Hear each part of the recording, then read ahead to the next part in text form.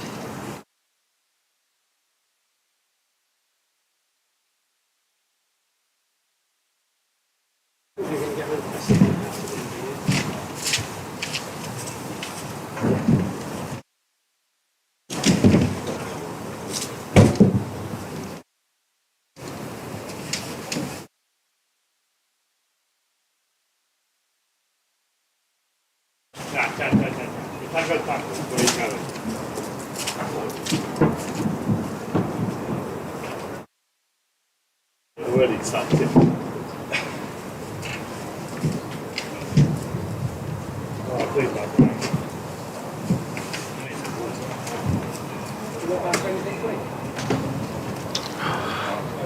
Well, a very good afternoon and welcome to Hove for the beginning of the 2023 cricket season. I'm Adrian Harms. Great to be back at Hove, and a very good afternoon to you, of you who are listening online and maybe around the ground. We always have to check and make sure everything's going out around the ground. I hope that it is and that you can hear us loud and clear, although nobody's waving from the top of the pavilion, which is normally the case. So that's a bit of a worry. And in fact, I'm just going to make sure that our lights are switched on, because that's not good news.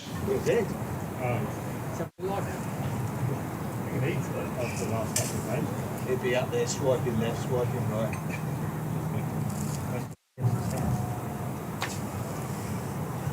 Yeah, he's a panic attack.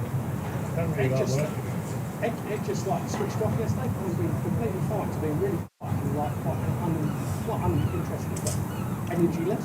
Yeah. But it was like that. I said to him earlier, that's quite a nice day here. Because, I don't know.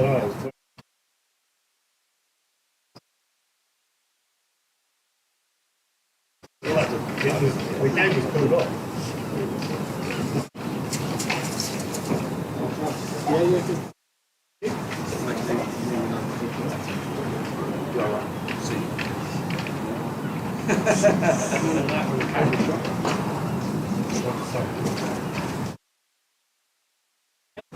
Yeah, if she could just dish us up. Or put some foil on it. 6. Yeah, that'd be great. 6 of you. One vegetarian. One veggie. One on me. Yeah. Shark eating. So, a very good afternoon. Welcome to Hove for the start of the 2023 County Championship cricket season. I'm Adrian Harms and delighted to be joined from Durham with my colleague Martin Emerson, who we'll speak to in just a couple of moments' time. Just a quick signal check around the ground to make sure everything's going out loud and good. There we go! The first wave of the season from my good friend Julian Purvey, sitting on the top deck of the pavilion away to my left-hand side, sitting there with his friend Ian.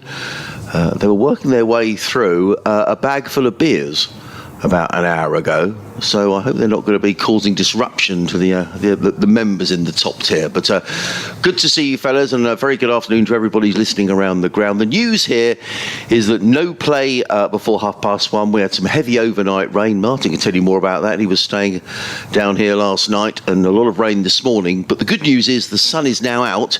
There's a lot of blue sky around, a lot of cloud around. The weather forecast suggests that we may get the odd interruption, but fingers crossed we'll be okay. And the forecast for the rest of the game, I thought looked okay. Although someone just said to me they thought there might be some rain around tomorrow, so we'll just have to wait and see. But the great news is, and first things first, is to welcome Martin. Martin, welcome back to Hove. Good to see you. Yes, am I on there?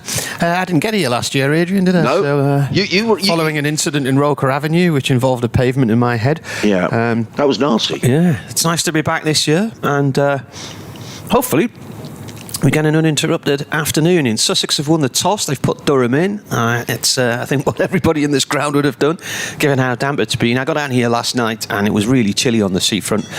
Wind coming in off the channel. Lots of drizzle and rain, and then got up this morning, looked out the window, and it was still raining. So I did wonder at about 7:30, 8 o'clock this morning whether we'd see much play or any at all today. But the weather forecast suggested things would start to clear up. We've got a bit of grey sky, we've got a bit of blue sky, we've got a bit of sunshine as well. The umpires are heading out, so it's Billy Taylor and James Middlebrook who are the umpires. The referee is Mike Smith. Durham have given debuts to England under-19 skipper Ben McKinney, who's had an excellent winter. Got 120 against Durham Uni in a warm-up game a couple of weeks ago. He's captained England under-19s, I think, in the United Arab Emirates during the winter. Daniel Ibrahim of Sussex, among a number of players who were with him on that tour, along with Mitchell Colleen from Durham as well. I'll mention the others who were out there. And happy birthday to Ali Orr, who's 22 years old today, the Sussex opener. But it's Durham who will open the batting. So it looks like this with the teams. It's Ali Orr for Sussex, along with Tom Haynes, Tom Alsop, Cheteshwar Pujara, the skipper, Tom Clark, Ollie Carter, George Garton, back after 2 years of problems which they thought were linked to long COVID, and it turned out he'd been suffering from a blood clot. Got Nathan McAndrew, the Aussie, making his debut, formerly with Warwickshire. Jack Carson, Sean Hunt and Henry Crocombe, who on his 21st birthday at Durham last year dislocated his shoulder and played no further part in the game. So we'll not have fond memories of Durham. Durham looked like this then. Michael Jones, Alex Lees, who's the skipper because Scott Borthwick has a hand injury. Ben McKinney making his debut. David Bedingham. Ollie Robinson, the keeper, who's joined them from Kent. Graham Clark playing in his first match for 2 years. His last game in the Championship was at Northants, the penultimate game of 2021.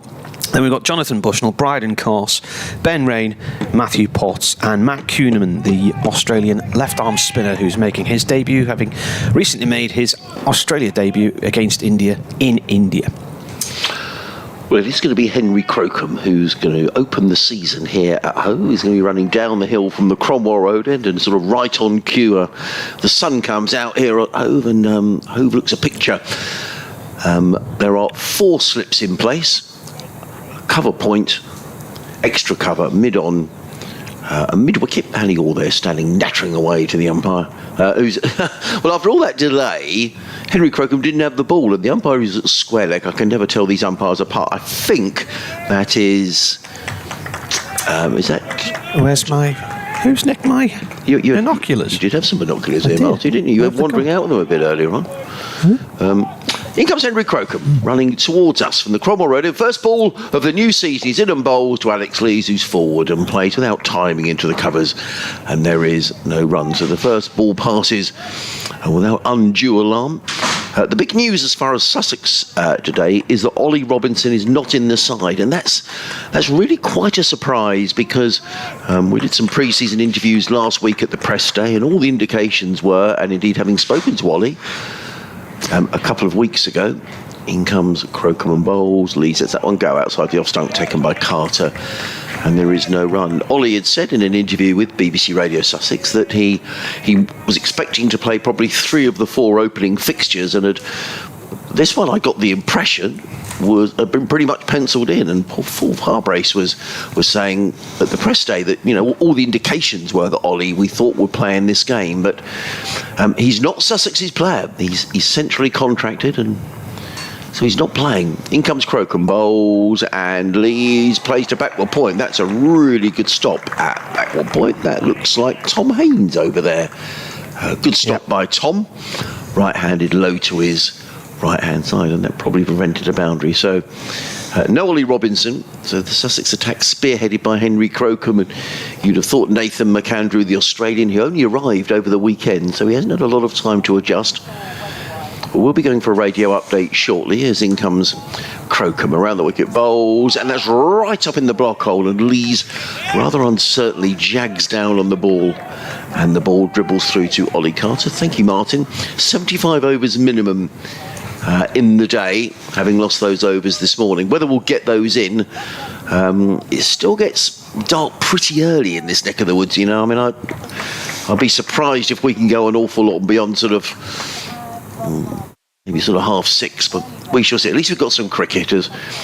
Crocombe around the wicket, Bowles to Lees, and those are the first runs of the season. He eases that one away through backward point, fielded by Tom Haynes. He picks up a single. Yes, good timing, Sarah, because we're underway here at Hove. We had a delay due to rain and a bit of a mopping up operation, but the good news is we started literally a couple of moments ago. We're in the first over of the match. Sussex have won the toss here.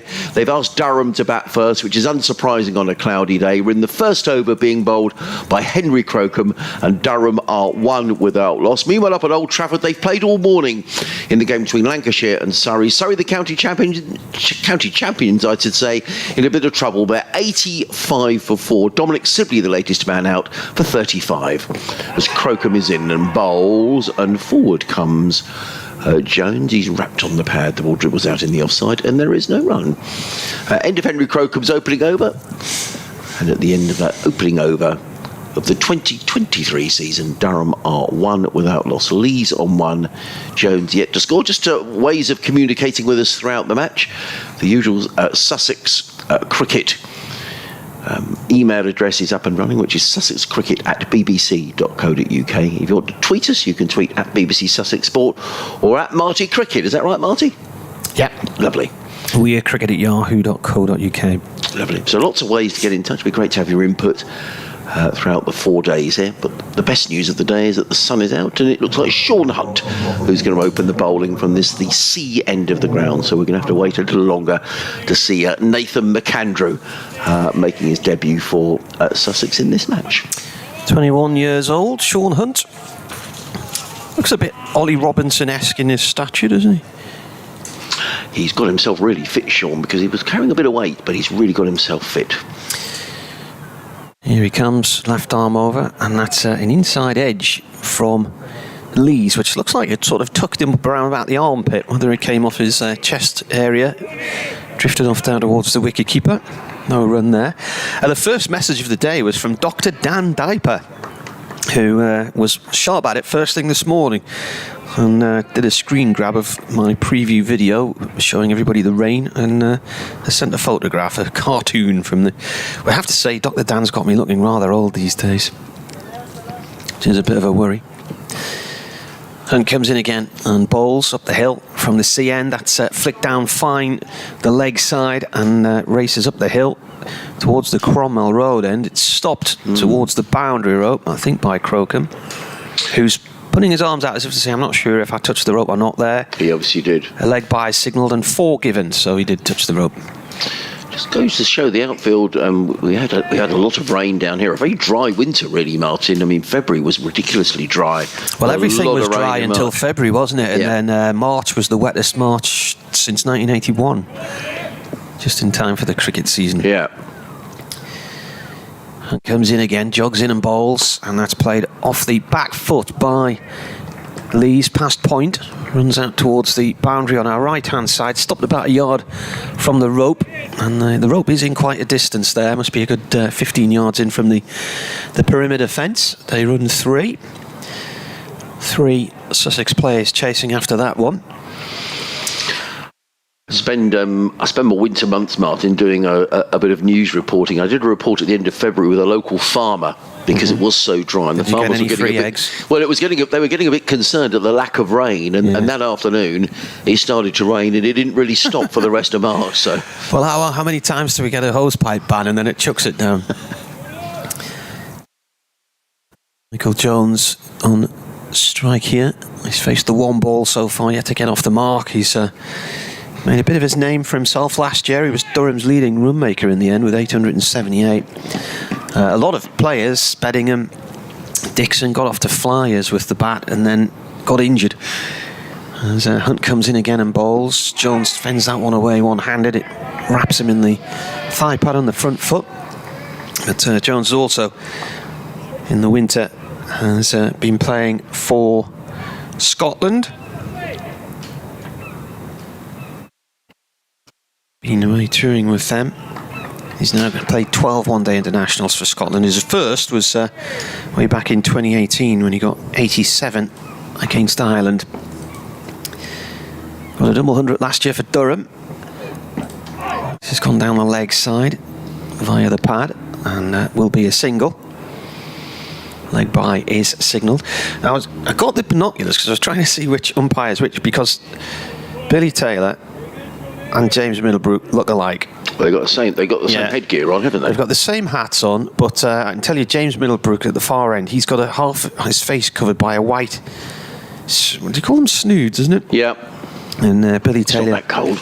is at this end. I know James is a Yorkshire lad as well, isn't he?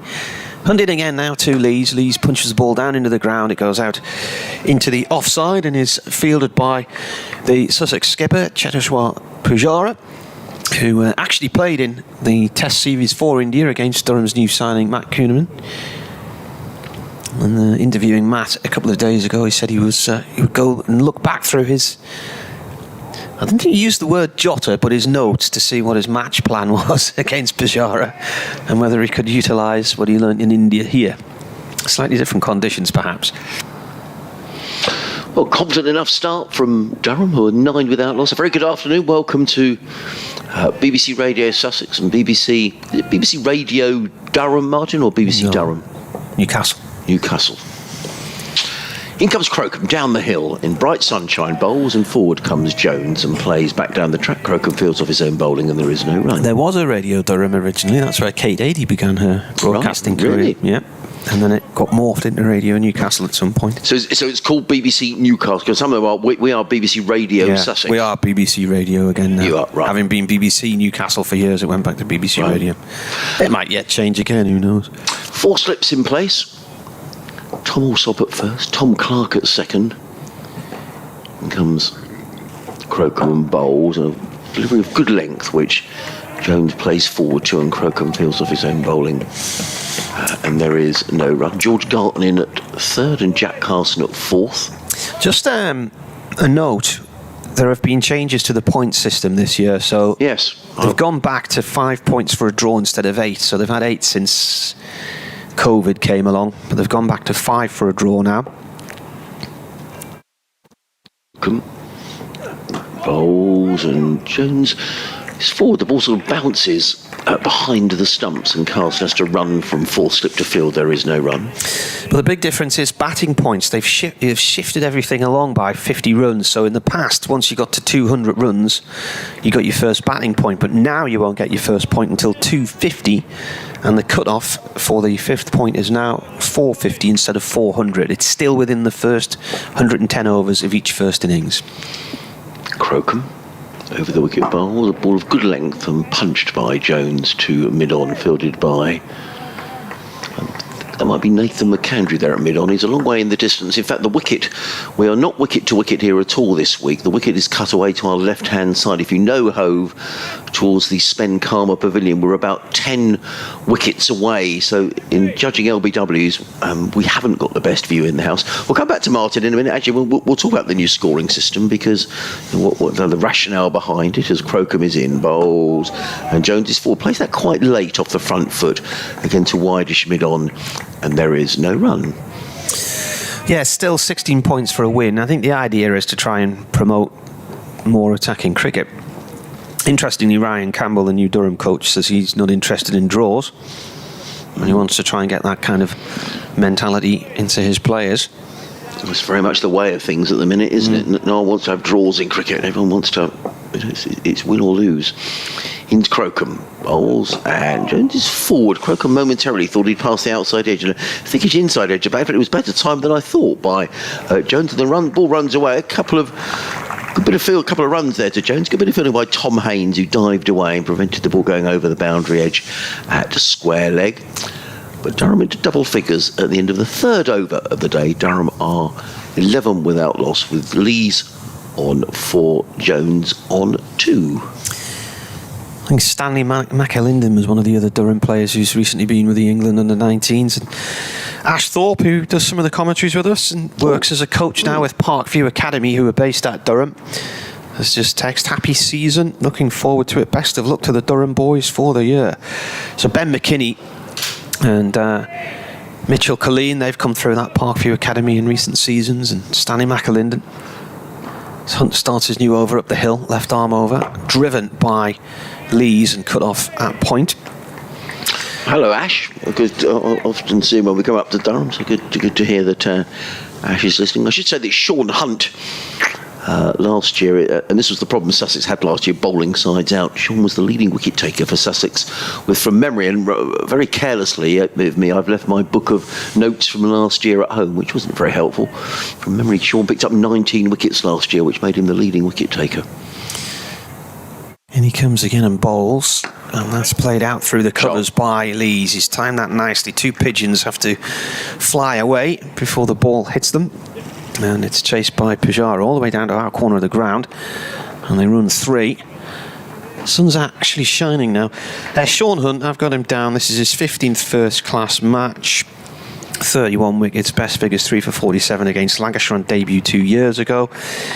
3 for 72 against Leicestershire, 3 for 84 against Glamorgan, both last year. Came through Surrey's Academy from Guildford, which is your neck of the woods. He is, yeah. He played his cricket at Horsley and Send Cricket Club.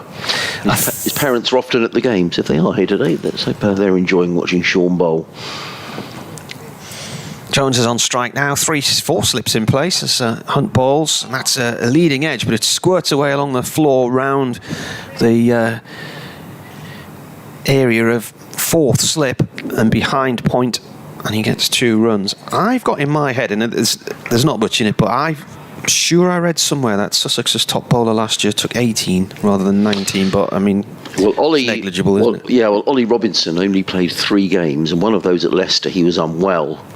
So in the 2 games that Ollie played, he took 18 wickets, and so that was the Sussex problem, was bowling sides out last year. And then again, he bowls, and that comes off the thigh pad, no run there. It's on page 973 of my match notes. Where are we? Yes, those of you who don't know Martin will know that he produces very extensive match notes that put me to shame. I don't know 18 wickets he took, yeah. Where on earth you find the 18 wickets at an average of 40, and he was the leading wicket taker by 1. Yeah. Ollie Robinson got 17. Okay. So that was the problem throughout the season. And as we've said before, no Ollie Robinson today. Comes in and bowls from the C end, and Jones leans into a slightly over pitch ball, plays it up towards mid-on, no run there. We've had a few messages in. Julian's been in touch. Hello, Julian. Good afternoon, gentlemen. Great to be watching cricket and listening to the commentary. He's hoping for a hot and successful summer. Let's hope so. Phil Pendicott's been in touch. He says the commentary's coming over loud and clear, which is good news. DM Tully's been in touch. I'll read his email in a moment. Bowler back into the crease. That's defended. Front foot defensive shot played up to mid-off, and that is the end of the over as Pujara collects it. Durham put in are 16 without loss. Lees has 7. Jones has 4. And I should know these guys' names now because my memory's getting dreadful.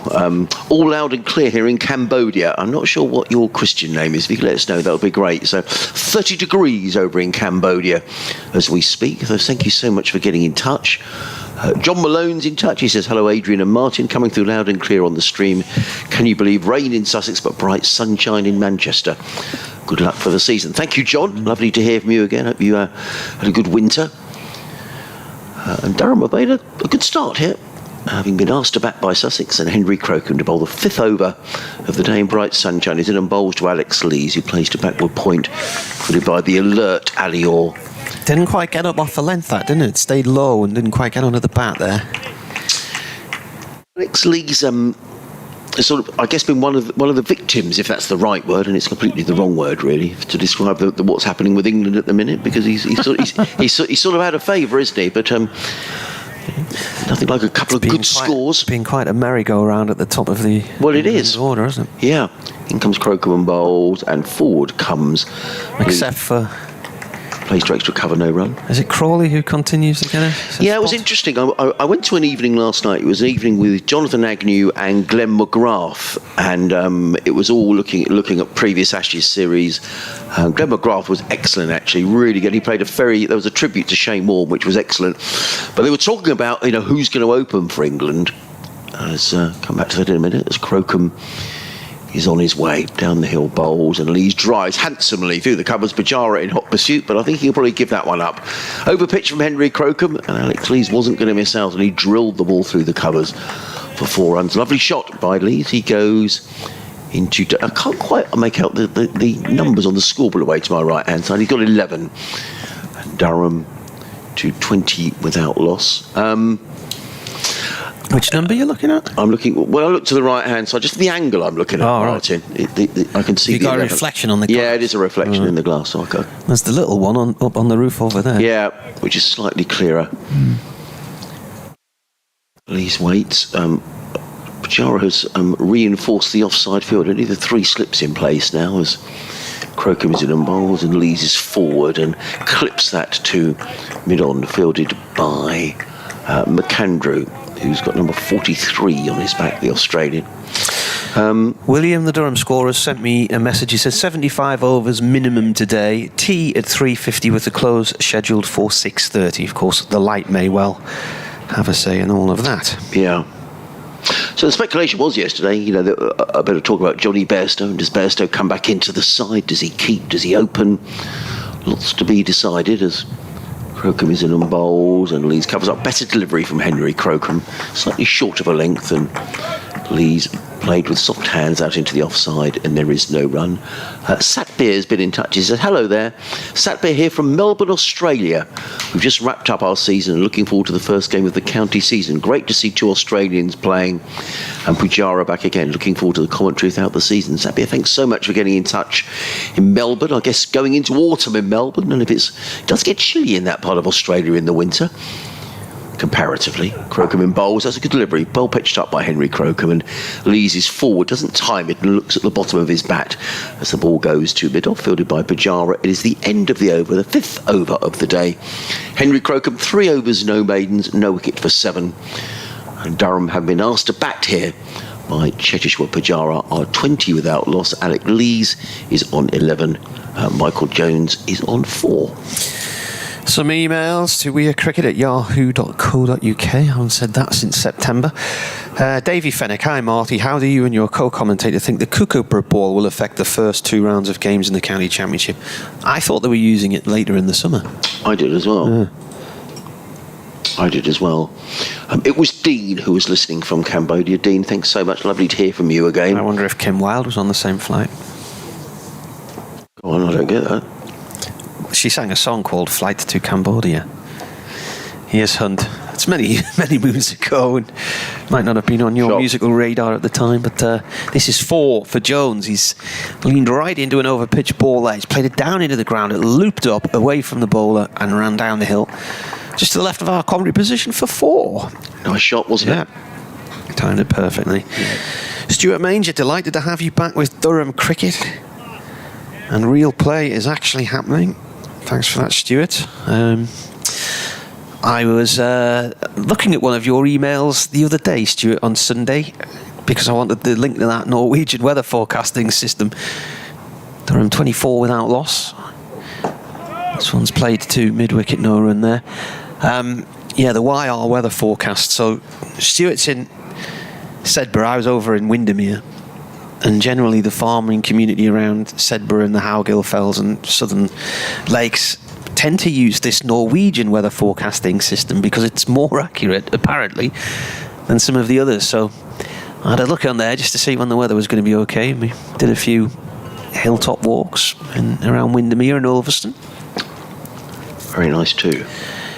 In comes Hunt. Oh, that swings away, and a bit of a rash drive from Jones there. It was well wide of off stump. He plays and misses at that one. His eyes lit up at that, Martin, didn't he? I think he fancied belting out through the covers, but a good delivery by Sean Hunt.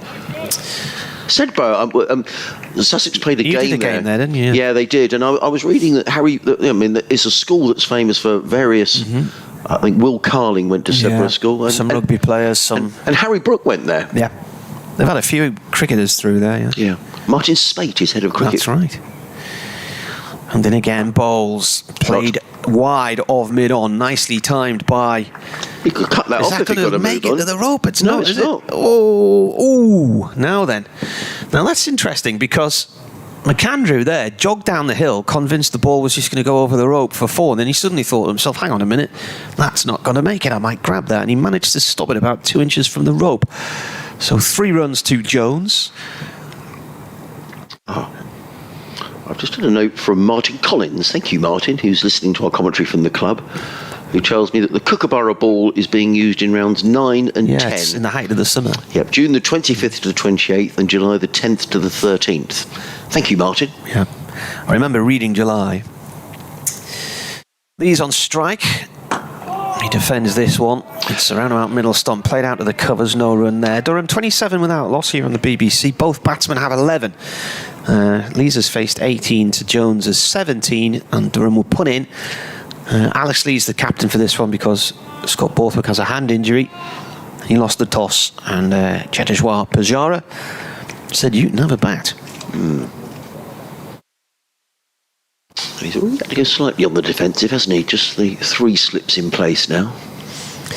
And in, over pitched, played to mid-on, no run there. It's cut off by Nathan McAndrew, and that is the end of the over. Andrew says, happy new season from Andrew in Newton Hall, who's a Happy Toon fan. 5-1 win for them last night. Very good, yes. Are people starting to suggest that Mr. Moyes might not be long for this world? Oh, I don't think they were desperately impressive last night. Josh has been in touch. He says, hello guys, it's good to have planned away. I'm looking forward to being part of a much bigger crowd tomorrow. Yes, my understanding is there should be a big crowd here tomorrow. In fact, there's a change of bowling already. Henry Crocombe out of the attack, having bowled 3 overs for 7, and it is going to be Nathan McAndrew, the Australian, who is going to bowl his first ball for Sussex. He'll be bowling down the hill. Often players, when they come to Hove, Martin, it takes a little while to adjust to the slope. So we'll see how McAndrew got on. Knows Paul Farbrace of his time at Warwickshire. Yeah, he got 20 wickets, I think it was, in 7 matches last year for Warwickshire. Something like that. Bowled at a decent lick, so I'm told. So it's the first chance I've had to watch him. He's right arm over the wicket. He's from Wollongong. Which is a name that's always fascinated me since I was a kid. I think that was where the World Cycling Championships took place at the back end of last year. Now, you would only know that if you were a keen cyclist, Martin. I'm impressed. So let's see what McAndrew does. He's brought some Australian sunshine with him. Although, as I say that, the cloud goes across the sun and we're completely in shade. And McAndrew is in and he bowls. Oh, now that was good pace. Bit of extra pace there. Extra pace, extra bounce. And Michael Jones is looking to cut that one away down to third man. He was beaten for pace and the ball fair rattled through into the gloves of Ollie Carter, who took it about shoulder high. That was a notable increase. That was the quickest ball of the match. Now, Nathan McAndrew's 29. If my maths is right here, I'm going to have to check this up. I've only got him down as playing in his 20s. There is no run, and immediately that's captaincy by Pujara. He's signalled. The 19 Judy. Yes, and he kept at Durham last year, Martin, in the game at the Riverside. But Ollie Carter's got the nod. He spent the winter out in Australia as in comes McAndrew bowls, and Jones plays slightly across the line. He's going to get a single through mid-wicket, but he didn't intend that to go there. He picks up a single and goes to 12, I think that Was is. he at Newcastle Cricket Club in Australia? Did he win their Player of the Year award? He did win the Player of the Year award, yeah. He actually hasn't played against Durham before, so this is his first appearance against them. Well, he... see, I had my notes from last year, which I'm really cross with myself, so I'm trying to think who kept last year in the game down here. It wasn't Ollie. It was I can tell you, because he ended up having a bowl. Because Sussex used 9 bowlers. Come on, Adrian. Rizwan? No? Oh, Mohammed Rizwan. Yes. Right? Yeah, the Pakistan Test player. Yeah. And comes McAndrew. Around the wicket comes in and bowls to Lees, and Lees is forward to a ball of good length and plays to mid-on, and there is no run. Fielded there in the distance by... We've got some... I don't know why, we seem to have reflections in the glass today, and I'm just sort of struggling to see who fielded that ball. I think, judging by the way he's walking, it's Henry Crook. Rizwan was the 9th bowler in that match. Right. Yeah, the game rather petered out into a draw. You're probably glad you were... Sitting at home watching it through one eye. Yeah. Well, you weren't glad about that, mighty Martin. headache. Yeah. I kept thinking, they're long days these commentators do. McAndrew in bowls, and Lees with a high right elbow punches that out into the offside. Having a good look at Nathan McAndrew. The end of McAndrew's over, and I think reason for Sussex supporters to be encouraged by that opening over from Nathan McAndrew. Good pace, good bounce. Gets a pat on the back from Ollie Carter, who runs down to the far end, and Tom Clark does likewise. Nonetheless, Durham will be delighted with the start they've made here, Martin. Yeah, Alex 28 Lee, for none. Yeah, Alex Lee's on 11. Michael Jones on 12 at 28 without loss. I've got to go and do an update next door in a minute, but Matthew Mullins has emailed. He said, "Good afternoon, Marty, from a sun-kissed Shaftesbury in Dorset. You'll be pleased to know we had a coachload of tourists come to see Gold Hill. It won't take them long. Let's hope Durham can have a good campaign. It's good to have you back. Gold Hill is the Hovers Hill, for those of you who don't know. Oh, right. Well, I didn't know that. And it's quite short when you get there. It's rather disappointing, that cobbled hill." Hunt comes in, left arm over, bowls to Jones, plays that to backward point, no run there. Davey McCall, afternoon, great to have the cricket season back. Got the live stream and the commentary on during an extended lunch break. Enjoy your lunch, Davey. No doubt tucking into his 9th pasty. Davey says, yeah, another Davey. Sorry, Kookaburra, you are correct. It will be used later in the year. And Mo says, happy new season, lads. Hoping for a Durham win and a promotion this year. Would be even better, though. But a tough ask. Hunt comes in and bowls. Shortish ball. Punched down into the ground, and it bounces over the cover area and away for 4, and the fielder out there was at full stretch and couldn't reach that one. So we were told a little bit earlier, fielding out there is Ali Orr. We were told a little bit earlier the concern was that the ground was quite soft, but obviously the covers have been protected by the sheeting, and the square looks really hard, doesn't it? Yes, it does. I mean, it bounced over his head. Yeah. Good shot, actually. A little bit too much width from Sean Hunt on that delivery. I'll finish your email in a moment, Josh. You were saying you're looking to be part of a bigger crowd. I'll have to go and dial in next door. Okay. So Sean Hunt in bright Hove sunshine, running away from us. 3 slips, bowls, and he beats Jones outside the off stump. That was a good delivery by Sean Hunt, and playing down the wrong line is Michael Jones. Nonetheless, he doesn't get a nick. The ball goes through to Ollie Carter, and there is no run. Josh goes on to say the commentary is slightly ahead of the picture on YouTube.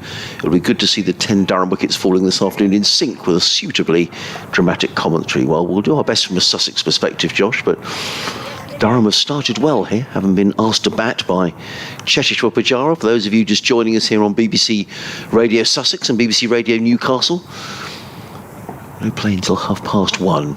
Hunt in bowls, and edged by Jones. Fell well short of second slip. Tom Clark in there, and there is no run. Yes, tomorrow there's expecting a big crowd here at Hove tomorrow. There's been an initiative with ticket sales tomorrow, so let's hope the weather plays ball. Jamie Spears has been in touch in Gravesend. I don't know what you're doing in Gravesend, Jamie. He says, afternoon, Adrian. Happy new cricket season to you. Watching the stream today from an overcast and drizzly Gravesend. Hunt is in bowls. That's a good delivery from Sean Hunt, pitching on a length and drawing Michael Jones forward. And he plays back to Hunt, builds off his own bowling. And there is no run. Jamie goes on to say, I'm hoping to travel down to Hove tomorrow. And yes, I did get a ticket for Wembley. I know you're a big Albion fan. I like the new flats behind the Herbalife stand.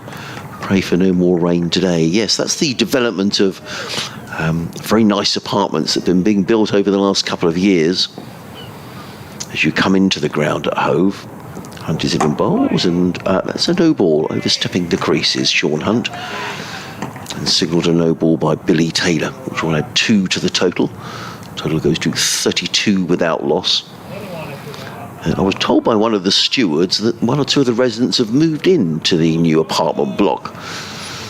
And those on the upper levels no doubt have a very nice view of the sea, which is about 400 yards behind where we're commentating from. Hunt again bowls, and Jones plays that out to backward point. There is no run. It is the end of Sean Hunt's over. He's bowled 4 overs.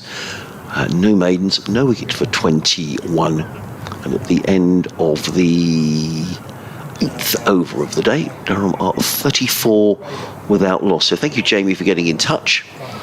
And I'm sure you are looking forward to the Albion playing at Wembley, as an awful lot of stewards here and an awful lot of Sussex supporters are Brighton and Hove Albion fans. And just looking at those spectators who are in the Herbalife stand there in the southwest corner, people are pretty wrapped up. I think when the sun goes in, it's not the warmest. I was rather caught out, had a bit of a wander around to talk to 1 or 2 people while we were waiting for play to commence. When the sun's out, it's very pleasant. When it isn't, if you're thinking of coming down, put on a cardigan or an anorak or something. In comes McAndrew bowls, good delivery. Beats Lees outside the off stump. The ball thumps into the gloves of Ollie Carter. And there is no run. Callum says, it's my 30th anniversary of first watching Sussex. It's good to be back in the pavilion, but hoping that Nathan McAndrew can continue his really good Sheffield Shield form for Sussex. 28 wickets over the winter. He might be the only hope we ever getting sight out, says Callum. Thank you, Callum. Why don't you give us a wave and let us know where you're sitting? In comes McAndrew around the wicket, bowls and clipped away by Lees firmly. That's a poor bit of fielding at mid-wicket by Henry Crocombe, and it means that a couple of runs to Alex Lees. It was clipped firmly, but at this level you're expected to stop those, and Henry Crocombe didn't. And Lees picks up a couple of runs that he really shouldn't have got. He goes to 13. You can always tell when there's a poor bit of fielding, because everybody sort of looks away and the throw comes in and nobody applauds. Henry will know that. There's McAndrew bustling in again. Bowls, forward comes Lees and plays this confidently away into the offside. Picks up a single fielded there by Alior. 1 more to Alex Lees, who started in confident fashion. Goes to 14. Come on, Macca is the cry I can hear. It hasn't taken the Sussex boys very long to give Nathan McAndrew a nickname, or maybe he already was Macca. We'll have to see. But he's coming over the wicket to the right-handed Michael Jones. 4 slips, a point mid-off, mid-on, mid-wicket, and a fine leg. McAndrew in bowls, and Jones takes one hand off the bat and plays it into the floor, fielded at 4th slip by a diving Jack Carson. And there is no run. If you want to hear a bit more from Jack Carson, if you go to the BBC Sussex Sport Twitter feed, you'll see an interview that I did with Jack at the press day last week. He was talking about the trip to Sri Lanka over the winter months, which he enjoyed immensely, and spoke about spending time with Graham Swan and Min Patel. He's also been working quite a lot with... Just break off for a moment as in comes McAndrew bowls, and Jones drives firmly down the ground. That's a nice looking shot. It's got to go up the hill. The outfield is a little slow, but that may make it all the way for 4 runs. Cheteshwar Pujara is in hot pursuit. That's a nice looking shot by Michael Jones. The ball was slightly over pitched, And he just timed the ball beautifully through mid-off for 4 runs. Lovely shot. He goes to 20. And Durham will be delighted with this start. 40 without loss. Yes, he was. Jack was explaining how he spent some time working alongside Robert Croft as well. Robert Croft, well known to Tony Cotty, former Sussex player, and worked on the marketing side of the club. And Tony Cotty was somewhere where Jack spent lodging in his early days at Sussex.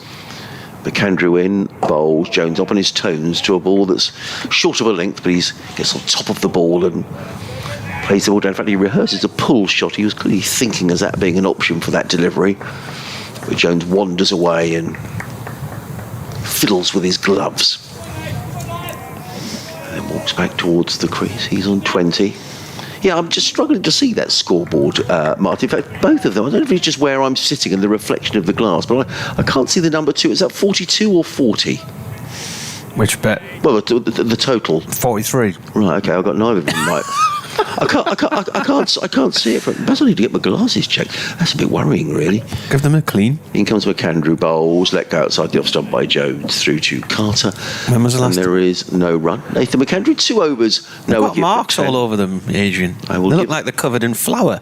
Well, I'll tell you what, I'll give them a clean, then maybe I can get the score. I can see Jack Carson is warming up. I can't believe we're going to see a spinner this early in proceedings. Sean Hunt is going to carry on. The sun is out, lots of blue sky around. Cricket is back, which is the good news. And Durham will be delighted with the start they've made here, Martin. 43 without loss. Lee's on 14, Jones on 20. You're listening to Adrian Harms and Martin Emerson here on BBC Radio Sussex and BBC Radio Newcastle.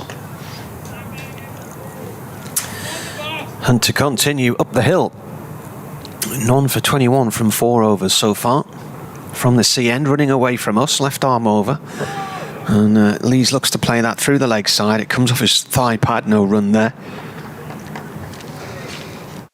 More fielding close in on the pavilion side of the ground. I see they've demolished some of the old management offices here, so they've now moved into this building next to us. I was talking to Rob Andrew this morning in the car park. Mam still lives up our way. Or she certainly was last summer anyway. In comes Hunt, bowls, driven. Oh, that's sharply into the ground, and good bit of reflex fielding there. They couldn't quite block it off entirely, Tom Haynes, but he got hands to it. It was travelling. And equally, he's fielding just behind a matted strip. So the ball hitting that. 1 run, 2 Lees. So Durham 6 away from 50, and then they need just another 200 for the first batting point. At the moment, things going well for them despite being put in. No Ollie Robinson for Sussex either. England said no. And round the wicket now to Jones, the right-hander. That's played up to Pujara at mid-off, dot ball.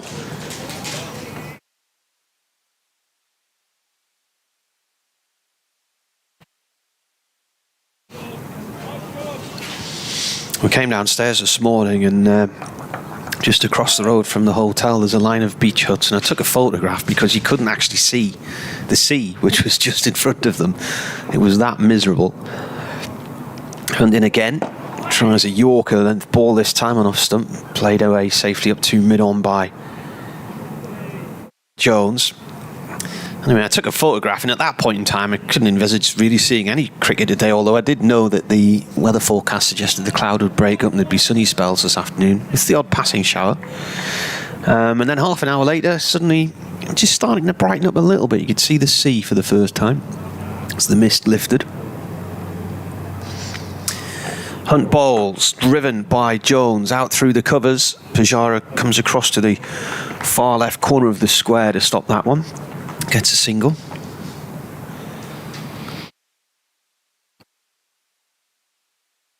A couple of messages have come in. Sam's been in touch, saying that looks like a good track. the ground does look an absolute picture. I guess one of the things here last year I know it's very difficult, isn't it, to get the balance right on wickets between bat and ball. I think the feeling was here last year in a lot of games that perhaps it was a little too much in favour of the bat. We'll see how this pans out this season. Hunt to Lee's forward, defends that one, rolls away towards wide mid-off. That is the end of the over. Durham 45 without loss here on the BBC.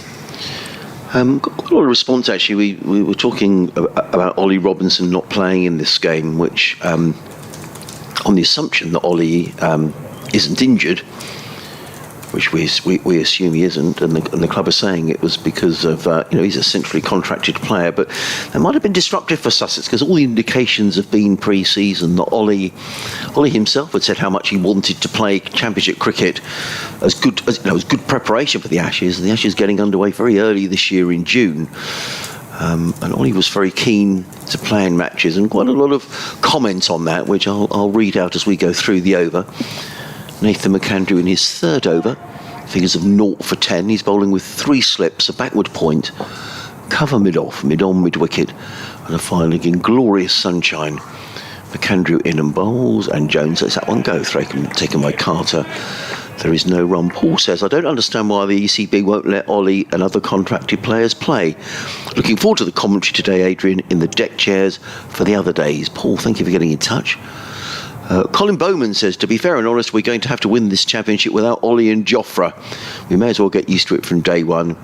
I'm confident in the named squad. Colin goes on to say, Robinson and Archer need to concentrate on another opportunity with England. Let's go, says Colin. Bruce Wells said, I'm still excited with the team we have out. Looking forward to the commentary. In comes McAndrew. Bowls edged. It falls short of George Garton, who's in there at third slip.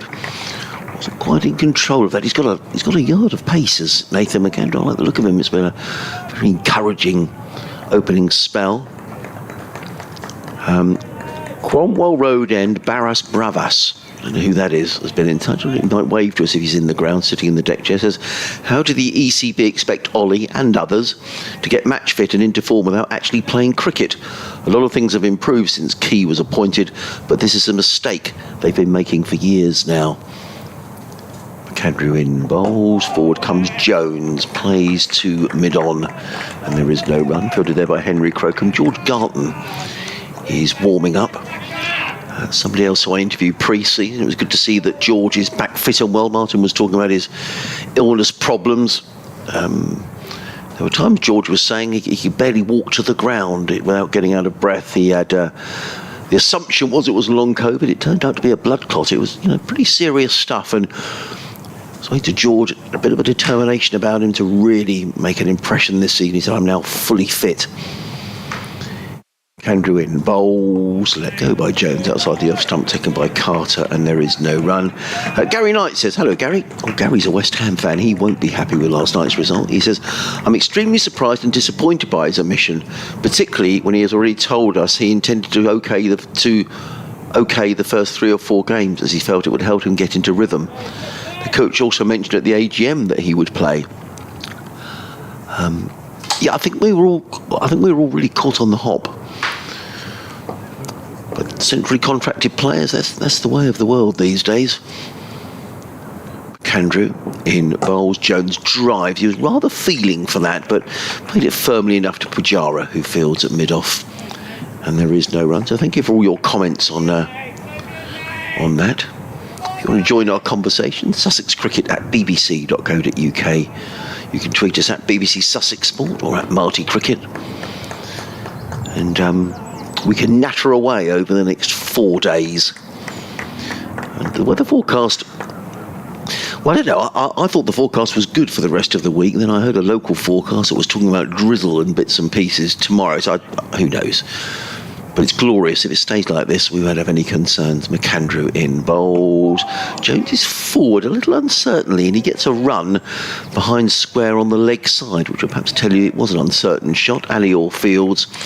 Jones takes a single, and he will pinch the strike because it is the end of the over. Nathan McAndrew, 3 overs, no wicket for 11. And Durham are going along very nicely here. 46 without loss. Is that 46, Martin? Yeah. 22 to Jones, 15 Yeah. to Lees, and we're going to see the first bowl of the season from the left arm of George Garton. Interesting, actually, at the press day, because Paul Farbrace was talking about George and saying a fit George Garton is almost like a new signing for Sussex. He can certainly fulfil that all-rounders role, where there is competition from people like Finn Hudson-Prentice and Dan Ibrahim, but a fit George Garton. And he said he doesn't need to bowl at 100 miles an hour. And I asked George about that, and he said, hey, just learning you don't have to hurl the ball down the whole time. So it's going to be really interesting to see how George does here, bowling up the hill from the CN, to be described by Martin. Yeah, best part of 2 years out, hasn't it been for him? He's had a really difficult time, yeah. Match number 26 in first class cricket. First ball's dot ball. Left armour. And he's taken 54 wickets at an average of 36.7 so far.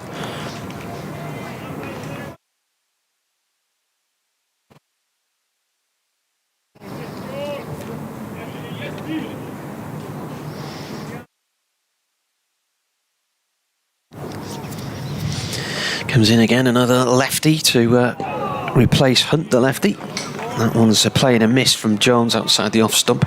And that's quite surprising that he's played that little first-class cricket, actually, Martin. He seems to have been around a long time, George, but he's... Yeah, well, he first started with Sussex back in the under-13s days and has played through all the age ranks since then. Yeah, and he'll be 26 on the 15th of April. So that's not a huge... I mean, he's missed a lot of cricket in the last couple of seasons. Comes in again and bowls. It's interesting that they believed it was long COVID for such a long period of time before. Before, I don't know who eventually diagnosed it, Martin. But you're right. I remember talking to George, and he played a T20, and he was saying I think he lives relatively close to the ground. He was saying he could barely walk to the ground on some occasions, and I think but it was getting no better, and I think he was just pleased when it was correctly diagnosed. He bowls, that's left alone outside the off stump. Wearing my news hat, we've done a number of interviews with doctors from the RVI in Newcastle, which was one of the first long COVID centres in the country. And when we're going back to, 3 years now, isn't it? So I think a few months ago, interviewing the person who ran the centre, and they was just saying how much they now know and how much they've learned just in the last 2 and a bit years.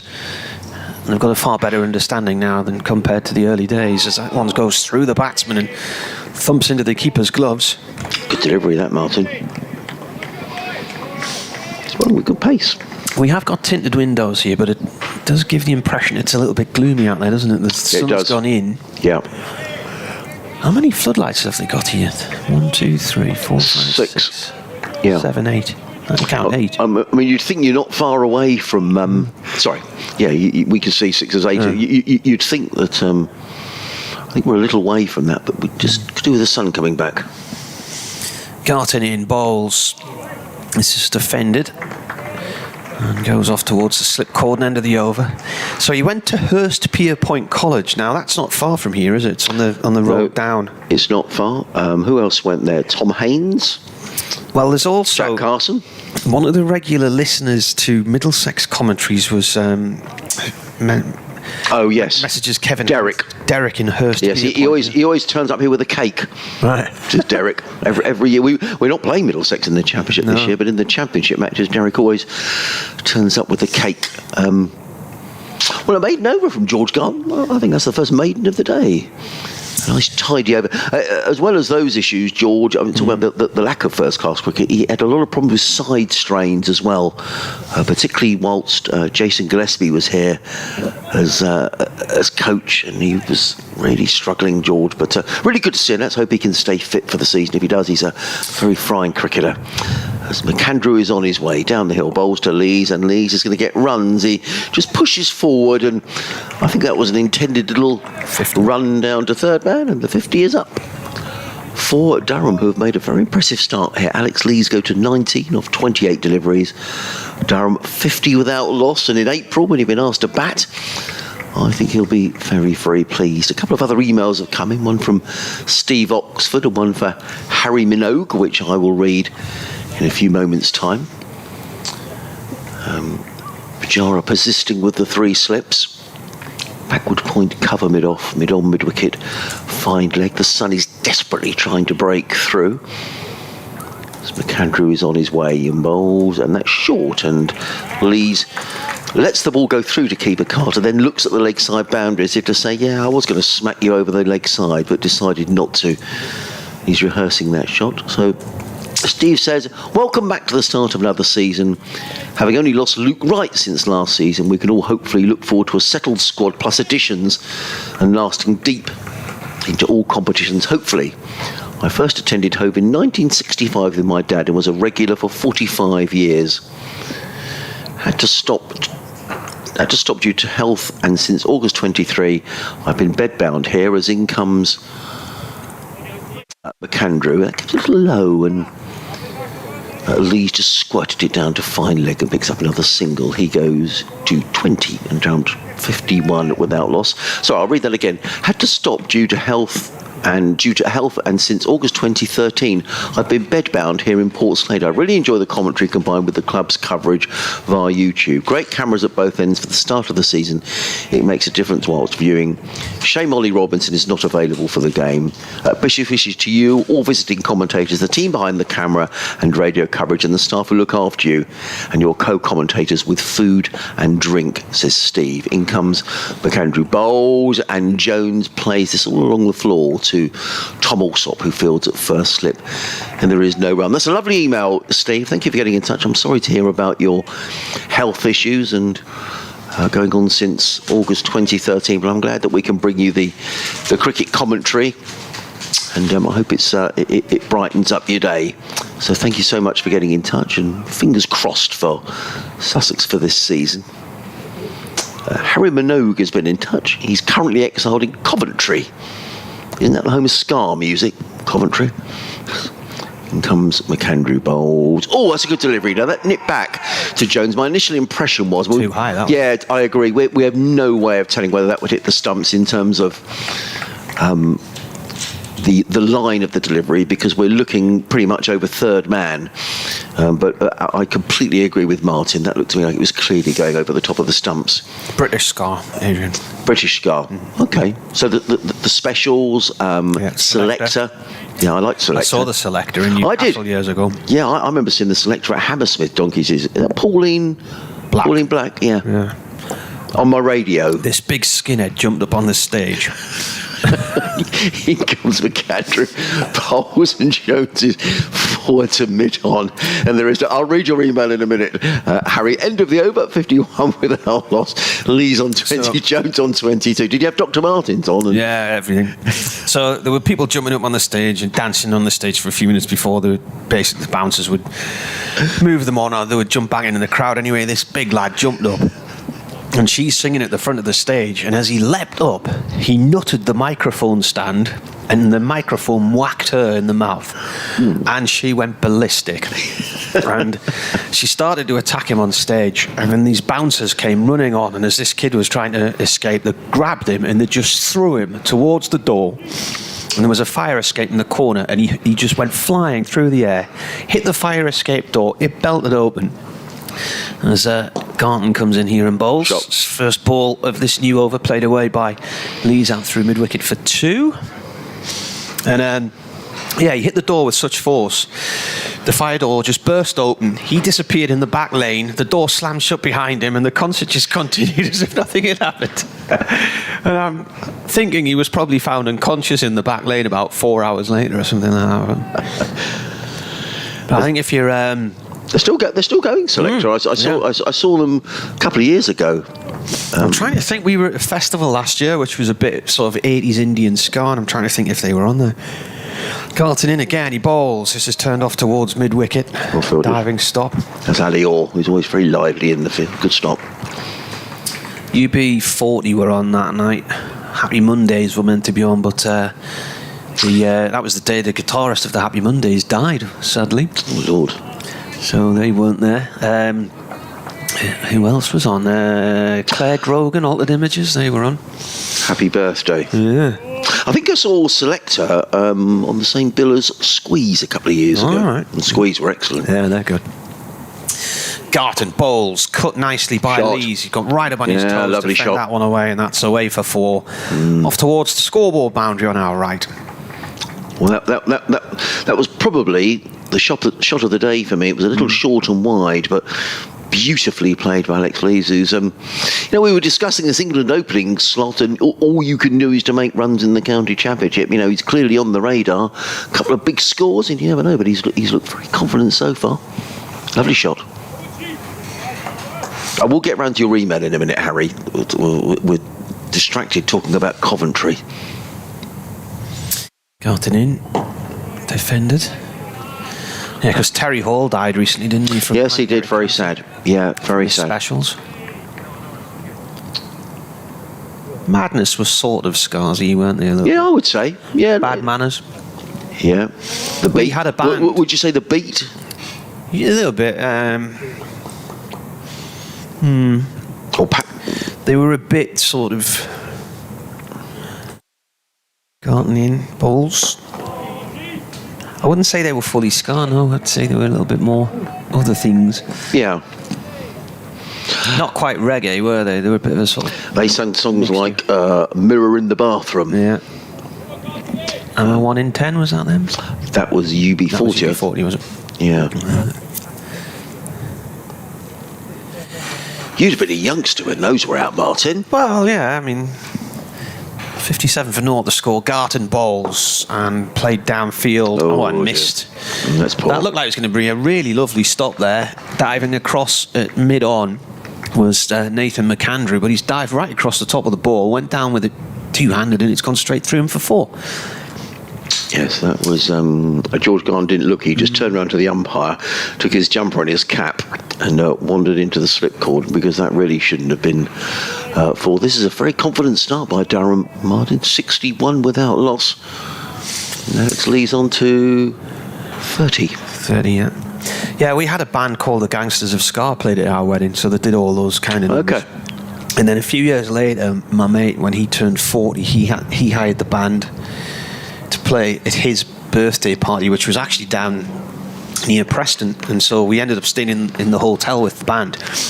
And the drummer was saying every Christmas he toured with Bad Manners, but the thing is, they just took in the bookings when they came in, so there was no plan to it. So that particular Christmas tour that he'd just done, the penultimate gig was in Aberdeen on a Wednesday night. The final gig was in Penzance on a Thursday night.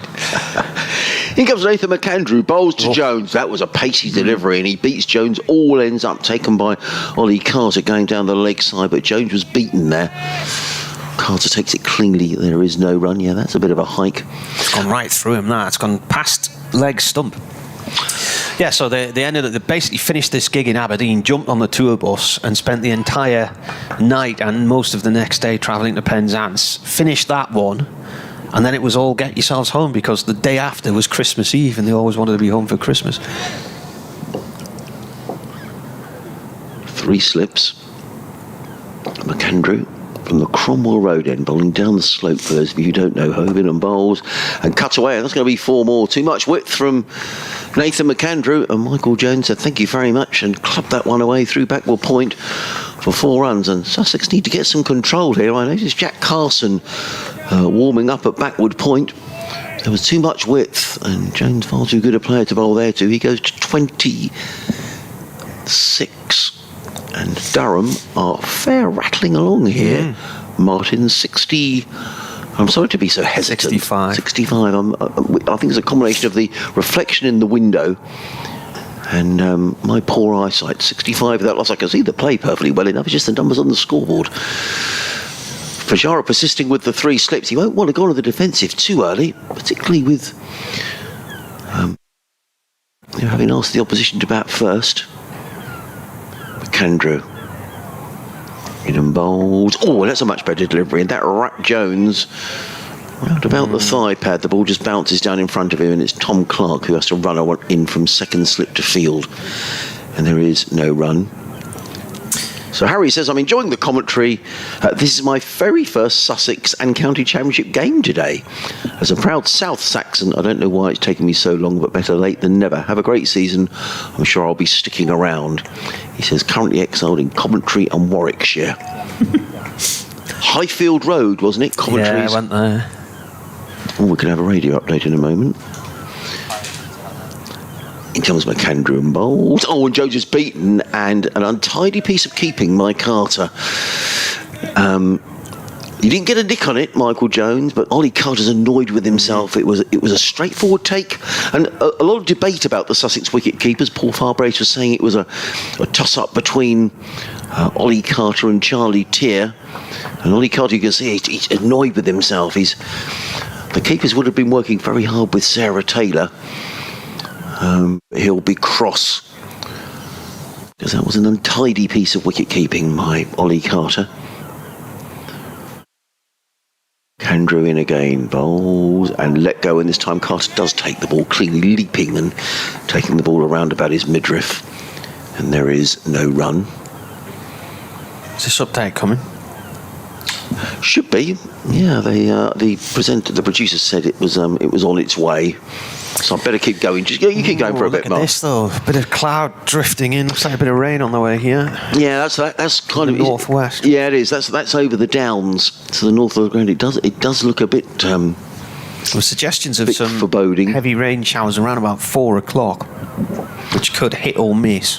The good news is it's quite windy. I can see the flag, the Sussex flag, fluttering around the clock tower. So hopefully that's an indication of decent wind. As in comes McAndrew bowls, and that's a lovely looking shot by Michael Jones away through extra cover. It's racing up towards the boundary. Pujara's in hot pursuit. Does well to Cheteshwar Pujara, hauls the ball back, but not before Jones comes back for a very comfortable 3 runs. And Sussex on the back foot here, having won the toss and asked Durham to bat first. These two Durham openers have been very confident. Alex Lee's on 30, Michael Jones on 29, and Durham going along very nicely indeed on 68.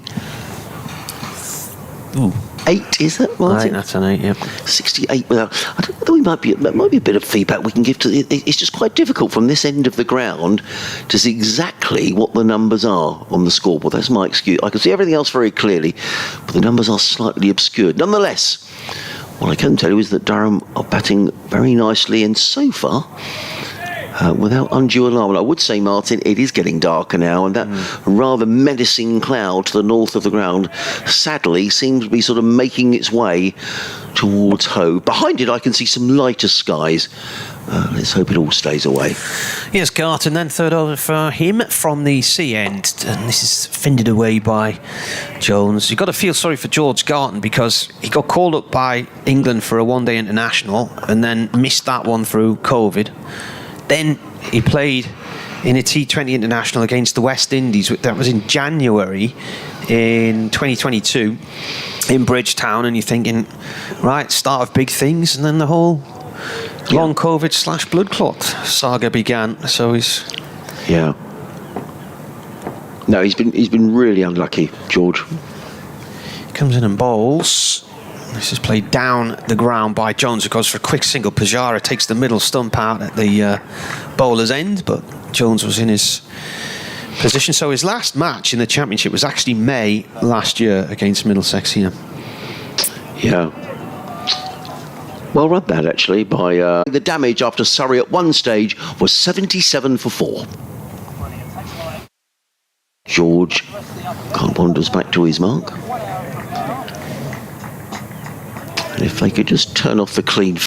In comes thick edge, and it's gone over the top of point and away for 4. Is it going to make it to the boundary? Ooh, yes, it has. And that's because diving in to try and stop a ball, which was really, really teasing him, was Ali Orr. But as he threw himself at it and grabbed it, he managed to pull it over the rope. That is 4 runs to Durham. That's the end of the over. So they're on 73 for none. What's the race course just south of near Motherwell, Glasgow area? No, that's too far west. Hamilton. She was in Hamilton, that's where she was. Anyway, I met her a few weeks ago because I did a night with Ryan Campbell, the new Durham coach, for a members' evening in January, I think it was. And she'd moved down to be nearer the cricket. So, good afternoon, says Elizabeth. I'm delighted to say we've finally relocated and are settled south of the border, about 10 minutes from the riverside. Glad to see play has started. I'm enjoying the commentary while I make Easter biscuits. Do hope the weather settles and dries and warms up. Great things expected of Durham this season, she says. Very much looking forward to being able to go to the riverside next Thursday. Wonder what an Easter... What do you think? Would that be shortbread? Would you go for Easter biscuits? Yeah. Here comes McAndrew bowls, and Michael Jones is going to get 4 runs. That's probably the first full shot that's been played. It was wide of the off stump. He was looking to drive the ball around through the offside. He got a thick outside edge.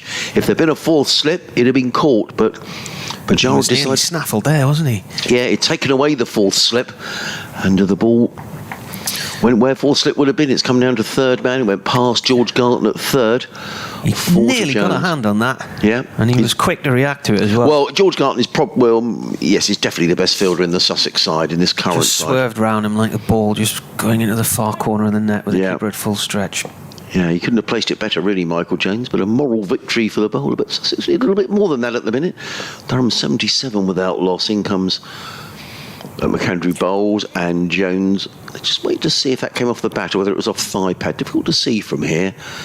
The umpire's signal is it did come off the thigh pad. 78 without loss of Durham. Rick Piper is dozing in the deck chairs at the far end of the ground. Dozing? Give us a wave, Rick. He can't, he's asleep. Well, that's a very good point. He says, you mentioned your eyesight and cleaning your glasses. Reminded of what George Orwell wrote. It was a bright, cold day in April and the clocks were striking 13. Look out towards the clock on the Palmera Avenue side of the ground as long as you can see the number 13. I can see everything pretty well, really. It's just these numbers on the scoreboard, Rick. It's just a reflection in the tinted glass here, but, there are worse things that happen in the world. In comes McAndrew. 3 slips still in place. Bowls to Lees, who just stands tall and plays defensively into the offside. There is no run. He's quite an imposing figure at the crease, isn't he, Alec Lees? I remember interviewing him here, I think it was last year, Martin. And he was talking then about, forcing his way into the England side. He stands very tall. And has looked in good touch for the first game of the season. The sun has now completely disappeared. And those darker clouds are covering Hove.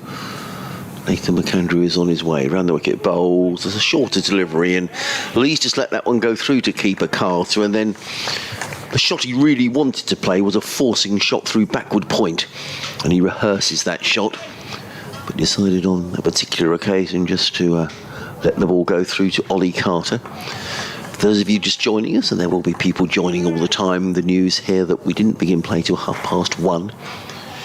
Sussex winning the toss, deciding to bowl first, which, with the conditions, and the floodlights are just coming on actually as I speak, seemed the right decision. McAndrew in bowls, Lees is forward languidly, plays out into the offside, well taken single. Ali Fields gets in the throw, backed up by Pujara, but not before Lees goes through for a comfortable single. He goes to 34.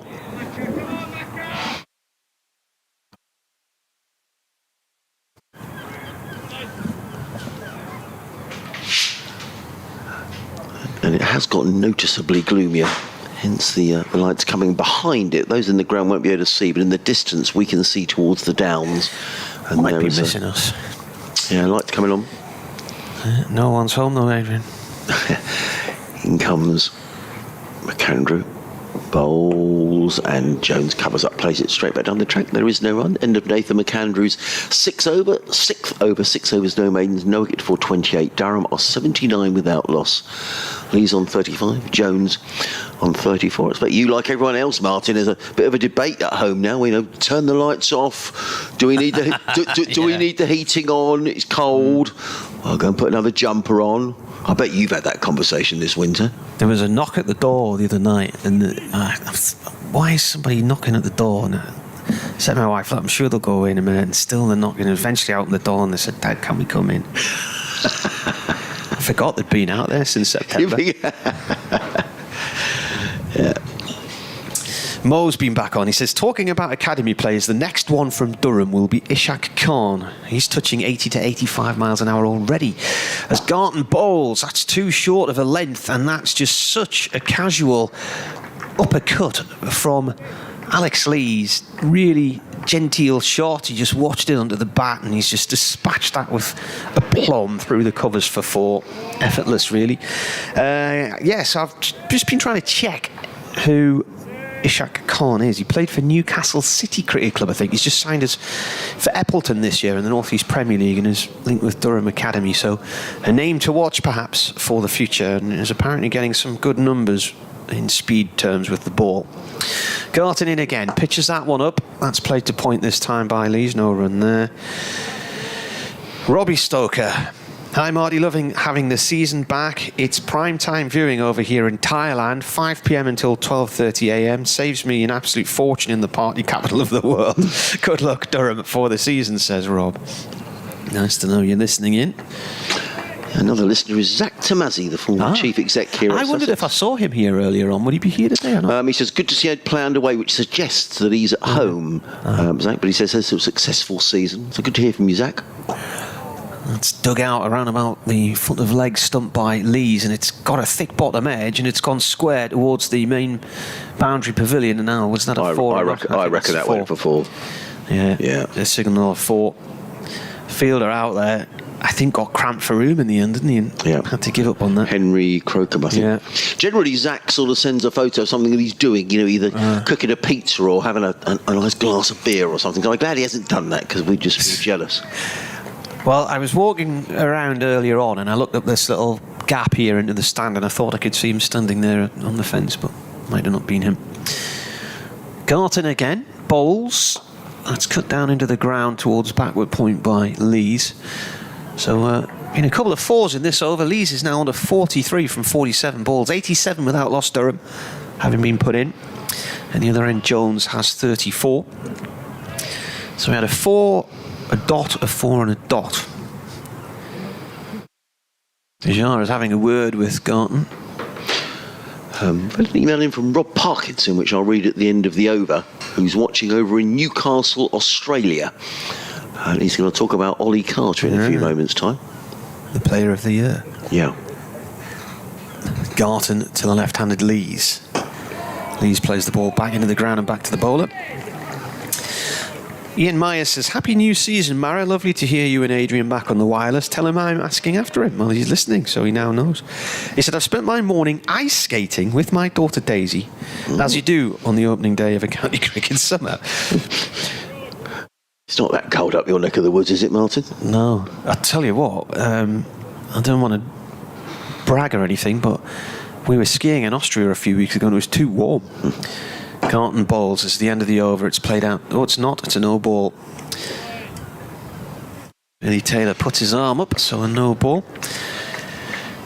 He says, how do you and Adrian think Durham and Sussex will go this year? Is it worth sticking 50p on a reverse forecast for title and promotion for these two teams? Gan Canny, says Ian. I don't know. I'm not predicting anything. I thought Durham would do well last year and be up there or thereabouts, and they were nowhere near, so... Last ball of the over then. Garton in, bowls, turned by Lees for a quick single to mid-wicket.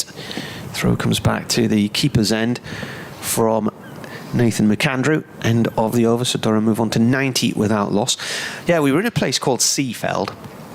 So flew into Innsbruck. Have you ever been to Innsbruck? I've not been to Innsbruck. I'd never been to Austria, and this is the most incredible thing. You fly in there, the plane comes in down between the mountains, and as you're coming into land, you're just looking up at these walls of granite, and it's the most incredible place to land or take off. And when we landed, we had a few minutes to wait before the coach came because there was another plane that was delayed, so we went onto the viewing platform on the roof and just watching the planes coming in over the mountains and coming in and landing. Absolutely fantastic. But I took with me a proper ski coat, which I never wore. And I also took a sort of winter cycling jacket, which I thought I might need to wear on the slopes. And it was so warm, the most I had on was basically a gilet. And not even proper gloves. It was too warm and the snow was melting, and I think the locals were quite concerned because this is a sign of things to come. And there was an ice rink in the town centre, and people were playing curling as well, but a lot of stuff was melting, and then eventually the last day we were there, the day we were leaving, it started to snow. Henry Croker's back into the Sussex attack. Sussex need a wicket here. Comes in and bowls to Lees, and he won't get that. The ball goes away for 4 runs. A little unfortunate for Henry Croker. Alex Lees with a thickish outsider. The ball runs away down to third man. 4 more. Lees goes to 48 and Durham to 94 without loss. They are making hay here, these Darren openers. They'll be delighted with the way it's gone. I'll read this email from Rob. He says, watching with interest here in Newcastle, Australia. As you mentioned earlier, Ollie Carter had a season here for Newcastle City Cricket Club. He said, that's my club. In the Newcastle District Cricket Association competition. He had a sensational season with us, scoring 557 runs at 52.7 in the first grade and won the Player of the Year award. Unfortunately for us, Ollie had to return to Sussex for pre-season before our semi-finals started. He also captained our victorious under-21s team. In comes Crocombe bowls, Lees back and stumps and defends to mid-off, fielded by Pujara. There is no run. He said he also captained our victorious under-21s team. A very talented and nice young man. Hopefully he'll return next to play again for Newcastle. Well, if possible, I'd like to forward that email on to Ollie if I can. Perhaps you could just drop us a note and just give your authority for me just to send that on to Ollie. I'm sure he'd love to receive that email. And thank you for getting in touch. In comes Crocombe bowls to Lees, who's uncertainly forward to a ball just slightly short of a length, just bounces out into the offside. There is no run. I'd like to know what the weather's doing around the world as well. Martin was saying about Austria there, and whether you're going into... Well, you will be going there was one afternoon we went down into Innsbruck, got the train down, and we were sitting outside in a bar, and I was in a t-shirt. It was 19 degrees. This was February in the Alps. Yeah, funny enough, in comes Crocombe. Not funny enough seeing Crocombe, but he's in on bowls, and Lees turns it onto the onside, fielded by McAndrew at mid-on. There is no run. I was talking to a friend of mine yesterday who I went to see an evening with Jonathan Agnew, Glenn McGrath, last night, and the chap I was with had just come back from skiing, and he'd been somewhere else in Austria, somewhere quite nice, St Anton. St Anton, yeah. And he was saying there was a load of snow. I think snow had come quite late to some parts of the Alps. In comes Crocombe around the wicket bowls. Short, pulled away by Lees. That's 4 runs. Lovely shot, beautifully played, and just dismissively, just smashed away through wideish mid-wicket for 4 runs. You can't bowl there to a batsman of Alex Lees' quality. 52 in 55 deliveries. It's come in 79 minutes with 9 fours. And a bit of a statement being made here by Alex Lees. Anything wide, anything short, he hasn't messed about. He's just clubbed the ball away for 4 runs. He's been very tight in his defence. That is his 61st time that he's reached 50 in first-class cricket. Now, last year he made 651 runs in 7 games, but missed quite a bit of the season because he was with England. Season before, 625 runs.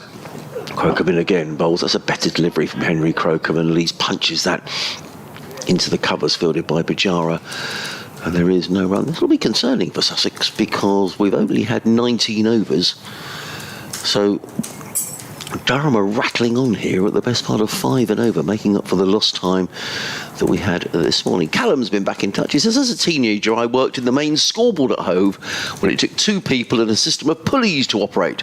The score was displayed with a big number in the middle of the board.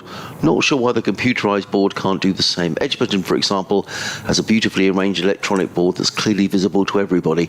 I mean, I don't want to be too critical. I think it's more to do, Callum, with the reflection in here. We're behind this tinted glass.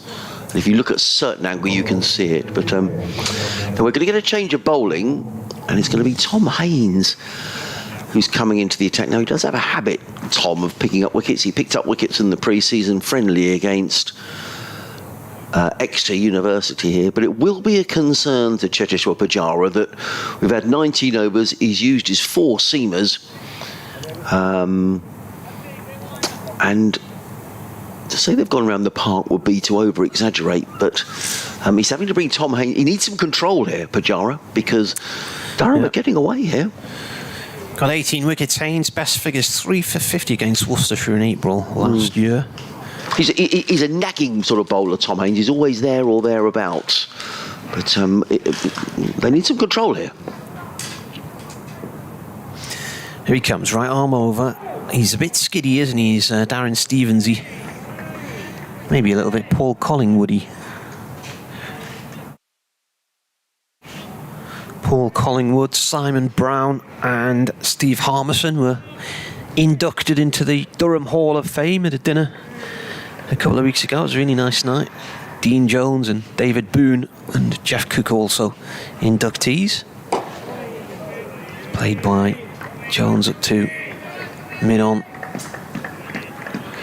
to Hunt. Jason Gillespie figured quite a lot in this evening I went to last night with Glenn McGrath. Talking about Glenn McGrath when he got through to his maiden test half century, made 61 against New Zealand with Jason Gillespie at the other end. In comes Haynes again. This is turned off past square leg for run. Oh, I've got a note to say there's no commentary coming through at the moment, which I wasn't aware of. Oh, yes, the ISDN's on. Yeah. Let me just check with the club, actually. I'll let Martin carry on the commentary. See if we can get the thumbs up from next door. Cheteshwar Pujara having a chat with the bowler, and I think it might be suddenly raining a bit here. It's the tail end of that big dark cloud that was drifting towards us. One or two people suddenly leaving seats. Oh, where's that? That's smashed down the ground here by Alex Lees.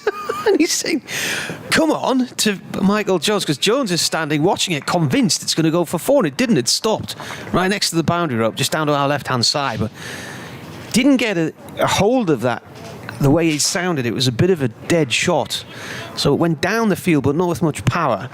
And Jones was just standing waiting for it to go for 4, and then you heard Alex Lee say, come on, run. And one or two people have just moved into the cover of the main stand on the left-hand side of the ground, and an umbrella's gone up. But I think we've got away with it, really. That last bit of the cloud is almost past us now. And then blue skies and some nice sort of fluffy stuff to come. But gloomy at the moment. The lights are on. And Durham passed 100 there as well. 101 for none. Haynes round the wicket to Lees. Lees digs out a full-length ball on leg stump and punches that down the ground for 4, just wide of mid-on.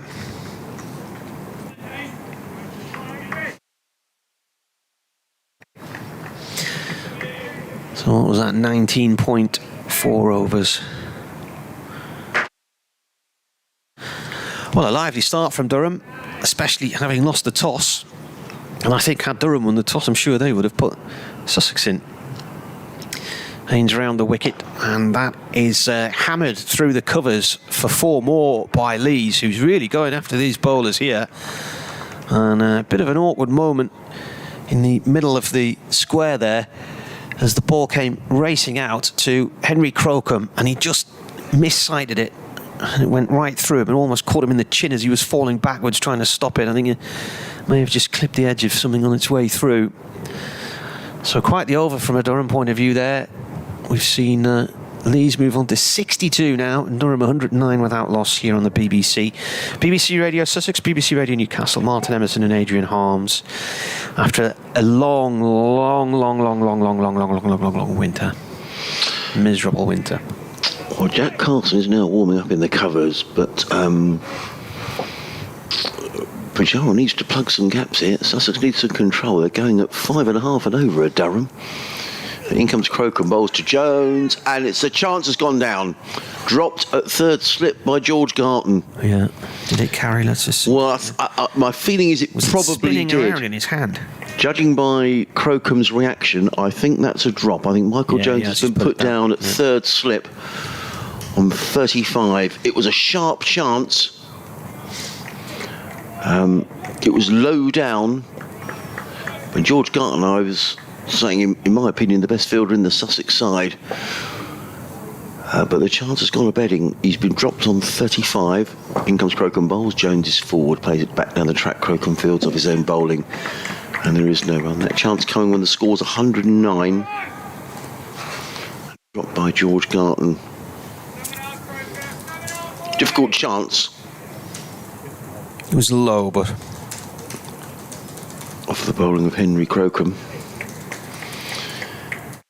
I'd like to still on, as Martin said, there's a lot of blue sky. If you're sitting in the pavilion wondering what the weather's going to be, it looks like it's going to be okay in a few moments' time as forward comes Jones, plays into the offside, and there is no run, fielded by Carson. Better delivery from Henry Crocombe. But there's always a slight worry when the ground staff edge towards its end of the ground, and now they're sitting in a row down below us, 6 of them, as if they're ready to drag the covers on. But it looks as if the worst of it, famous last words, might have just passed over. But it is so gloomy, you can see the reflection of the floodlights in the flats at the Cromwell Road end of the ground. A few more emails I'll read in a moment. As in comes Crocombe and bowls, forward comes Jones, plays into the offside, and there is no run. I don't know if you're listening. If you're listening online via the BBC website, I don't know if you could just drop us a note and just let us... Well, you won't be able to hear, will you? Great. Well, no point, is there? But if you're watching on the stream, at least let us know if you can hear the commentary, because we might be able to work out where the problem is. But we're hearing that online, people are struggling to hear us. Rob Parkinson's been back in touch. He says... he's very happy for us to pass that very nice email about Ollie Carter on. As in comes Crocombe and bowls, and forward comes Jones. The ball just stops. He plays it in front of him. There is no run. Stops in the crease. Rob goes on to say, we're having our club presentation in 2 weeks' time. I'm sure Ollie will be picking up a few awards on the night. I'm sure he will be. Perhaps he might be able to get that on Zoom or something so he could watch what's going on. Benjamin Cook's been in touch. Hello, Benjamin. I'll read your email at the end of the over as Henry Crocombe runs in towards us. Bowls to Jones, and Jones plays this through the cover too wide from Henry Crocombe. It's played away, lovely timing, and there's going to be 4 more. Lovely looking shot, foot right to the pitch of the ball, and just ease the ball away through the covers for 4 more. Michael Jones goes to 39, and Durham are fair racing along here at Hove. They're 113 without loss. Alex Lee's on 62. It is coming through. No, it's not coming through. So we perhaps let's see if we need this to be redialed up. What we are going to get is a change of bowling.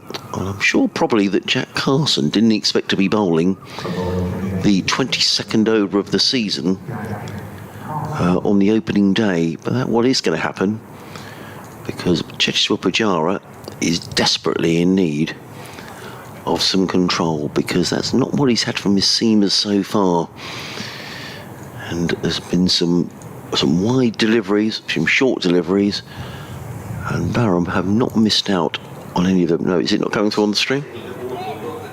Right, I'll have a listen. I'll tell you commentate, Martin, and I'll... Martin's got to do his update. Okay. So I'll keep nattering away. Mike Sharman. Oh, Mark's been in touch. Hello, Mike. Lovely to hear from you, the former Sussex scorer. Receiving you loud and clear in Worthing on the live stream. Regards to Martin, says Mike. And I'll get the thumbs up from Martin as he disappears out the room to do his update to the listeners in Durham. So thank you, Mike. Lovely to hear from you. Just along the coast in Worthing. It is going to be Jack Carson who's going to bowl the 22nd over of the day from the sea end of the ground. There's a slip and a short leg, a backward point, cover mid-off. There's a sweeper on the cover boundary. I'm not sure I like to see a sweeper this early in the game, but that's just me, really. A mid-on, a deep mid-wicket and a long-on, as in comes Carson and bowls, and driven firmly by Lees to Tom Haynes, who dives here at mid-off. So halfway back to the boundary is Tom Haynes. That was a good stop, actually. He was very smartly round to his right-hand side at mid-off and prevented anything more than a single. But Alex Lees is looking to get on the front foot here wherever he can. He goes to 63, down to 114 without loss. Benjamin says, I'm glad the county season is back and the summer sounds of your voice are filling the air. Well, that's very kind of you, Benjamin. I'm sure you'll be fed up with it by the end of the season. Or by the end of the game, probably. Fingers crossed for a better red ball season compared to the previous 2. Well, here to that. As Carson is in and bowls, and forward comes Jones and plays wristily to mid-on, fielded again by the alert Haynes. And there is no run. I was reading the official ECB Division 2 preview and checked the betting odds, both of which had Sussex as second favourites for the county title, which I'd love to believe, but not sure will happen. Carson in bowls, driven away by Jones, who was looking to get after Jack Carson here. He didn't time it at all. He was looking to play that through mid-off. He was rather squared up. Nonetheless, he takes a single to mid-on where it's fielded by Tom Haynes, one more to the total. Jones to 40, Durham to 115 without loss. Do you think Sussex have a genuine chance for promotion, or do you think this is just lazy Steve Smith-related journalism? Says Benjamin. In comes Carson bowls, and Lees eases that down the ground. Long on, picks up Nathan McAndrew, but not before he goes through for his 64th run, and the total goes to 116 without loss. Durham are working the field nicely here. The mid-on and mid-off are neither up nor back, and there is a single every time to those fielders. Carson in bowls to Jones, who flicks this one to backward square leg, fielded by Alistair Orr, and there is no run. My apologies, I should have explained that close field. There's a slip and a short leg for the right-handed Jones. 3 men saving one on the offside, a mid-on, mid-wicket. Backward square leg and a deep mid-wicket as Carson is in and bowls, and Jones again plays wristily through mid-wicket. Picks up a single, fielded by Sean Hunt, a deep mid-wicket. 4 runs off the over, a comfortable 4 runs as well, to be honest. They're just working the ball around of the Durham openers. 117 without loss. Lees on 64, Jones on 41. You're listening to live cricket on the BBC, BBC Sussex, BBC Radio Sussex, I should say, BBC Radio Newcastle, Adrian Harms and Martin Emerson. Thank you for a couple of messages that have come in saying that we can be heard loud and clear. The YouTube stream is fine right now. I'm hearing you 5 by 5, said Jeff in Baltimore. Hello, Jeff. Listening all the way over in the States. Well, yeah, we've had Thailand, we've had Cambodia, we've had Australia already today, so good to know that listeners are tuning into the first day of the County Championship season, and we'll give some updates on other games in the Championship in a moment's time. Cheteshwar Pujara is engaged in a very deep conversation with Henry Crocombe at the far end of the ground. I haven't forgotten, Benjamin, you asked, I haven't sort of avoided your question about promotion for Sussex. I'll try to address it the best I can without digging a big hole for myself in a couple of moments' time. As in comes Crocombe running towards us, floodlights on, he's in and bowls, and Jones is up and plays this without timing into the covers. He's annoyed with himself, Michael Jones, and rehearses the shot fielded by Carson, and there is no run. I think, Michael, it's an obvious thing to say, but to win games of Championship cricket you have to take 20 wickets. I know Sussex won a game last year against Derbyshire without taking 20 wickets, but that was a crazy game where Derbyshire, for some inexplicable reason, declared and threw the game away, really. In comes Crocombe and bowls, and Jones reaches and plays it to backward point. Good bit of fielding by Tom Haynes at backward point. Looks very good in the field today, does Tom? And there is no run. And that's why Sussex have failed in the last couple of seasons, just the ability to take 20 wickets in a match. If they can do that, there are certainly plenty of runs in the side with Haynes, Pujara, or Clark. You know, I don't think the batting is the issue. But if you can't bowl sides out, you're not going to win many games of Championship cricket. Crocombe in bowls, Jones plays into the offside, fielded by Carson. They go through for a single, no blame attached there to Jack Carson. The ball is coming across the covered strip, and it came with a bit of matting. And Jack Carson, the ball rather bounced higher than he thought. And Jones picks up a single, he goes to 42. So much depending on, I think Sussex supporters have to accept that we're not going to see an awful lot of Ollie Robinson. We thought we might see Ollie in this game and a couple of other games, but a big burden resting on the shoulders of Nathan McAndrew, who's come in for this season. Crocombe in bowls. Oh, that's a good delivery. And is he caught a slip? No, he's not. Must have come off a bit of thigh pad. Pacey delivery by Henry Crocombe. It's difficult to tell where we're commentating from. We're looking here for the left-handed Lees. We're looking over fine legs, so it's very difficult to see the line that Henry Crocombe is bowling. But certainly had Alex Lees in a degree of trouble there. Lees, who's punished anything wide or short is on 64. Durham 118 without loss as Crocombe is in and bowls, and that does hit Alex Lees on the thigh pad. The ball bounces out into the leg side. Henry Crocombe runs across and fields off his own bowling, but not before they've gone through for a single. In fact, I called that incorrectly. I thought that come off the thigh pad, but clearly there was a bit of bat.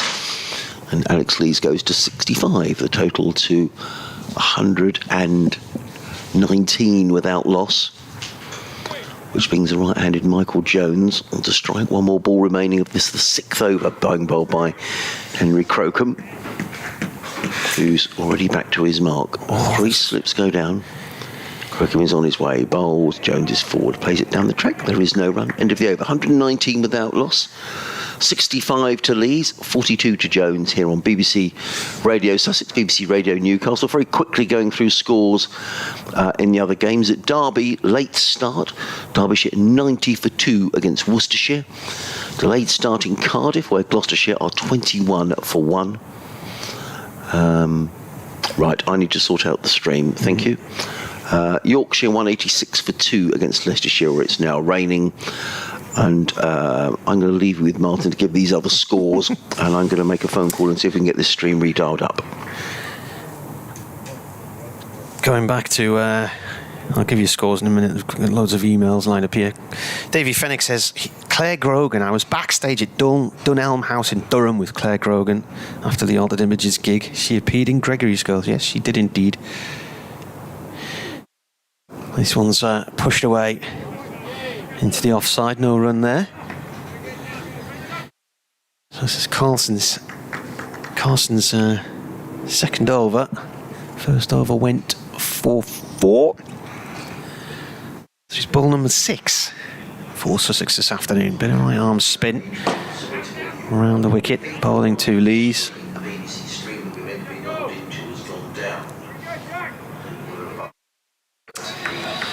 Yeah, Claire Grogan, when I saw her in Altered Images last year, it was at the Cubics Festival at Harrington Country Park, the outskirts of Sunderland, just in the shadows of... Oh, that's a top edge from Lees as he paddles it round the corner. He's got away with it, though. It's gone quite a distance down behind the wicketkeeper, 1 run.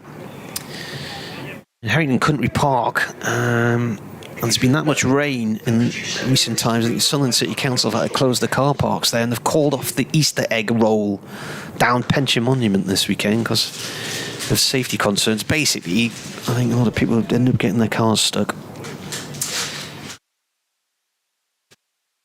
There it says he was once given the job of looking after bad manners when they were appearing at Van Milder College in Durham. He says, I will just say it was a very interesting evening. I'm sure it was. Carson, right arm over now to Jones. Jones down the wicket, lobs one over the top of the covers and down to cow corner for 4. Used his feet nicely there, met the ball on the bounce. Fairly effortless. Where's he now in terms of runs? He's on 46. Durham's top scorer last year with 878 runs in 2022 at 51.6. He's got 200s, including a 206 against Middlesex and 108 against Leicestershire. He's also got 8 half-centuries, so he's looking to make it 9 half-centuries today. Is he going to make it? He will. Well, he survives that appeal for LBW.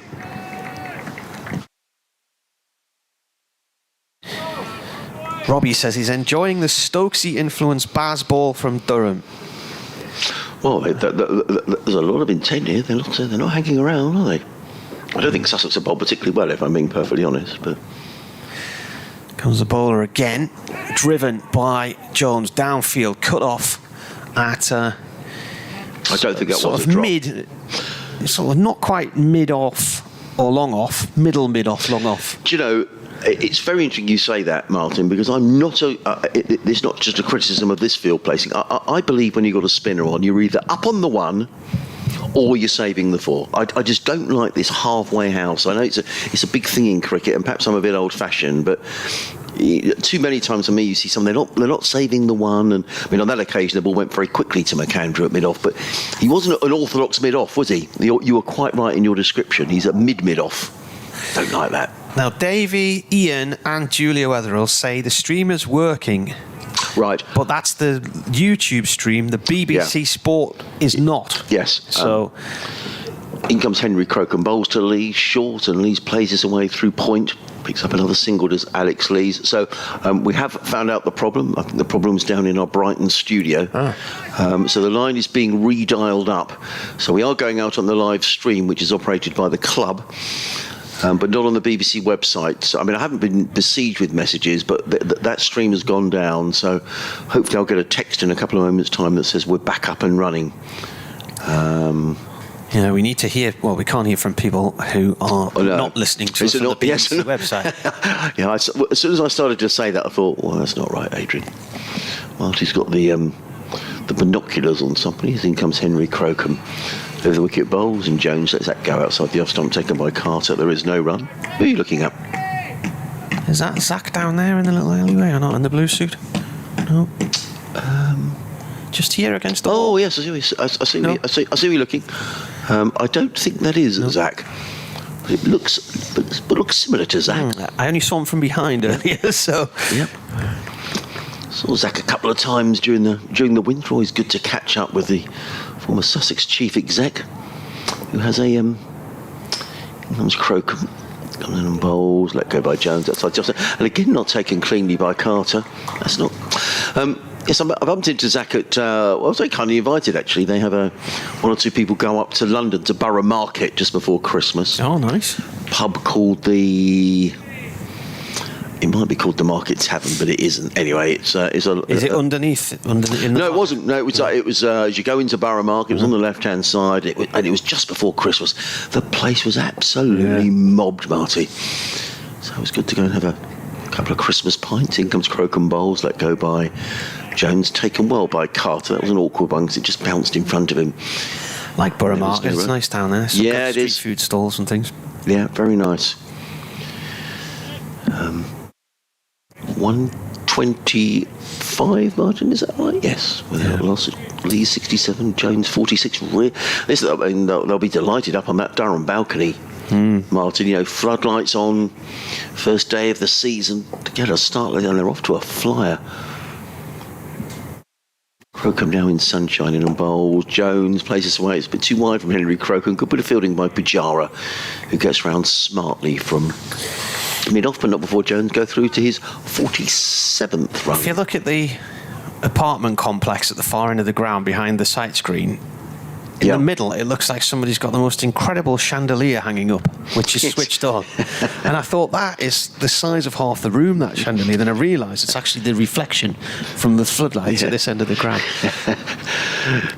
In comes Crocombe. He's around the wicket to bowl to Alex Lees. He's in and bowls, and Lees defends. Better delivery from Henry Crocombe. He punches that to middle, fielded by Pujara.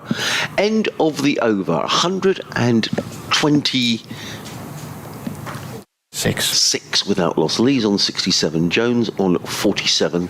Henry Crocombe 7 overs, no maiden, no wicket for 23. Shall I tell you how you can keep up with the score? Put the NV 25 overs. Put the NV scorecard on your computer. NV play.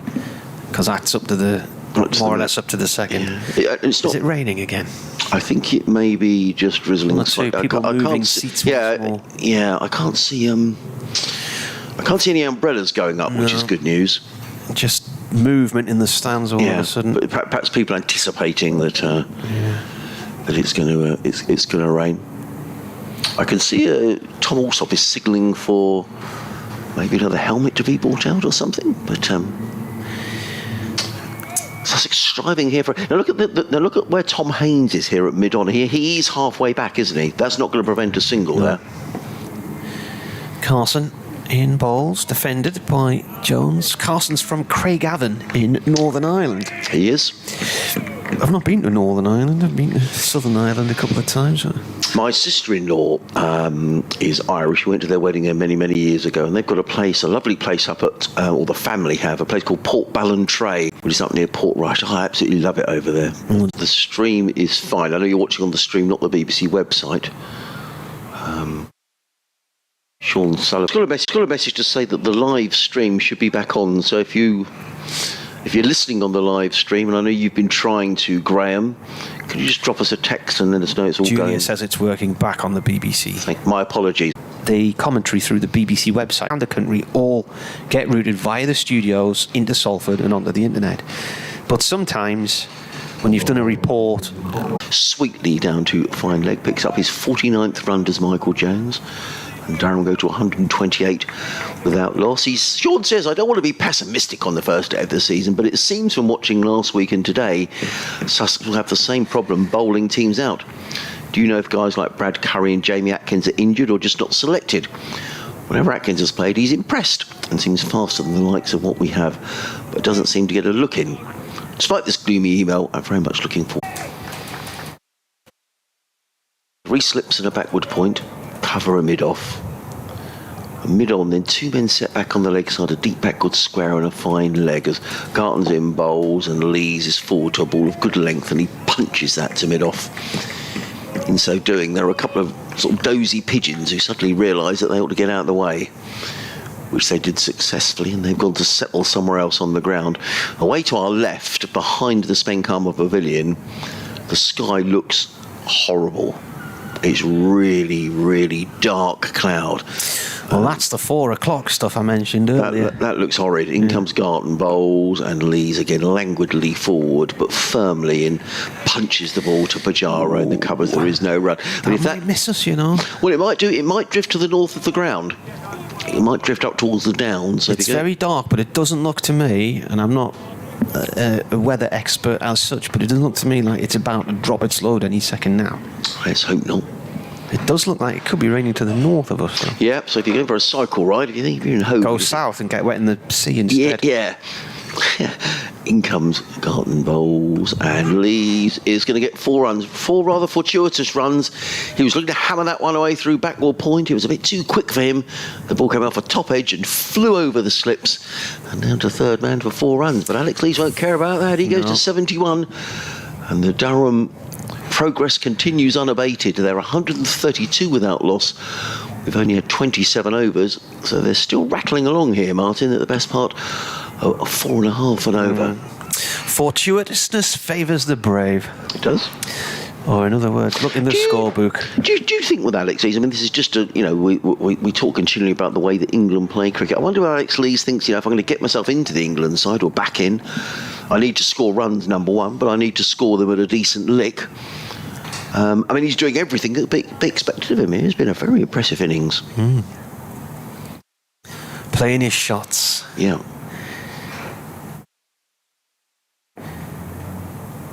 Carson from the sea end right arm over. Jones using his feet, nudges this one up to mid-on and nudges his way to 50 in the process as well in 90 balls. And that's included 7 fours. See, I think, Martin, that was an easy single. He just nudged it to mid-on, and that's almost a gimme run to me. They've got Tom Haynes here in a no man's land. He's not saving the single, as is shown by that, and he's not saving 4. Don't get that. On 35, he was dropped as well, wasn't he? He was. He plays this delivery from Carson to short mid-wicket. And the long on is back on the fence. I get that. But I don't get the mid-off being halfway here. Just an observation. Carson round the wicket. He bowls. An attempted paddle by Lees. Hit him low on the pad. I would think, looking at that from this angle of about 45 degrees, perhaps it was going down the leg side. Let's just see this again. Oh, it's gone. Looks to me like it's gone past off stump, unless the umpire feels he got a bit of bat on it. Maybe a bit of glove onto his pad.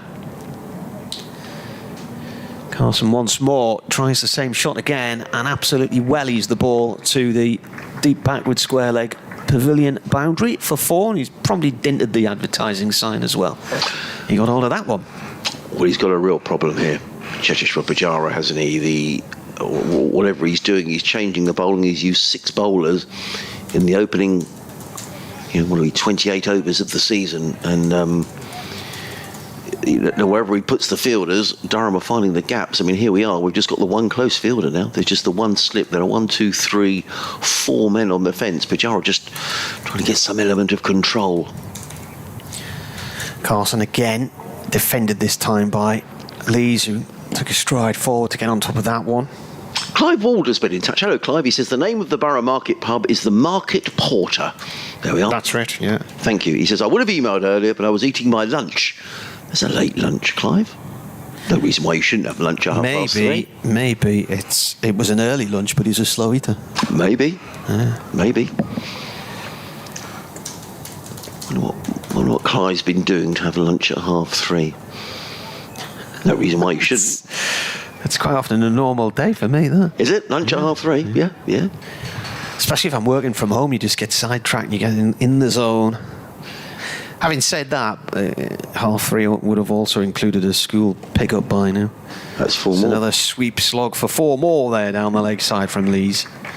Picked that one up a bit early. He flies on to... What's he gone on to? I've just tweeted what he had. He's gone on to 79. I can see clearly on the score, but 141 without loss. Rolling the 30th over. Well, we've had 29 overs now. And so my maths tells me that is pretty much 5 and over. Debate going on between Jack Carson and Tom Haynes. George Garton's going to carry on. I think Zach's been back in touch to say we're up and running again. He says he's listening from a grey Croydon, but he wishes he was at the ground. Mrs. T has a list of chores for me. Oh dear, Zach, that does sound bad news. In comes Garton, running in bowls to Jones, who plays this one to backward point, fielded by McAndrew, and there is no run. For most of the time when we have this dark cloud behind it, there is reason for optimism because we've been able to see some lighter skies, but it does seem to be sort of filling a little bit behind this latest batch of cloud. We've got another 20 minutes to go until tea at 10 to 4. But this has been Durham's session without any question. 3 slips back in place, a backward point cover mid-off, mid-on, mid-wicket, and a fine leg. In comes Garton and bowls, and Jones tucks inside a short delivery from George Garton and just plays the ball behind square on the leg side. Takes a comfortable single, does Michael Jones. He goes to 51. He's faced 92 deliveries. Durham 142 without loss. Ryan Campbell, the new coach, will be sitting up there on the balcony, very pleased with the way that his new side have started the season. Now, this leg side field for Garton, there's a mid-on and a mid-wicket, 2 men set back on the leg side, so there's a deep square and a fine leg. And the offside field, 2 slips, a deep backward point, a cover, and a mid-off. Now, Pujara is in deep conversation with George Garton at the end of his run. They're leaving the field as it is. In comes Garton under the lights, despite the sunshine, bowls to Lees, and Lees plays this firmly to mid-wicket, fielded by Crocombe, and there is no run. Behind the pavilion, the sky's really, really threatening. As long as it stays there, that's good news.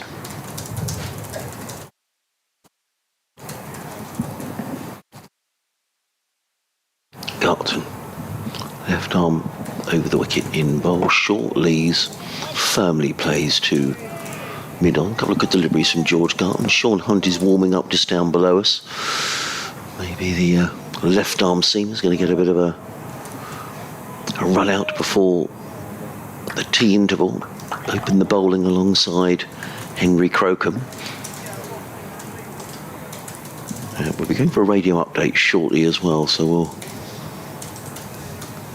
a brief interruption to commentary as in comes Garton bowls. Good delivery right up in the block hole from George Garton, and Alex Lees is up to the task and plays the ball straight back down the track. Garton fields of his own bowling, and there is no run. No play at Taunton today. The game was washed out. Martin was saying they were hoping maybe to switch that fixture. I think it's been very wet in the West Country. But elsewhere, at Trembridge, Nottinghamshire 180 for 8 against Hampshire. Essex 133 for 2 against Middlesex. In comes Garton. Bowls him! And Sussex pick up their first wicket of the afternoon. Alex Lees is off stump. He's knocked out of the ground.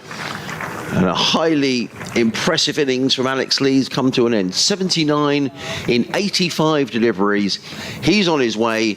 George Garton has got the breakthrough.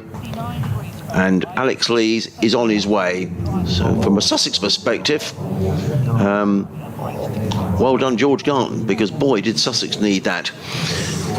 14 fours in that innings. Very fine innings indeed. So he's on his way. And I'm just waiting for our cue, and we'll talk more about that wicket in a moment when I've just completed this update to the listeners on BBC Radio Sussex. But Sussex really needed that wicket, and they've eventually got it. Just never got forward enough, really.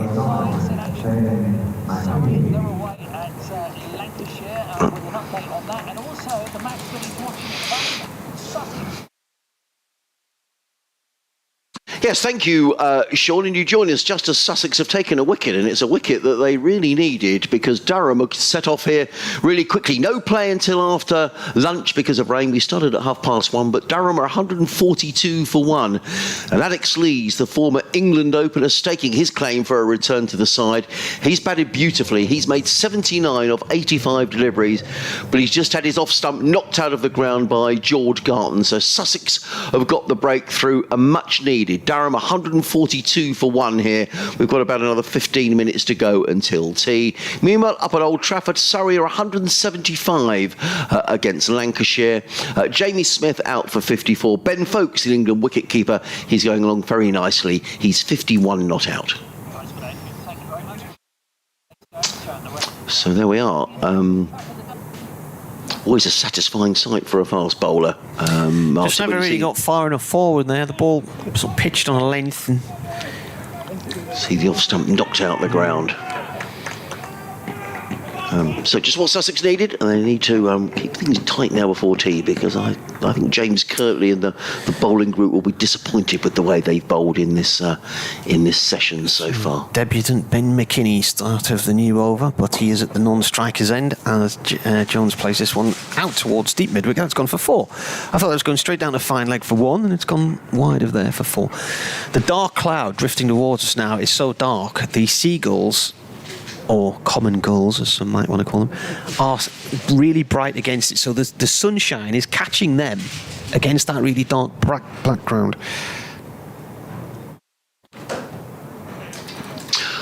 Just as Sussex needed to build a bit of pressure there. You've taken a wicket, you want to keep it tight, don't you?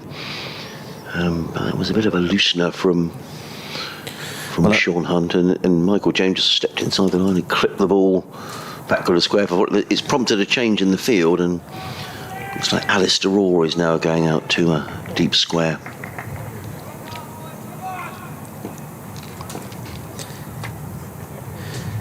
In comes Hunt again, and played downfield to mid-off to Pujara by Jones.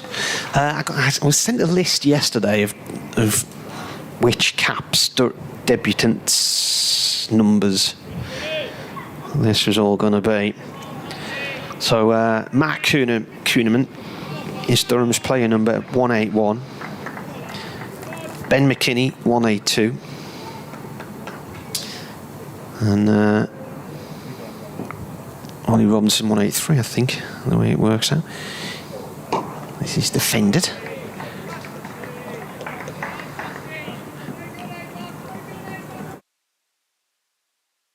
And in terms of Australians and how you define an Australian playing for Durham, Kuhneman's the 18th.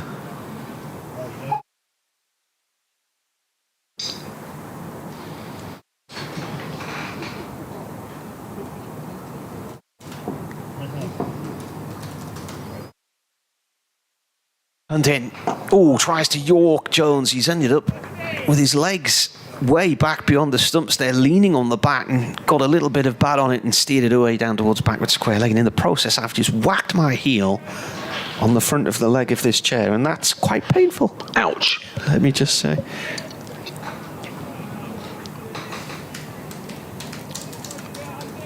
That cloud does seem to be drifting away towards the downs, actually, Martin. I think we might I get wonder if we away might with have it. one of these days where we may just get lucky. I mean, we've already lost the whole morning session. We don't want to lose any more.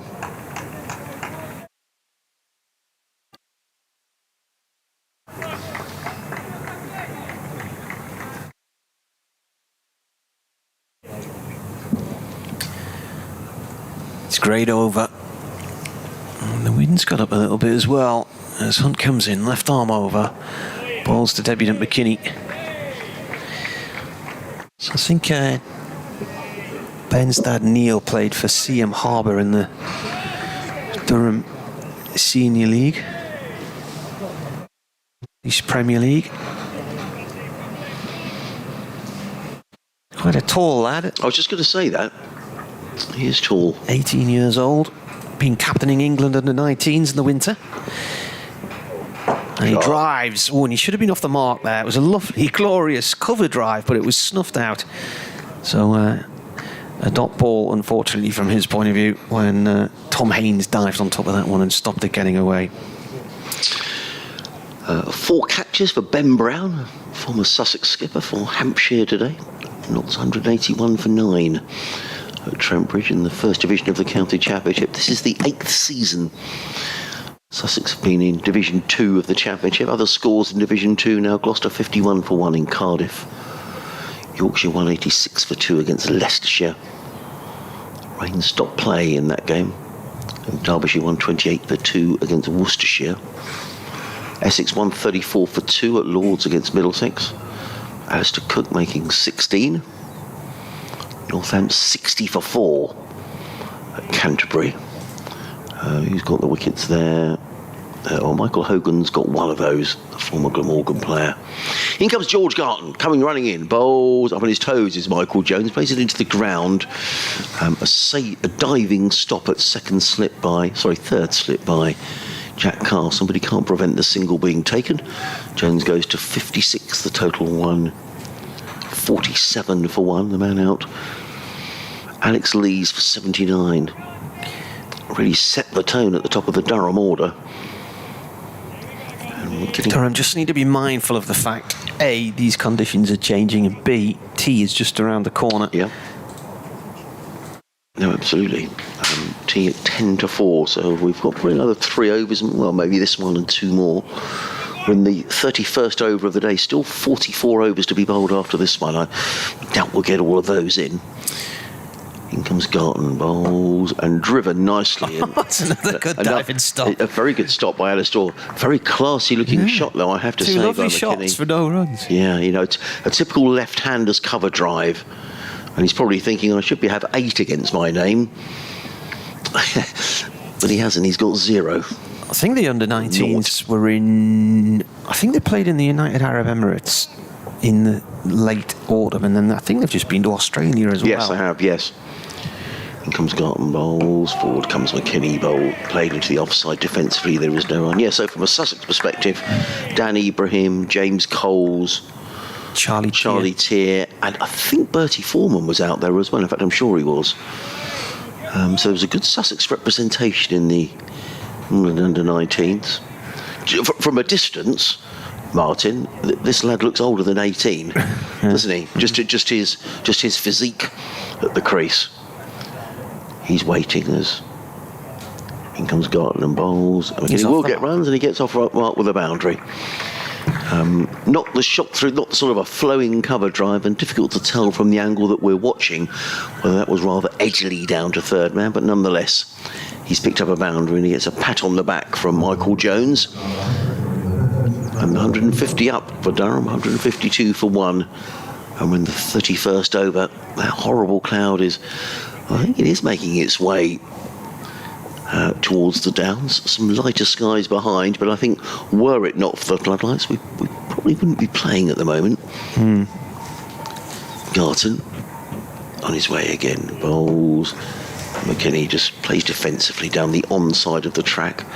A combination of Pujara and Henry Crocombe chase after the ball. There is no run. It's moving quite quickly, isn't it? That's the thing. Yes, it is. And already we can see lighter skies on the way again. Yeah. So perhaps we're going to get lucky. Certainly Durham will be There's just this tricky spell before tea. They'll just be keen not to lose wickets, but they've really got the initiative in this game. Have the visitors, having lost the toss and been asked to bat. Gartner's in, and that's going to be 4 more, and that's too wide from George Garner, who just sort of hooked some mud out of his spikes. It was too wide, and McKinney just leant back and cut the ball away, threw back the point for 4 runs. He picks up a couple of boundaries, a very short boundary on the Spen Karma Pavilion side of the ground. That's where the wicket is cut. It's a longer boundary towards the clock tower scoreboard, but the ball just raced away for 4 runs. And McKinney, who I thought might have had 8 runs. Anything guided down towards this third man area is going to go for 4, really, isn't it? He's got really gloomy now. In the last 5 minutes, the light has really got gloomy. But McKinney is on 8. You can see the numbers now shining brightly on the scoreboard. And they don't make great reading for Sussex, you have to say. All your glasses. All my glasses. 156. Did you smear them with bacon fat before you set off this morning? Yeah. Actually, I'm dreadful with my glasses, Martin. I don't really look after them, which is not good. I ought to clean them far more regularly. You've got to help me out a bit. I think that reflection doesn't help, Martin. Well, I can't see that reflection from where you are. It looks fine from where I am. You would say that. Here's Hunt. Thanks. Left arm around from the C end. Ball played downfield to Pujara at mid-off by Jones. Let's have a look. What reflection? Well, from here you can just sort of get the edge of the box there. Oh, here comes Sam from Durham. He looks pleased. Sam looks like he's been on holiday somewhere, doesn't he? Zimbabwe pre-season. Ah, you see. Don't you get to go to Zimbabwe, Marty? No. You look very well for it, Sam, I have to say. Hunt in. This is wide of the slip cord and 1 run. Sam is the Durham press officer, is that correct? There'll probably be executive in the title somewhere. Eh? Manager. What? Manager. Communications manager. Communications manager. Did that come with a pay rise? It's from Eppleton as well. From where? Eppleton. All right, where's that? County Durham. Oh, okay, sorry. Yeah, one of the. It's not far from. Well, it's near Houghton. It's part of Houghton, really, isn't it, Eppleton? Hetton. Houghton and Hetton. You might as well be talking about Zimbabwe. Houghtonley Spring and Hettonley Hall. Right, I'm sure they're lovely places. Who was from Hetton? Bob Paisley, wasn't he? Here's Hunt in. This is defended left arm over this time. It's a bit of a hotbed of, isn't it? Did the Charlton brothers come from the northeast as well? Right. Martin's in conversation with Sam about something very important. I don't know what it is. Ryan Campbell, the Durham coach, may well join us after tea. Oh, good. Because we're going to get him on, and there's another element to this. He's a former player, but he's also a former DJ. Really? And radio presenter. Hunt in, and this goes off towards point. That's nice if you're going to get the coach on. Is that something that you've enjoyed in the past with coaches at Durham? Not really. Right, okay. We've been very lucky at Sussex with people coming up and spending time with us. I think it's good. I may be wrong, but I can't recall James Franklin coming on air. He might have done, but I can't think of it. Yeah. Well, I think the... John Lewis, towards the end of his playing days, did a few commentaries with me back in the day. Well, I think supporters like to hear from them. Whoever's in charge. Hunt in the gloom, bowling to McKinney. This is defended. McKinney got 120 a couple of weeks ago against Durham Uni. He's come through this Parkview Academy. So Parkview's actually a school in Chesley Street, and they've got a football academy and now a cricket academy based at. Oh, well, they're the people that we see when we come to Durham in the commentary area. So the media centre we're in is also doubles up as classrooms and whatnot. Okay. So Mr. Thorpe is one of the coaches there. Right. Hunt bowls. McKinney digs out a Yorker length ball. He's driven that back past the bowler, and that's gone for 4. He did well there. That was strong wrists, because that was a hard one to get away, and he got down low to play it. And there's a few people retreating indoors now. We are on the verge of tea, 4 minutes from tea, but I don't think the speed in which suddenly a lot of people are getting up suggests it might be raining. I think there's a few drops of rain, and I can see an umbrella up now, so I think it is rain. And I don't think it's desperately warm, Martin. I think when the sun goes in, it's actually really quite cold. It was really chilly outside earlier. Yeah. So tea the fact that tea is on the horizon, what are the ground staff doing? They're all huddled up down below us, and I think we could. I can't see any rain at the minute, but there's one or two people There's sitting. just one or two drops on the window of the commentary box here. I can see. So we may get a. But T is probably only one more over away. Nathan McAndrew's back into the attack from the Cromwell Road end. Thank you for your messages during the session. It's been great to have so many people listening in. I'm sorry we had a problem if you were listening on the BBC stream, but we had an early season gremlin for 15, 20 minutes or so. But that's what all was been the song? Do you know? I don't know. Then we did have music going out, but Nathan McAndrew, that's going to do with another scalp here before T161 for 1. What a session for Durham. McAndrew is in, he bowls to Jones, and Jones is forward and plays confidently into the offside, fielded by Pujara. There is no run. Now the ground staff, I can see Ben Gibson is just sort of moving some odds and ends of furniture down below us. The Sussex ground staff look like they've got new coats on this season, but they're wrapped up against the cold. It's not very warm down here on the south coast. Floodlights are on, and McAndrew is shining the ball on his trousers. 3 slips in place, and he's running towards us. He's in and bowls, and Jones reaches for this rather. He was looking to play it through the offside and was rather squared up, played it to mid-on where it was misfielded by Henry Crocombe. And Jones was just thinking momentarily there might be a single, but there wasn't. McAndrew wanders back to his mark. I'm pretty certain this will be the last over before I need to check with Graham Irwin, the Sussex scorer, whether we go by the actual clock on the clock tower scoreboard or whether we go by the digital clock, which is showing 15:48. I'm assuming we probably go by the digital clock. Yeah. Umpire Taylor looks a bit twitchy there at square leg. Well, he's just looking forward to his tea. I don't know. His income's Not as twitchy as that pigeon might be if the ball comes its way. Standing just a few feet from him. Yeah. Jones plays to mid-on. I think that's Middlebrook at that end, isn't it? Didn't I say he was the one who had the scarf up around his chin? Yes, I think we... Oh, yes, you're right. I think, yes, it is. I'm sorry. Billy Taylor is... Slightly taller and over towards the pavilion. Yes. It's suddenly gloomy now, isn't it? Yeah, it really is. A bit of blue sky away to the west of the ground, but this dark... the wind is fairly strong, so at least that's going to blow this away, we hope. In comes McAndrew bowl. Oh, Jones has been. That was a good delivery. That's probably the best delivery that Nathan McAndrew has bowled. Nipped away from the right-handed Jones, and be relieved he didn't get a little nick on that. We just got, 2 balls to go before tea, and this will be the last over before tea. Yeah, the ground staff are well wrapped up, apart from one of them who's wearing shorts. Which is sort of statutory attire for groundsmen. McAndrew in again, bowls, and Jones is solidly forward, plays that to mid-on, and there is no run. They've been very positive, Durham, in this session. We will have had 33 overs by the time we get to tea. So what are 5 33s? 165? What? 5 33s? Yeah. What's 33 got to do with it?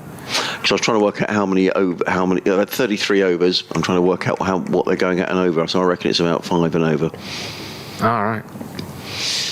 I reckon that's about right, which is pretty good going in Championship cricket. It's the way of things now in red ball game. In comes McAndrew Buzz. Oh, the second time in the over he beats Michael Jones outside the off stump. That is the last ball before tea.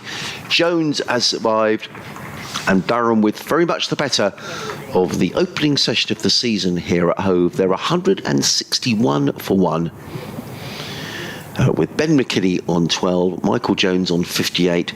Alex Lees, the man out for a very well-made 79 when the score was 142.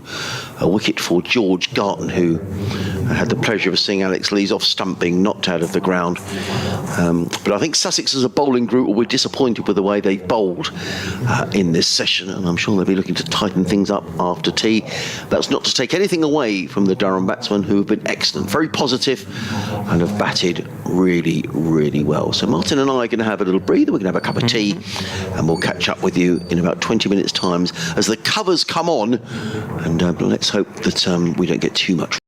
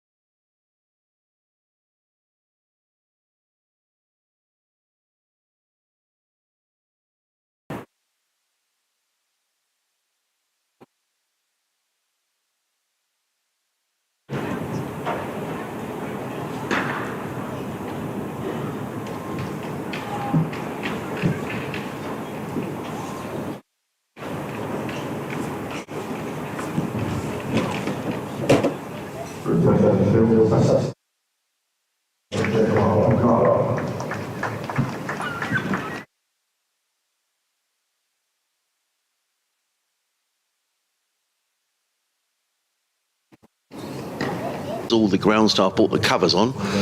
Over tea, quite a transformation, really. The darker cloud has blown away. We've got some brighter skies coming. The covers are off, and we're going to get underway after the tea interval. The chatting you can hear in our effects mic is the ground staff who are gathered down below us. They don't seem in any hurry to put the covers back on, so hopefully we're going to get a good passage of play. And from a Durham perspective, they'll be absolutely delighted. What a start, 161 for one of tea. We've got another 42 overs to be bowled in the day. I very much doubt we'll get 42 overs in. But if Durham carry on at this rate of knots, they could be in a good position at the end of day one. I'm Adrian Harms. Martin Emerson is with me. BBC Radio Sussex and BBC Radio Newcastle. Every ball of every game of every match throughout the season covered on the BBC. And I'm sure that Sussex will be expecting to bowl a lot better. I'm sure one or two words might have been exchanged in the Sussex dressing room, because that wasn't a great bowling performance before tea. But let's hope, from a Sussex perspective, run is pretty cold here at Hove. I was quite surprised earlier on today. I went out, that was pre-lunch, to have a little wander around the outfield, and it was cold. And I've just seen a couple of photographers come in, Martin, into the press centre to get a cup of tea, and they look frozen. It really... That's why, Adrian, you needed the stick in at journalism college. Well, it is cold. People are well wrapped up. I don't know if my friend Julian's still there. Can I see him? Oh, there he is. He's waving. He's a hardy old soul, is Julian. In comes Hunt, bowls, and McKinney with a very straight back place to mid-on, fielded by McAndrew. Did you say he had a few tinnies with him earlier today? He did. Yeah, he did have a few tinnies. He's empty-handed now. He was with his friend Ian. They were trying to. Ian drank all the tins. Well, they were trying. In fairness, they did offer me a tin, and I said no. I would resist. Which took a bit. The only thing you like in a tin's evaporated milk, isn't it? It took some resisting, but I resisted. In comes Hunt and bowls and clipped away by McKinney off his hip to square leg, fielded by Ali Orr. And there is no run, but they were enjoying it. To be honest, it's not really drinking beer, is it? It's a cup of coffee, I reckon, is you need up there. But I think the forecast is decent for tomorrow. It kept changing. I did hear one earlier in the day that was saying that sort of low cloud and drizzle, but let's just hope we get 4 full days in. But Durham batting himself into a strong position here, Martin. Yeah. Want to consolidate this start. Sean Hunt runs away from us. He's in his 8th over, figures of 0 for 33 as McKinney waits and just eases and guides that one between third slip and backward point, and picks up a comfortable couple of runs, fielded way down in the distance by... Who's that all the way down there? Is that Tom Alsop? So way away. Either way, it's a couple of runs. Gloomy, isn't it? You can't even make the faces out at the moment. No. Especially not with your glasses on. Looks a bit like Dan Ibrahim, actually. Is that a backward point? Yes, it is Dan Ibrahim. So somebody's off the field for Sussex. Hunt runs away from us. In and bowls. And McKinney struck on the pad. I reckon he got an inside edge on that, We're looking over mid-off, so it's very, very difficult for us to judge exactly where that ball pitched. In fact, we've got no idea. We've got an idea on height, but I just thought there was a deflection onto the pad either way. Good delivery by Sean Hunt, who just inquires of the umpire as to, maybe what that was missing or whatever. So someone's off the field for Sussex, which will be a concern. It's not Tom Haynes. Is this Ryan Campbell coming around? Yeah. I think he's going to come to the commentary box, which is very exciting. Yeah, he's just pointing up here, saying, how do I get in? It's come through a gap through. It comes Hunt bowls, and McKinney is forward. The ball dribbles out into the offside, and there is no run. So it's the end of the first over after tea, an over that just brought a couple of runs to Ben McKinney. And Durham are 163 for 1. So as soon as Ryan arrives here... Well, you've got an up. What time's your update? Oh, my update's not till 4:30. So we've got 15 minutes. So you natter away. And if I need to come in for a couple of seconds, I will do so. But we're going to hear from the new Durham coach. So if you're listening up in the northeast of England, or wherever you're listening from, an opportunity to get your questions to the new man who's in charge of... Durham. I've got a couple of emails which I'll read out. We get a chance before Ryan arrives. 163 for 1. Nathan McAndrew back on from the Cromwell Road end. Julian says the beers have gone, it's cocoa time. And thermals, really, yeah. Right arm over down the hill and defended by Jones. I was at football on, well, this week's been a real mishmash. I think it's Tuesday night down at Bournemouth. It was a beautiful sunny day, Martin, but I knew that temperature would drop away, and I stuck the thermals in my bag, and a few people were laughing. But come 10 o'clock, you needed the thermals on. Here comes Ryan. So I tell you what, I'm going to make way, and I'm going to leave you with Martin and Ryan Campbell, who's the new head coach at Durham. Thanks, Adrian.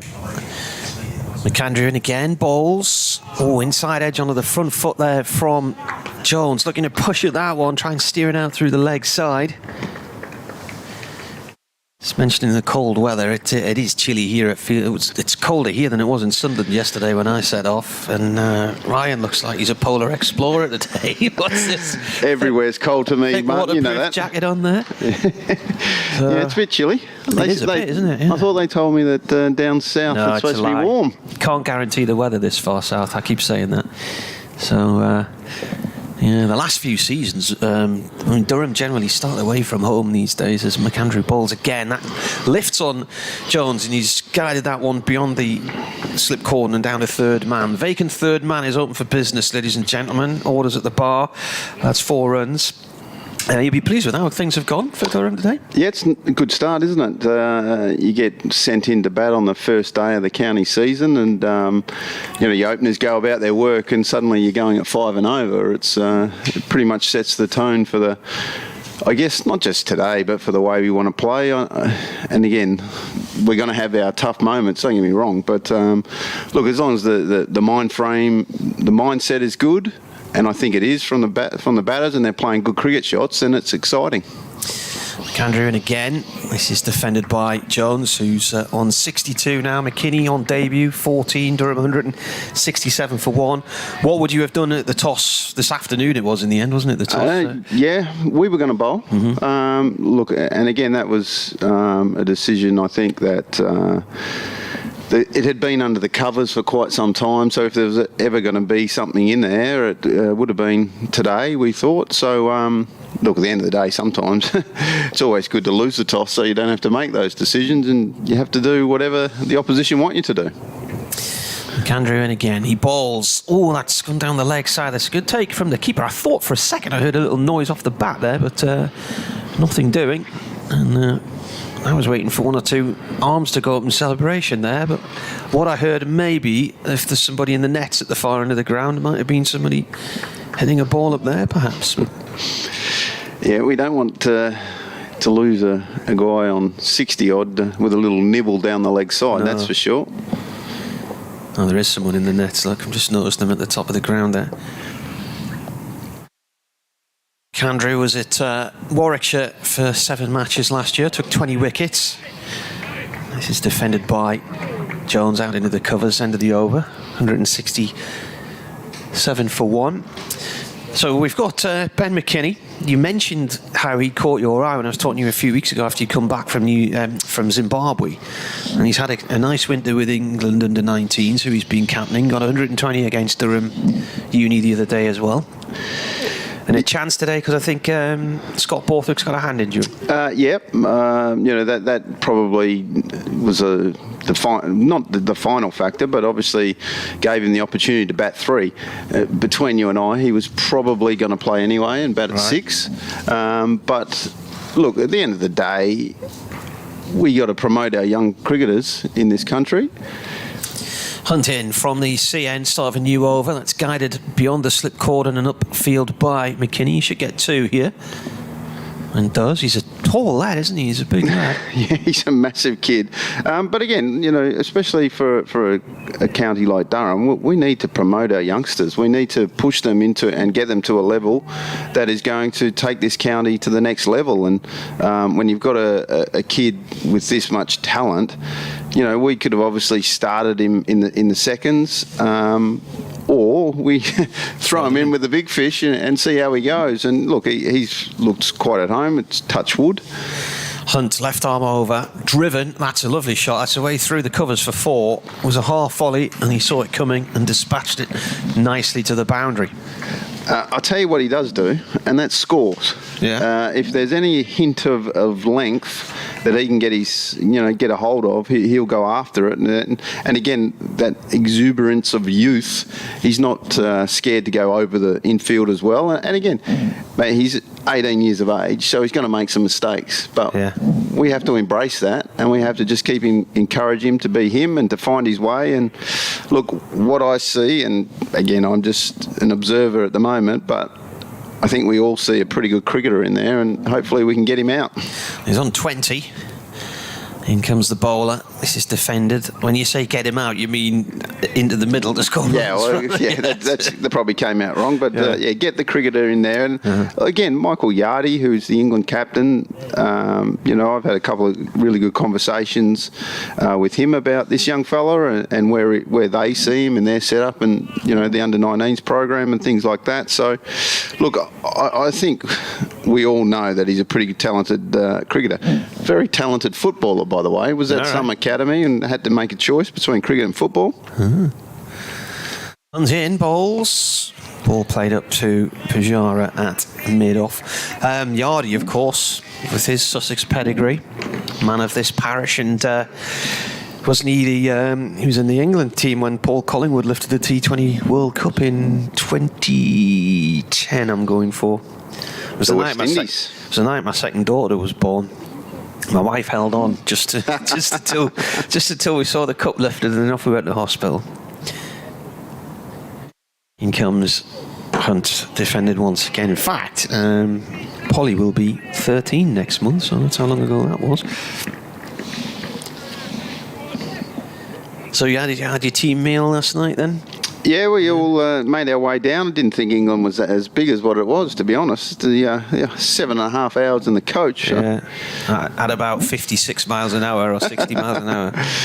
But yeah, well, look, we got here, got stuck in, and in again, defended by McKinney. So you managed to get a net session in here yesterday? Yeah, so up the top end? Or? Up the top, we came down, and look, again, the day before a game, it's not going to be too much hard work, and some of the players just had a bit of a throwdown, the bowlers ran around, a bit of a game of football just to clear the cobwebs, so to speak. So, look, I think every county cricketer known to man, they're all excited for the first day of the county championship, and our blokes are exactly that. This is turned to square leg-ish. No run there, end of the over. The sun's shining again now. I think we might have got away with the worst of the weather. There was a bit of rain forecast around about 4 o'clock, which was around about tea. We had those black clouds came over just before that, but at the moment, not too bad. Yeah, again, I must admit, when I went out onto the ground this morning, when we arrived, there was some very soggy sections and parts of the field, but again, a little bit of sunshine and a good breeze, I think, has helped the groundsman massively here. And to get 75 overs in the day is probably a pretty good result considering of the amount of rain we had last night.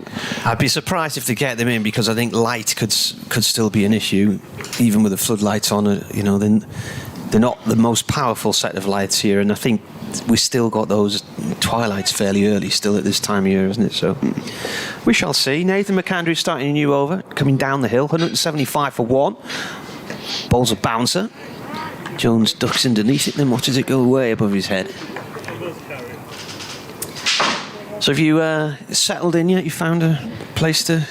Yeah, I'm all settled in. The family's here, and the kids are at school, and found our place in Durham City. Good. So go there schooling somewhere in the area then, yeah? Yep, they're in there. It's the first time my kids have actually gone to English school. They actually speak Dutch, which is kind of weird. Yeah. But yeah, we're loving the northeast. This is defended by Jones, played back to the bowler. So we're, really at home, really. We're getting to know the area and enjoying everything it has to offer.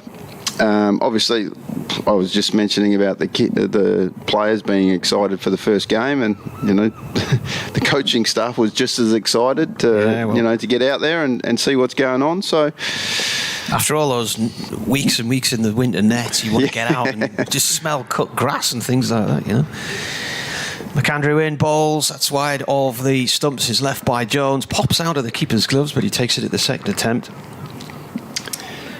Nathan McAndrew, you know much about him? Cross paths or not? Look, he's another one that I'm pretty sure started his cricket in New South Wales, and South Australia were very quick to jump all over him and bring him over there, and his results, and as well as I think his T20 results have been really good as well. So look, he's a cricketer I think that gets everything out of himself, and always in the contest.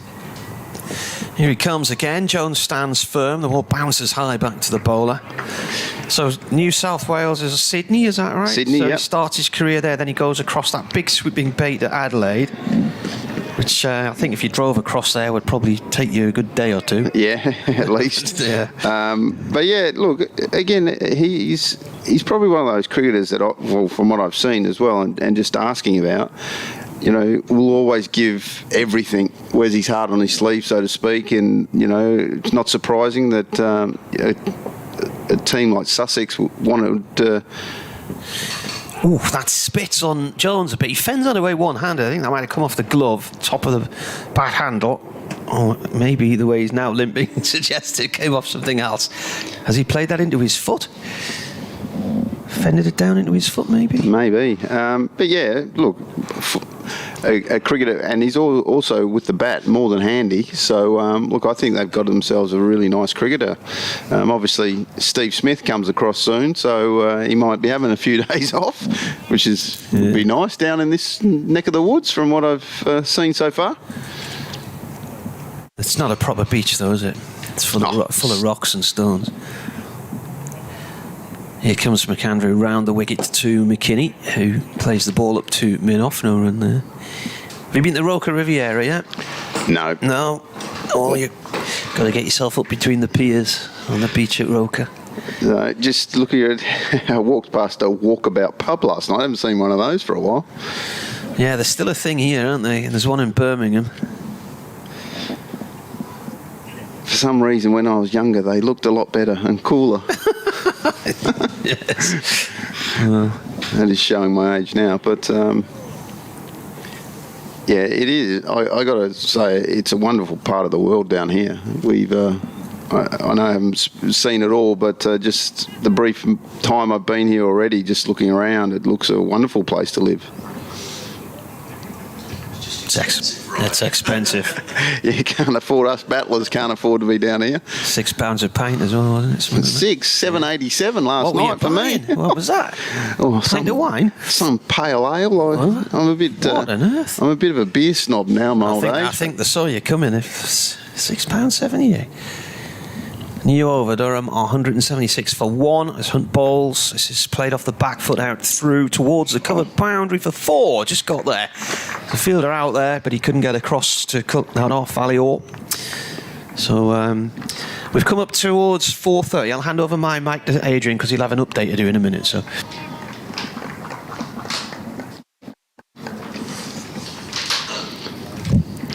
Thank you, Martin. Yeah, we have an update to on the radio. Good to meet you, Ryan. Nice to meet you. I'd see you nicely. Thanks for having me. Well, pleasure to have you on.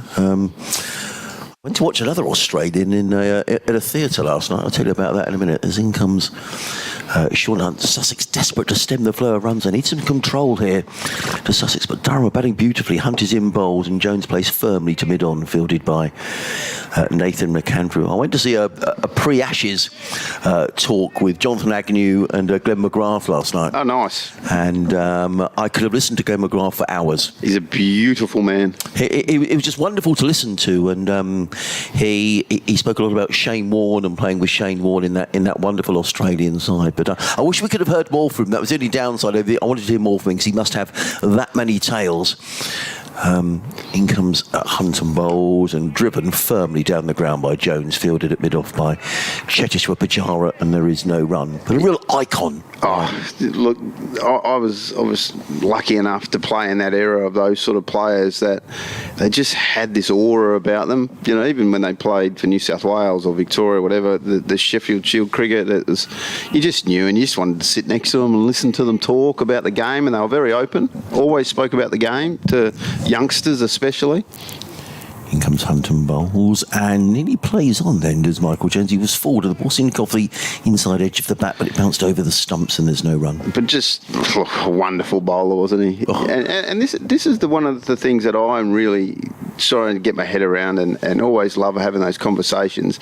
You know, we look at the modern day game and T20 and stuff, and you go, well, that bloke would he been able to play in the T20 of today? And you go, but then the greats, they would have found a way. Oh, for sure. In comes Hunt, bowls to Jones. He's forward, plays to mid-wicket. There is no run. Interesting, they were talking about someone who you'd have known well, Adam Gilchrist. Yes, what a man. What a player he was. I mean, he would have been probably first pick for the IPL every year, wouldn't he? Yeah, definitely. He was when he started with Punjab and then was at the Deccan Chargers, and look, he changed the game. You know, when you talk about the greats, and I think, in all honesty, that word gets thrown around too often in sport. Hunt in bowls and Jones just sort of fiddles that one down towards second slip. They thought about a run, but it wasn't there. End of the over. Sorry, I said the score. 180 for 1. Jones on 67. McKinney is on 20. When you talk of great, in my thing, I look at guys who almost changed the game. And you think of Adam Gilchrist, and again, I played in the same team with Gilly, and I was a wickie, so I had to find my way as a batter, otherwise I wasn't going to get a game in front of him. But the facts are that every wicket-keeper from the moment Adam Gilchrist played, you now get judged as a batter. Yes, you know, you're talking about changing the whole thing. It used to, and wickies used to, you know, the gloveman could have been at number 10 or number 9, for instance, but if he was a beautiful gloveman, you still would have picked him. No more. And the other thing was, no more do they bat at 7. Even in those days, you know, he changed that. Yes, he batted 7 for Australia, but for WA he batted 5 or 6. And in comes McAndrew, bowls to McKinney, who edges this one, edges it edgily, past third slip, and the ball races away down the hill here at Hove. No chance of cutting that off.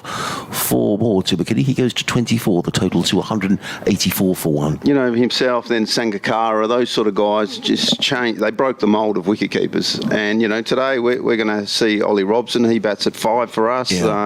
You know, and that's all following one bloke, really, and it's enjoyable to watch. Yeah, it was interesting. Glenn was telling a story of how he went out to bat in a test match against New Zealand. He was the last man in. And he said as he walked out to bat, Adam Gilchrist was already putting a tape on his fingers, ready to go and kick wicket. Glenn says he always had no confidence in him. Yeah. And that was when Glenn McGrath made his highest test match score. He made 61. And there was some footage that they showed of the Australian players. And Adam Gilchrist was in it as Glenn McGrath hit a 6, and none of them could believe it. He was such an interesting guy to listen to, and could have... Is that 68 or 66, Ryan? 68. Thank you. My eyesight's not good today. 132, 186 for 1. We're going for our cricket update. And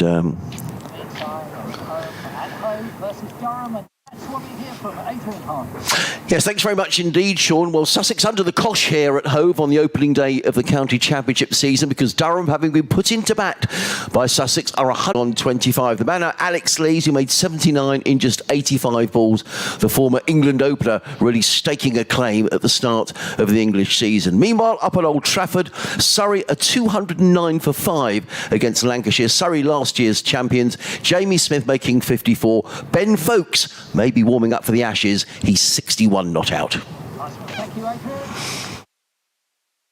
So, and again, I know we just spoke about Johnny Bairstow, but I was actually about to say to you, but Sharp ones in the slips on a cold day like today, but it's gone away for 4 more to Jones. That was a rather fortuitous boundary. Nonetheless, he goes to 76, Durham to 194 for 1. yeah, the previous boundary, I felt he was a bit more in control, but that one there was a genuine edge, that. But look, I think Jones is an interesting player as well. Obviously, Scotland international, who's he wants to play for England as well. Him and Lees obviously want to have a crack at that England opening spot, and the way they play, you could see them fitting in. But in comes Hunt and bowls to Jones, and Jones tucks this one away through square leg. It's a comfortable single fielded by Jack Carson coming in. As a wild throw from Jack Carson, and a good job that Cheteshwar Pujara, who was backing up. Martin's just pointing out something there. It's a no ball. Oh, it's no ball, thank you. We've had a few of those today, haven't we? Yeah, a little bit ragged. Sussex. Oh, can I just ask? Of course. This is one thing that the slope on this ground. Yeah. Is this bigger than Lord's, the slope? Yeah. It's a big slope. It depends where you take. If you do corner to corner, yes, it is a big slope. In comes Hunt and bowls. And forward comes McKinney, plays to mid-off, and there is no run. But last year here, Ryan, Matthew Potts, before he got selected for England, bowled here, and he bowled against Pujara. And Pujara said after the game that was real championship cricket. It was before Matthew Potts got involved. Yeah, right. And he bowled beautifully. And it's sometimes not easy on your first visit to this ground to particularly bowl down the hill. I just wondered if every overseas pro here, if they're a fast bowler, do they make sure it's in their contract that they only bowl down the hill? Yeah, but some of them say it's harder to bowl down the hill. Yeah, right. In comes Hunt and bowls and hammered down the ground by McKinney, and that's going to go all the way for 6. Well, that was beautifully timed. It was just an off drive. He just lofted it over the infield. It's gone all the way for 6, and you were saying this lad looks like he can play. Well, he's 31 of 31 deliveries, the 200 up for Durham, and that was a super shot. Well, that's the youth. That's just the modern day player of youngsters who are brought up and they want to express themselves. And look, as a coach, you can sit here and go, yeah, he shouldn't be doing that when he's only 20 odd. I want him to get stuck in. Or you can go, you know what, sit back, relax and enjoy it. And, hopefully his natural game. And again, like I say, he's going to make a few mistakes along the way. But at the moment, he's looking a pretty good player. In comes Hunt over the wicket, bowls to McKinney, bowls, and he glides this one to deep backward point, picks up a single. It's an expensive over from Sean Hunt, 10, 14, to 16, so I think that's 18 off that Sean Hunt over, and Durham are flying here at Hove. I'm going to hand the microphone back to Martin so he can natter away to Ryan. 204 for 1, McKinney on 32, Jones is on 77.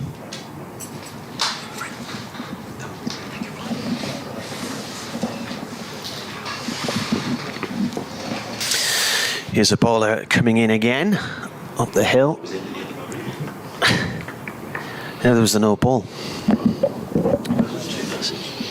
I can look, but there was one no ball, wasn't there? So it's 4-4, a no ball, that went for 1, a dot ball, a 1 and a 6 and a dot ball. We've had an email from Kevin Ramsey. He says, love listening to Ryan. Marvellous to have Ryan on commentary with you, Marty. You're all part of the new accessible Durham. Looking forward to meet the players day after day 1 next week. Kev Ramsey in Aycliffe. Well, Marty, I said to you from day 1, nerves, and I did walk into the walkabout. Again, looked at. I always have a giggle because I always see Fosters, and the staff had a couple of Fosters last night, but Australians don't drink Fosters. No, you probably can't even get it there, can you? No. It's made in Milton Keynes or something. Hilarious, but Swan Lager, wasn't it? In Swan Lager in Perth, yeah. And what's the beer in Adelaide? Adelaide is Tooheys. Tooheys, yeah. Or West End. Yeah. McAndrew comes in and bowls. McKinney drives, and that flies off the edge and is stopped down at third man. Tight boundary by Orr. And then we had at the end of it, we had 3 days in Sydney. Watched England beat Australia under the lights in Sydney when Ian Botham was playing in that match. Cracking night, that. And then the next day, through the haze of a hangover, while waiting to go to the airport, I suddenly thought, I haven't seen my passport for a good day or so. And emptied all the cases, couldn't find it. My dad said, you're going to have to retrace your route. And I went knocking on doors, and I was walking past this Chinese restaurant, and the guy banged on the window and waved me in.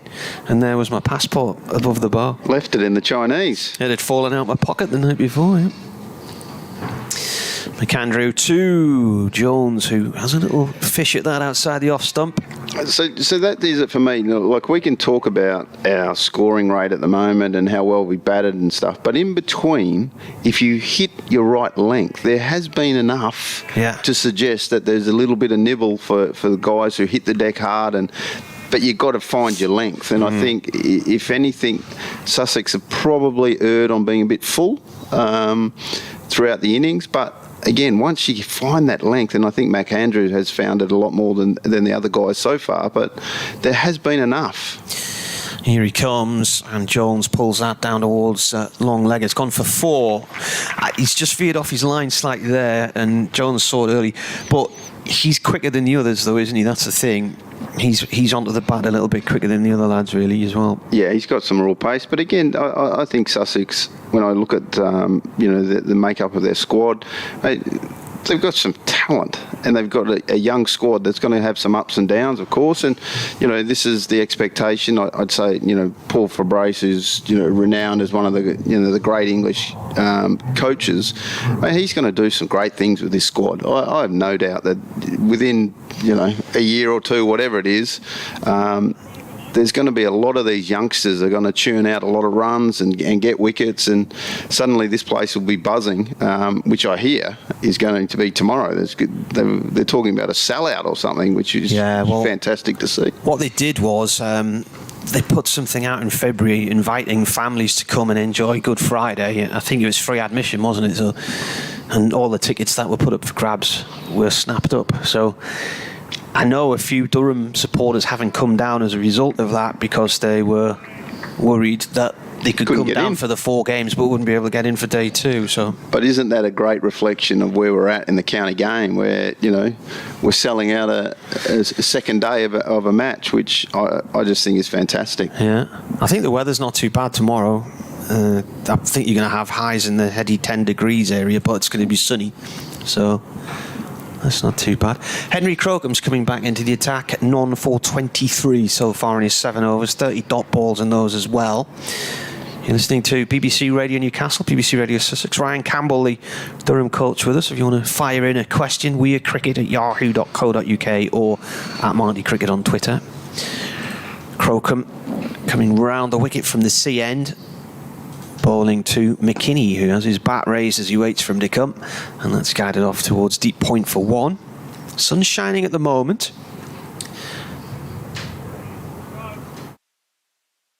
So, what time you set off at half 6, was it yesterday morning? 6 yesterday, yeah. Did you stop at Bradbury Services for bacon sandwiches at 7? Yeah, we stopped there, and I think we stopped in Leicester to change drivers. Right. But we finally got here. Yeah. We've got some miles in this country to cover this year. We've got here, Glamorgan and Gloucestershire as our 3 away games early on. And then back to all of them in the One Day Cup as well. So I reckon covering Durham I do 10,000 miles a summer. So normally away for about 60 nights of the season.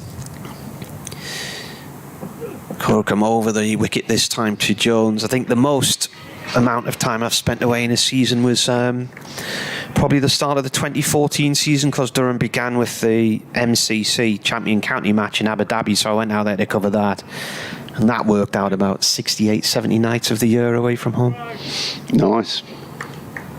You do get a bit fed up certainly when the nights start to draw in September. Every hotel room looks the same by then. This is played by Jones off towards the point boundary in front of the pavilion for 1 run. I think this is a great opportunity to see where the maturity of Michael Jones is at. He's gone off to a good start with Alex Lees, obviously. He's on 80 odd, things are going well, but can he really cash in? And that's the thing that I've really asked our players to do, that if they do get an opportunity, you have enough bad times in this game that once you do get a little starter or you get in, you've got to cash in. And McKinney drives at a ball from Crocombe, bounces out into the cover area for 1. He was a little bit fortunate because he got dropped on 35. It was a low chance, but it sort of seemed to spin in Garton's hands off Crocombe's bowling, and he hasn't really looked back since then, has he? No, and even that was a hot chance. Yeah. I noticed that the slip cordon had to go up a little bit because there were some balls not carrying, and the old adage, if you swing hard enough, it's going to go at pace, and that certainly did go at pace. Crocombe over the wicket. That's gone down towards fine leg. Now we are looking through tinted glass here. That was a single, by the way, but again it's got gloomy even with the floodlights on, and the cloud covers building and filling in once again. It's not dark and depressive like it was earlier, so you don't get the impression that it's going to suddenly hammer down, but it's just that gloom filling in, and this is one of the issues, I think. What are we, 10 to 5, so light might be the problem. But either way, Durham put in at lunchtime, it was 1:30 the match started, and they had 142 on the board before Alex Lees was eventually bowled for 79 by George Garton. And at tea, there were 161 for 1. Where's that gone? That's the end of McKinney. He's mistimed a shot and he's just played it. It's looped up to Pujara at mid-off. He just had to backpedal 2 or 3 yards and has taken the catch. McKinney ends his innings on 35 from 39 balls. Bit of a disappointment in the end there to see him depart like that. Yeah, it is. It's and again, it's exactly what we were speaking about, the exuberance of youth, and how he's going to go about his game, and that looks to be a bit of a soft dismissal. But again, the time he went for it before, he hit it for 6. So look, it's just a few bumps, and that he's going to go along the way, but he'll find his way. And I think what we've seen there from his 39 balls in his first innings, that we've got a pretty good young player on our hands, and hopefully he'll continue to learn and strive and go and make big leap forward, and be a player that we see in Durham colours for a long, long time to come. Having got myself out many times like that, it's always a disappointment. You have that little element of hope where you've mistimed it, but you think it might just have enough just to beat mid-off, and then it doesn't. Well, not a bad knock though, and again a partnership of 71 for the second wicket to go with 142 for the first, so positive start from Durham here.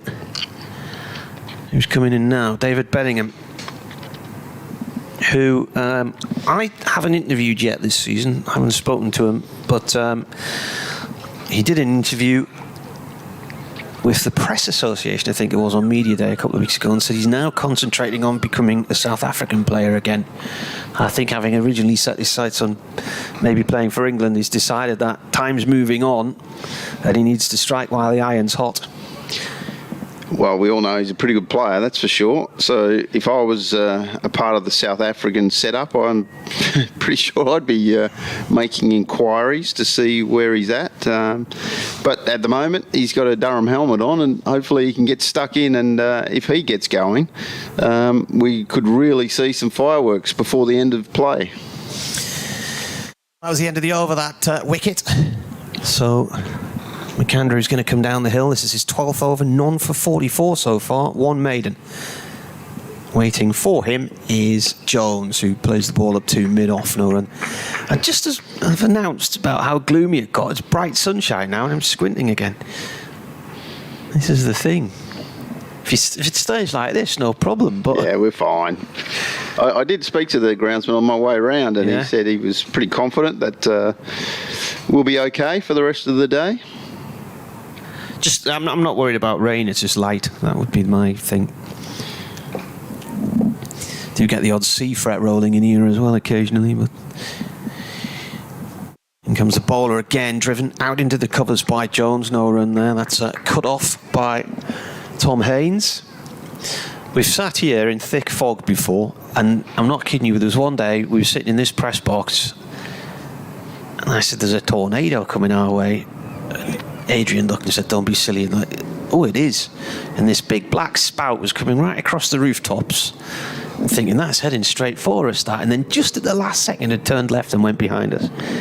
So that would have been interesting. You don't see tornadoes in this country, man. No. Here's the bowler, and this is defended by Jones, who is on 83 from 136 balls. Durham 213 for 2 here on the BBC.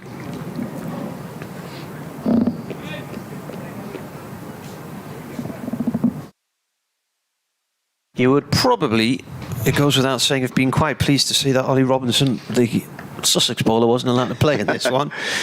Yeah, he's got some back injuries or back problems at the moment. Obviously, a massive out for Sussex. This is a drive by Jones up to mid-off. Well, he said it last week. Was it last week, Adrian, when you spoke to him, that he was hoping to play? Yes. Yeah, and then I think the ECB have said no. So...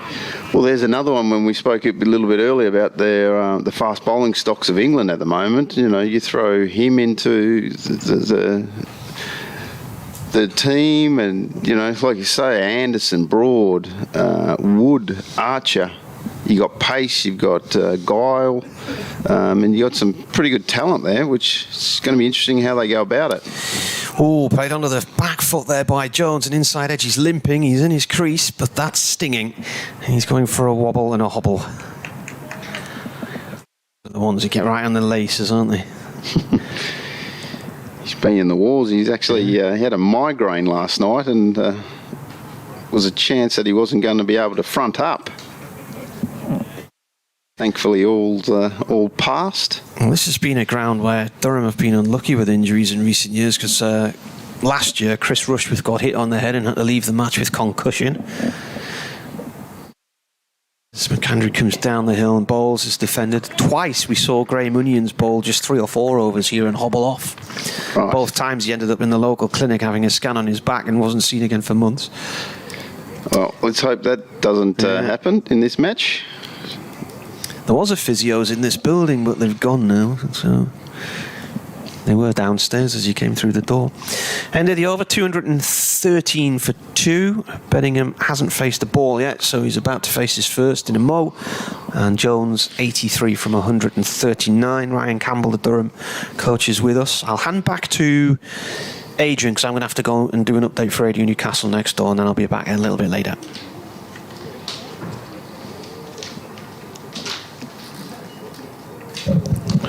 Thank you, Martin.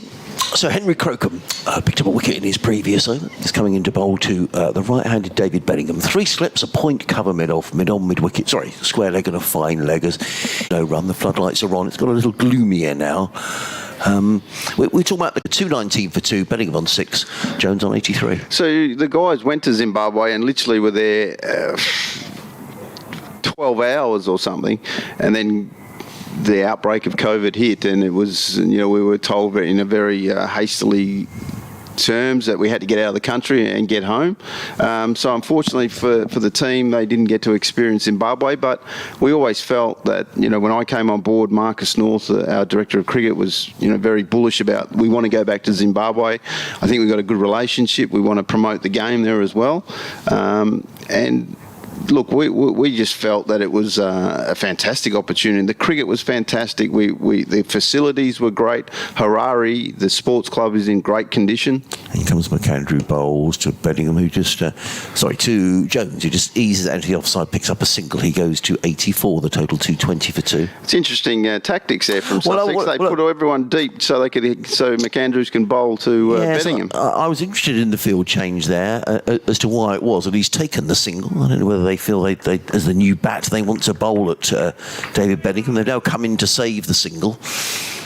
And a chance for you to get to know the players as well. 100%. And so, look, we played some good cricket against the Zimbabwe had a north and a south team.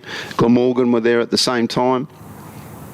McAndrew in bowls, and up on his toes is Bellingham, plays it to mid-wicket fielded by Orr. There is no run. And again, for me, it was about getting to know the team. Unfortunately, we had my wife's mother passed away while we were there, so it was a bit sad. So I actually left and had to come home early, but the team stayed obviously and played their white ball part of the leg, and then also we did a bit of a team building exercise at the back end of the trip. So look, the guys walked away from Zimbabwe in great form and knowing each other a lot better. McAndrew in bowl. Bellingham is forward, placed firmly into the covers. There is no run, fielded by Ibrahim. And you know, the feel is that we're hoping that that could become an annual event that will go back to Zimbabwe, you know, and keep promoting, keep working on things. We're trying to get some deals done with Zimbabwe tourism. And again, look, and I'm not calling Zimbabwe an associate country because obviously they're not, but you know, playing with the Netherlands, we played a lot against Zimbabwe, and you can see the battles of those sort of countries and how they're doing about cricket, and we do need to help. In comes McAndrew bowls, and that's a classy-looking shot by David Bellingham. That's going to race away for 4. The outfield is a little slow with all the rain we've had, but that was beautifully timed. He just eased the ball through the covers. He goes into double figures on 10. The total goes to 222 for 2. Yeah, off the back foot, beautiful shot. 224 for 2, I'm sorry. So look, we're hoping that a lot more good things can happen between us and Zimbabwe, and you know, it's very clear that with Zimbabwe cricket and the ICC sort of paying more attention and you know, watching the checks and balances of where the money goes and things like that, you know, things are happening. You can see Davey Houghton has been a fantastic, you know, acquisition to them, and he's really got the team going well, which is great to see. McAndrew in bowls. Oh, he bowls him! Terrific delivery from Nathan McAndrew, who's bowled with good pace down the hill here today. I think that's what did for David Bellingham, who, having played a lovely, classy shot for 4, is now on his way. He's out for 10, and Sussex have picked up a couple of wickets to force their way a little bit back into this match. Durham now 224 for 3. Bellingham on his way for 10. Well, that's the thing, isn't it? The old adage, if you just you look at a scoreboard and you whack 2 wickets onto it, you know, you're back in the game, and that's exactly what's happened. You know, they obviously had a plan that McAndrew wanted to have a crack at Bellingham, and that's been successful. So here we are. Durham's still in a pretty good position, but you know, with the loss of 2 wickets, we are now under pressure. We need to, you know, maintain it. You know, these 2 batters have to settle themselves, absorb what pressure there is, and then give it back when we can. But that's, you know, new batters on a wicket that's doing a little bit, and, you know, overcast conditions, these things can happen. So it's going to be a big test for Ollie Robson, and it's really important that Michael Jones can stay with him. Interesting point you make there, Ryan, because, you know, we hear so much about attacking cricket, but is now the time when, as a coach, you'd be thinking, well, we need to get through this little spell here. We don't want to suddenly find, you could, you know, who knows where this game might go. Durham might be 250 for 5, but I guess you want to make sure, if you were in the dressing room, would that be your instruction? Well, again, you've got a fast bowler who's in the middle of a pretty good spell. This is probably a time where you have to absorb a little bit of that pressure. Again, you are looking to score. If he offers you an opportunity to score, of course you're going to take that up. But you know what? Sometimes you do have to suck it up and, you know, get through a good spell of bowling. Fast bowlers, they have those periods where they get into the groove and, you know, things start to happen. So, and that's the beauty of the 4-day game. You know, there's times where you're going to feel like you're totally dominating, and then there's going to be times where you think you're under siege. And, you know, just in the last, 10 to 15 minutes, again, you can go back to the dismissal of McKinney and go, oh, well, that's a bit soft. You've let him back in the game. And these things can happen. But, again, that's the learning curve for a youngster of an 18-year-old going, OK, maybe that don't have to play that next time, and maybe we'd still be in a stronger position. Well, Nathan McAndrew has got his tail up here. He's been the pick of the Sussex bowlers, and Sussex have got a gully, so 3 slips and a gully. Point cover mid-off, mid-on. as in comes McAndrew bowls, and Robinson in his first facing the first ball in county championship cricket for Durham. The ball rattles past the outside edge through to Ollie Carter. End of a good over from Nathan McAndrew, who takes his jumper. 13 overs, 2 maidens, 1 for 49. Durham are 224 for 3. Michael Jones on 84. Ollie Robinson, that's the Kent Ollie Robinson, who shares the same birthday, not the same year, as the Sussex Ollie Robinson, which is interesting. Ollie Robinson not playing in this game. We thought he might be, but he's not playing. And you're listening to live cricket on the BBC. BBC Radio Sussex, BBC Radio Newcastle. You're listening to Ryan Campbell, the newly appointed Durham head coach. So Martin is back with us after his giving his update to the listeners. So I'll let Martin carry on his chat away with Ryan as Henry Crocombe prepares to bowl the next over. This will be, if the night holds, this will be a 7 o'clock finish. 30 overs. Yeah. Crocombe in from the sea end, and that is defended by Jones, who's on 84. I'm just looking at doing my maths in my head here, which is never a good thing, or doing it out loud. But 30 overs, that's around about 2 hours. So you're looking at a 7 o'clock-ish finish here. You allowed to do that? Or does it have to stop at 6:30? Well, I don't know the rules yet. No, they can, yeah. They never finish on time anyway. Never. Days players meant to finish at 6, never ever does. Even shortened days end up being longer. So Crocombe then, right arm over. That's left alone. He turned 21 in September last year, and it was his 21st birthday in Chesley Street. He was out for 1, and then he dislocated his shoulder and didn't play any more part in the game. So I think he'll probably remember his 21st birthday for all the wrong reasons. Yeah. Actually, I'm glad to see him back bowling properly after that injury, because... Was it his bowling shoulder? Might not have been, yeah. I think if it had been, if it was his... he's got a bit of strapping on his left side, isn't he, on his left shoulder? But I think had it been his bowling shoulder, you wouldn't be seeing him playing yet, would you? And this is the issue. Once you damage your shoulder, it weakens it and can keep happening. Dot ball, the previous delivery just went out into the covers. This is a period when Sussex can feel they can get on top here, and this light. Still quite a lot of cricket to go if they do squeeze these overs in. Crocombe bowls and pushed away by Jones beyond the slip cordon up towards the pavilion in the far corner of the ground for 2. It's not a bad view up there, is it, Ryan, the pavilion? Yeah, very nice. Up on the steps. I'm still trying to get my head around, not that we've seen much cricket yet at Chesterley Street, of the actual positioning. Like, I'm almost at third man kind of fine leg. It's a bit weird because a lot of grounds, you're either right behind the bowler or some are on... The worst is when you're square on, because I just felt that everyone looked like it bowled a million miles an hour. Bloke's got a bit nervous sitting on the side onto it, but this is a very good view. The place to come is upstairs in the media centre and get a good view, and you've got those wings, the open wings on either end where the cameras can go, and you can stand on there as well. Nice. I was actually thinking about the flats behind up there. Yeah, that would be a pretty good spot to watch the cricket. Yeah, a couple of those T20 games in midsummer on your balcony, and one of the flats here. Yeah. Those apartments at Somerset, but they're deep mid-wicket as well, aren't they? The retirement complex there. That's a nice setup. Crocombe to Jones. It's a short one. Jones ducks underneath it. The keeper's at full stretch. He gets his fingertips on it, but it's gone away for... I don't know if this will be a bye or a wide here. Let's see what is signalled. A bye. He was as far across as he could get there. There's an Art Deco block of flats next to the cricket ground at Jesmond in Newcastle, but they're at deep mid-wicket rather than looking down the barrel. Similar in design to those ones near Lords that you see. Nice.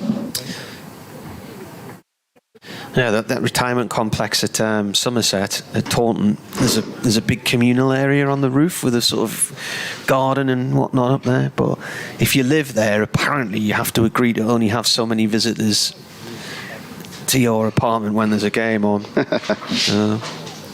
I'm sure those rules don't get followed. It was red hot when Durham were there last year in July, August. We were in a gazebo. It was about 37 degrees. It was too much, that. Nathan McAndrew starting you over Durham, 227 for threes, coming down the hill. Bowling to Jones is on 86. He's faced 146 balls. There's 3 slips in place. Right arm over. Jones plays the ball down into the ground and off it goes towards Garton, who comes round from third slip. No run there. Bernard's been on. I'll try and go through this as quickly as I can, but Bernard does send War and Peace in each email. Great to have the commentaries back on air with Adrian to start the season. Don't make any silly predictions today about the coming season, but wait until 4 or 5 games before making any. I'm not making any predictions. And he said, I'm delighted the Strauss proposals are dead in the water, to quote what was said yesterday by somebody from the ECB.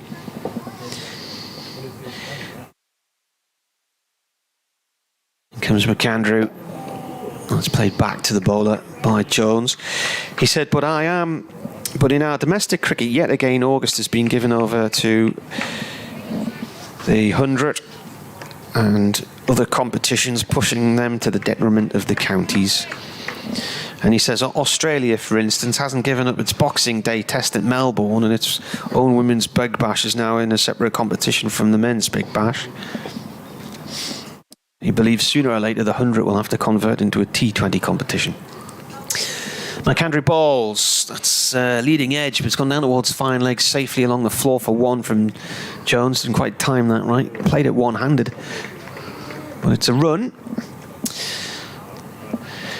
Anyway, thanks for your first email of the year, Bernard. I'm trimming about the bottom third of the just because we might run out of time. Davey Fenwick's been back on for a question with Ryan. I hope Ryan, while he is here, will be supporting the red and whites of Sunderland, he says. Please, that is an interesting question. That's one of the things I've worked out. McAndrew in, balls, and this is played off through mid-wicket by Robinson, who's going to get 2, and that's him off the mark. Yeah, so since moving to the northeast, it was very quickly made clear to me that you had to go for Newcastle, Sunderland, or Middlesbrough. Is that right?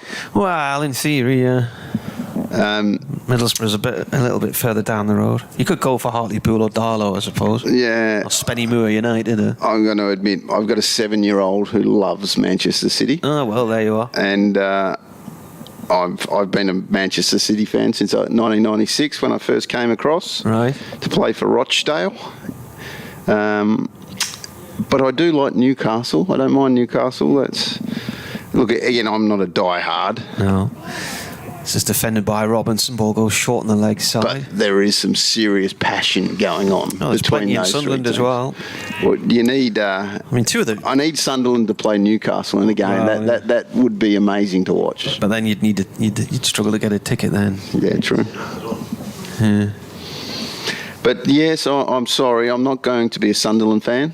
Right. I'm going to stick with Manchester City. Well, I think that's a straight bat answer. That. I actually went to my first game ever on Saturday. Took the youngster down on the train and to Man City. Yeah. McAndrew balls that nips back. That's got Robinson in the box, and he's limping away in agony there. He's down on his haunches now. Bag of peas might be needed here. Frozen ones. Just a little bit winded. That's the end of the over. Inside edge on the box area. Who were they playing at the weekend? Liverpool. Oh, yeah. So what was the final score? 4-1. 4-1. My son, who loves Haaland, obviously, was a bit disappointed when he found out that he wasn't playing. Yeah. But when they went 2-1 up, I think and by the time they were 3-1 and then 4-1, he didn't even know Haaland existed, to be honest. It was all lots of fun and joyful. I'm gonna hazard a guess as who got your tickets for that match. Yeah, I know a guy. I'm going to go for Scott Borthwick and his Manchester City connections. Yes, I'm very lucky that I can say I've ticked it off the box. I've been to a Premier League game. It was fantastic. Great atmosphere. It's a nice stadium, isn't it? Beautiful stadium. New over Crocombe coming up the hill. And bowling here, 2 Jones is on 87. How do you get across to there from Manchester City Centre? Does the tram go out there, doesn't it? Yeah, so we trained it to Manchester, then trammed it to Manchester Piccadilly, and then we were going to tram it again, but we decided to take the walk. Myself and my assistant James Hilditch was with us, and my son. We thought, well, let's go for a walk. What's that, So about 3 miles? Yeah, it wasn't bad, 30 minutes or something. It's through a lot of industrial parks and stuff, isn't it? Oh, it's played into the ground here. Bounces away safely from the stumps. The last 2 times I've been to Manchester City's ground was to park there to go and watch the cycling in the velodrome, the British Track Championships. But the second time we got there, City were actually playing an FA Cup tie against somebody, so we were told we had to go and park in this industrial estate, and it was way across the other side of this big park. And that must have been nearly a 2-mile walk back to the velodrome from there. It's a difficult place to get to, that ground. Crocombe Bowls. This is defended by Jones. Back to the bowler it goes. But you see your proper match day experience, an overpriced burger, maybe a bovril and a wagon wheel if you can still get them. Well, the end of the day, like I say, I'm not out and out football fan, but I enjoy sport. And for me, the experience of going and watching that go on, and the pace of the players and the strength and all the skills that they have on offer was just fantastic. We had a great day. Crocombe Balls is a short one. Keeper takes it at full stretch. It's a no ball. Now, I think that was foot rather than height. It must be foot. I think that's height. You reckon height? Yeah. I lost track of the ball for a while, to be honest with you, but I didn't see any movement from the square leg umpire. I must admit, I do find that rule weird to be called a no ball on height, where everywhere else it's just a wide. Yeah. Crocombe again. That's pitched up on a length and defended by Jones. Have Brighton got a game this week, Adrian, down here or not? But they are playing at Tottenham on Saturday. Oh. They're having a great season, Brighton, aren't they? Yeah, really, really good.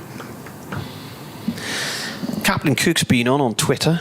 He says, can you ask Ryan what Durham's approach will be during the 50-over competition, given the squad might be hammered by the 100, especially on the bowling side of things?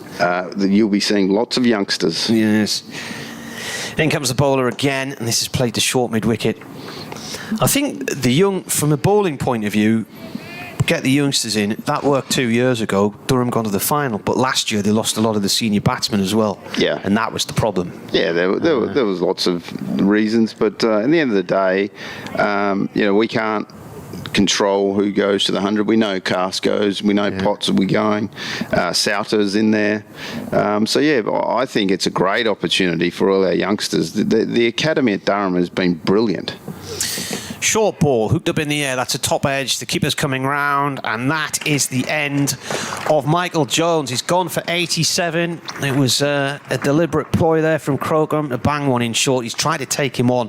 The fielder who came round to take the catch was Jack Carson, the Irishman. So sadly, and Michael Jones is now furious with himself. He's punching himself in the thigh as he walks off. And we had that short ball a couple of deliveries before, which was a no ball. And he departs, having opened this morning. He's faced 155 deliveries, and he's out for 87. Durham 232 for 4.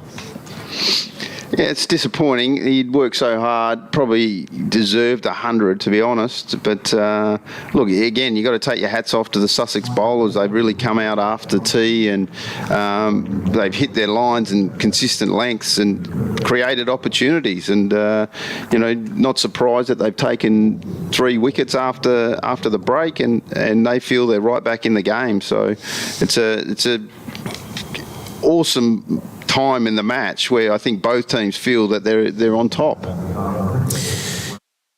Yeah, well, they've got back into it, haven't they? Here, the runs have dried up a little bit as well, haven't they? That's been one of the other issues. But I mean, going along at 5 in the run up to tea, trying to keep that momentum going is always going to be tough.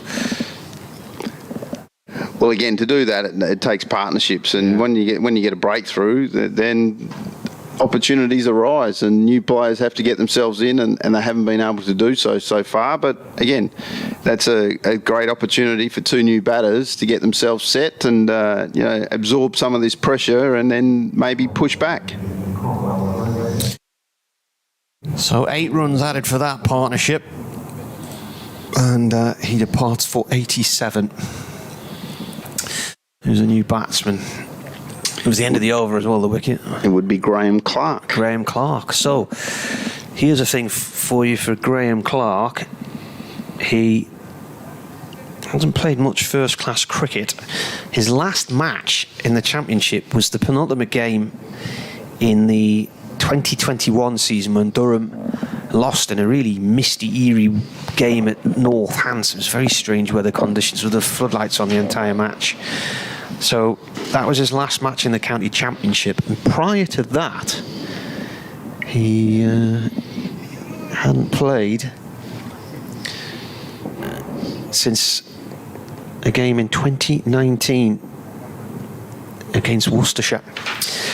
Garton is back into the attack, and this is driven up the field by Robinson, and he's smashed into the stumps at the bowler's end.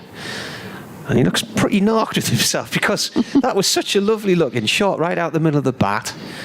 If you got points for style, like you do in diving or whatever, you know. Best fielder in the game, the stumps. Yeah.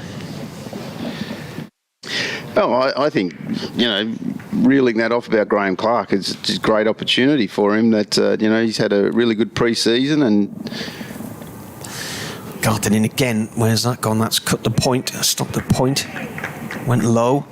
And to be honest, the style of play we want to engage in, I think suits his game. And a guy coming in at number 6 at 4 for 230, giving himself a chance, get stuck in. And if he gets going, I think what you'll see is that scoring rate to start to rise again. And, like I say, I think it's just a great opportunity for him. Garton left arm over, coming down the hill. Robinson turns this one to fine leg. There's a man there, he'll get one run. Daniel Ibrahim's on as a 12th man fielding at point at the moment.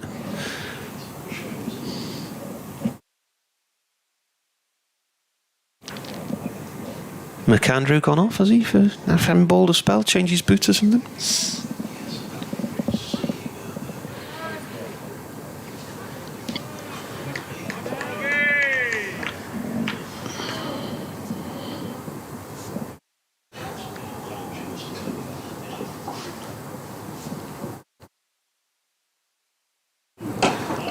This is played out into the cover area as well.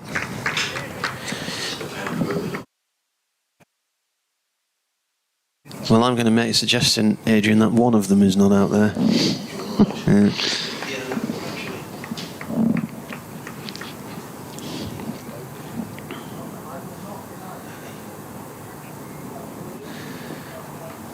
He's got number 6 on his back, hasn't he? Garton in. Tries to York Clark. Clark just dabs the bat down on that one and plays it away into the offside to safety.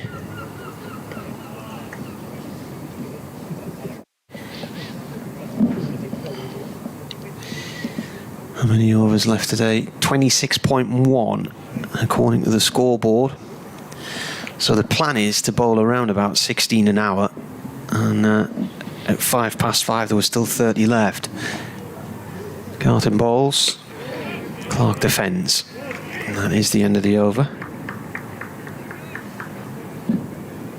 I'm going to bring Adrian back in because I've got to go do a 5:30 next door in a minute or two, so I'll bring Adrian back in. Durham are 233 for 4, yeah. I need to write an update for the BBC website as well, so... Double pay, I've no doubt. Not at all, not at all. We do it for stale bread and water. Love of the game.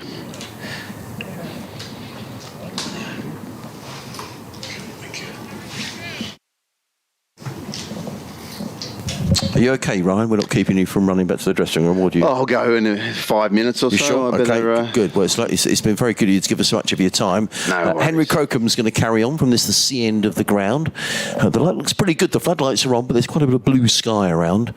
Sussex having fought back a little bit since tea when Durham went to 161 for 1. At one stage, 213 for 1. But a couple of wickets from Henry Crocom. And one from Nathan McAndrew. In comes Crocom, bowls with good pace, let go by Robinson outside of the off stump. And there is no run. Umpire Middlebrook just has a little wander down, has a little natter away to Graham Clark. 3 slips, backward point, cover mid off, mid on. mid-wicket and a long leg. What sort of pre-season has Matthew Potts had? Very good. He was in ripping form. Again, we're only in the indoor nets, but preparing himself for the Test series in New Zealand. In comes Crocombe bowls, and forward comes Robinson. Firmly plays to mid-off, fielded by Pujara. Again, there is no run. And again, unfortunately, didn't play either of those Test matches, which were two ripping Test matches. Let's be honest. But look, so he was obviously ready to go, and then flew straight from New Zealand to meet up with us in Zimbabwe, which was good for him. And even there, he showed that he was bowling with plenty of fire. In comes Crocombe bowls, and Robinson with a handsome, stylish shot drives the ball through the covers for 4 runs. That was a quality shot, slightly overpitched by Henry Crocombe, but dispatched beautifully by Robinson. Yeah, look, Ollie's had a pretty good pre-season himself. He's in really good form with the bat, and again, he's one of those young wicket keepers who he's always going to be looking to score. And I think his mum and dad have made their way up from Kent to watch today's game, so they'll be hoping that he can put on a bit of a show for them and make a big score for us. Crocombe turns at the end of his run, comes into bowl to Robinson, who's 7 not out. He's in on bowls. Robinson drives sweetly down the ground, well fielded by Pujara.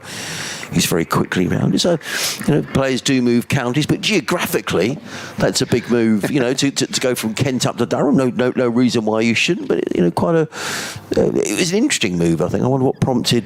Well, he wants to play 4-day cricket. He wants to be the number 1 gloveman, and of course, Kent have a couple of very good wicket keepers down there.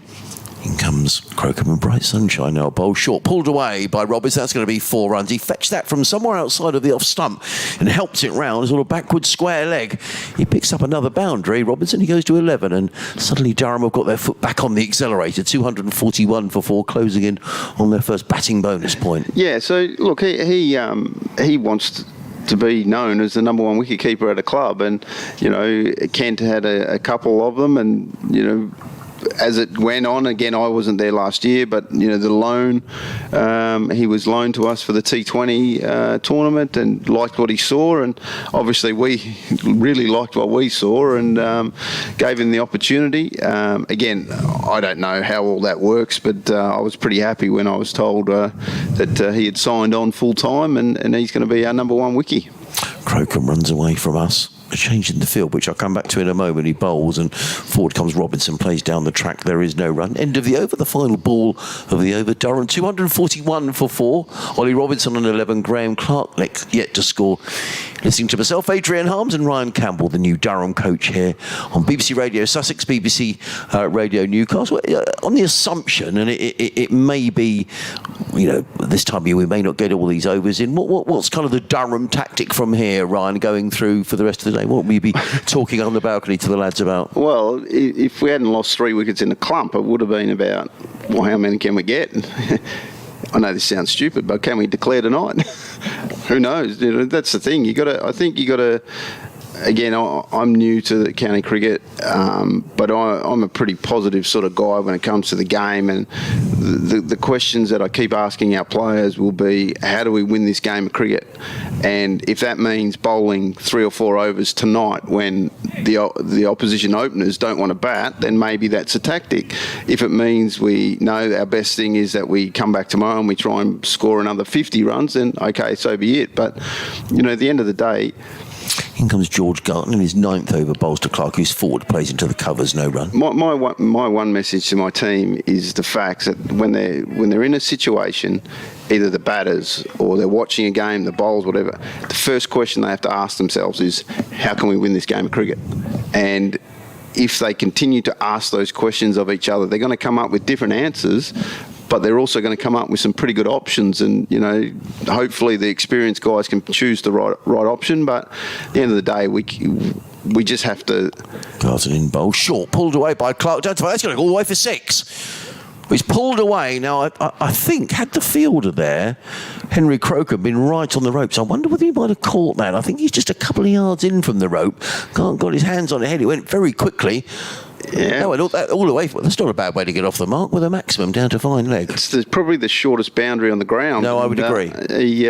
He was half a chance to catch that one-handed. Would have been an absolute belter. It would have been. No, it would have been a terrific catch. Sorry, we were sort of asking questions in between balls as in comes Garton again. Comes in bowls to Clark, and Clark covers up and plays to mid-wicket. There is no run. Yeah, and again, look, I don't want to come up here and make bold predictions or anything like that. I'm not like that, but I think in 4-day cricket you've got to keep the game going. How can we win? Well, you've got to take 20 wickets. We have to take 20 wickets in this match to win. We're bowling second. So for us to win, we're going to have to take all 20. So how can we do that? And that's going to take time. And, so that's the questions, I guess, that... In comes Garton, bowls to Clark. That's short, and he's pulled that away. He's pulled that actually over the Spenkarma Pavilion. I mean, the wicket is set on that side. It's a little short from George Garton, and Clark just tucked inside the line and helped himself over square leg for 6. That's gone many a mile. I think that would have probably been a 6 on most Test match grounds. That's gone a long way. That has gone a long way. And again, we were speaking, Marty was speaking about it. This bloke hasn't played first-class cricket for a long time.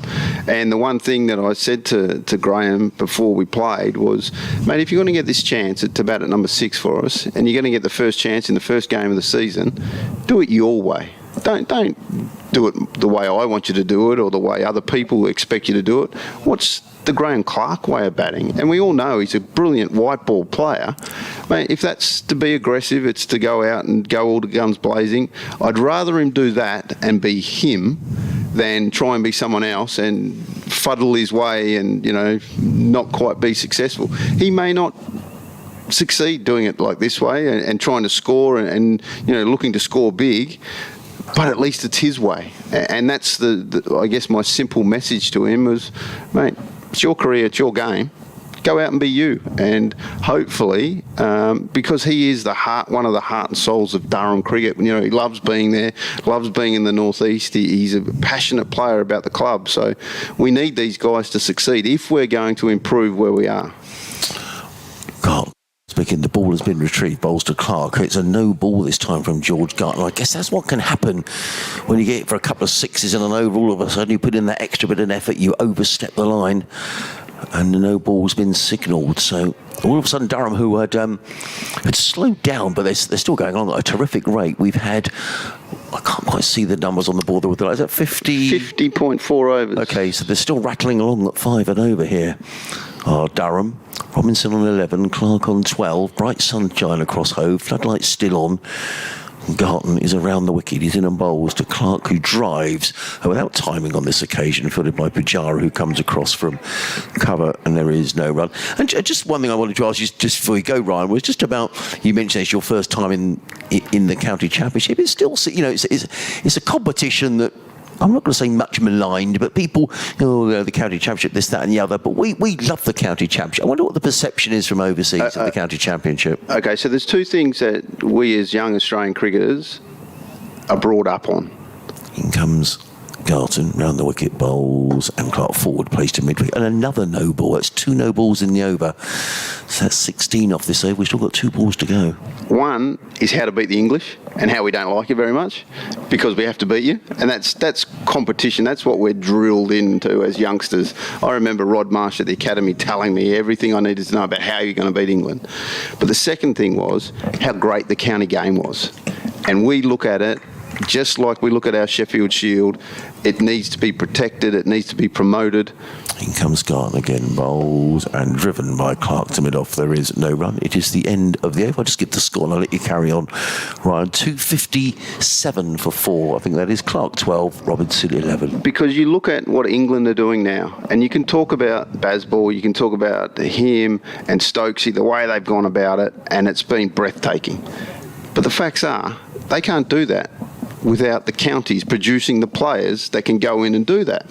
So we, as one of the foundation stones of English cricket, we have a an absolute right, an absolute responsibility to create players who are good enough to play for England, and that comes from the county game. So, look, again, I'm new to the county game, but I've watched it for over 30 years now, and I love every part of it. I love the fact that there's people down here watching. There's going to be a packed house on tomorrow. Long may it rain, and we have to protect it and we have to promote it. Great to hear Henry Crocombe in over the wicket bowls to Robinson, who thought about cutting that when the ball goes through to keeper Carter, I should say, and there is no run. There's a slip in a gully, a backward point, cover mid-off, mid-on, mid-wicket, 2 men set back on the leg side. There's a deep backward square and a fine leg. The floodlights are on. They probably don't need to be at the minute because the sun is shining brightly. Henry Crocombe in his 13th over, figures of 2 for 45. And thank you, Ryan, for giving up so much of your time today. I know you've got to go now, so I'll turn off your microphone. So, Ryan Campbell, thank you very much for your time. Thanks for having us. Much appreciated, and I'm sure we'll be talking to Mark throughout the season as another boundary makes its way over pitch from Henry Crocombe, and Ollie Robinson with a lovely shot down the ground, picks up a boundary, the former Kent man. He goes to 15, and Durham picking up the pace again, 261 for 4. And if we do get these remaining 20-odd overs in, Martin, the way that Durham is scoring here, the best part of 5 and over, it could be approaching 350, we'll have to see. Sussex, though, had fought back with some wickets after tea. In comes Crocombe bowl, short outside the off stump, carved away 4 more. Can't bowl there, really. It's wide of the off stump, and in fact, it's got all the way for 6. It's a short boundary on that offside, but it was wide of the off stump, and Ollie Robinson just lifted the ball over backward point for 6 runs. And Ryan was saying that Ollie Robinson's parents have made their way out from Kent to watch today.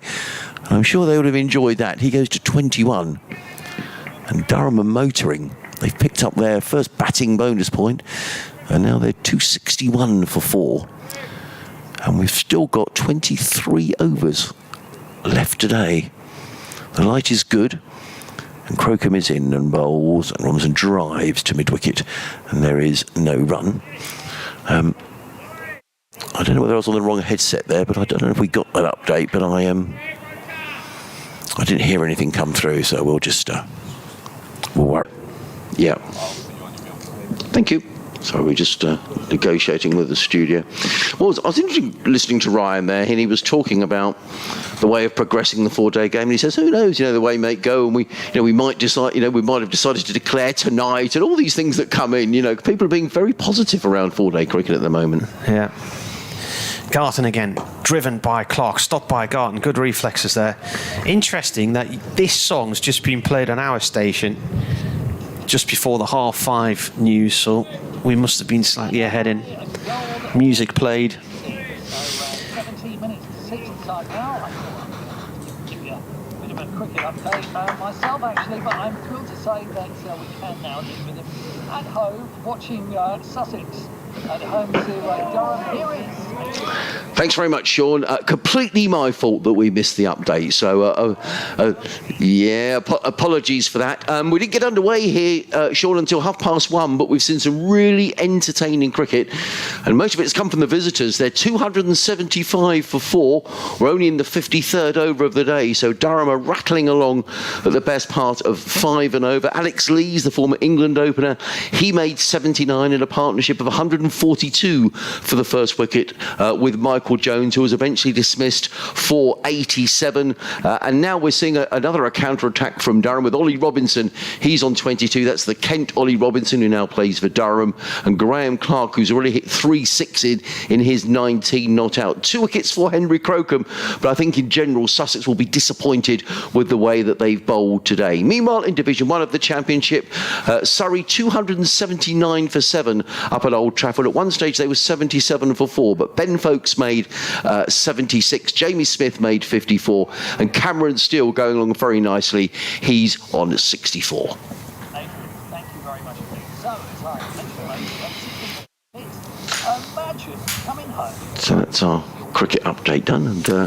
And when the ball was changed for the second 6, that brought up the 250 for Durham and the first batting point under the new regime. And what a way to go to it as well. And it was a big 6.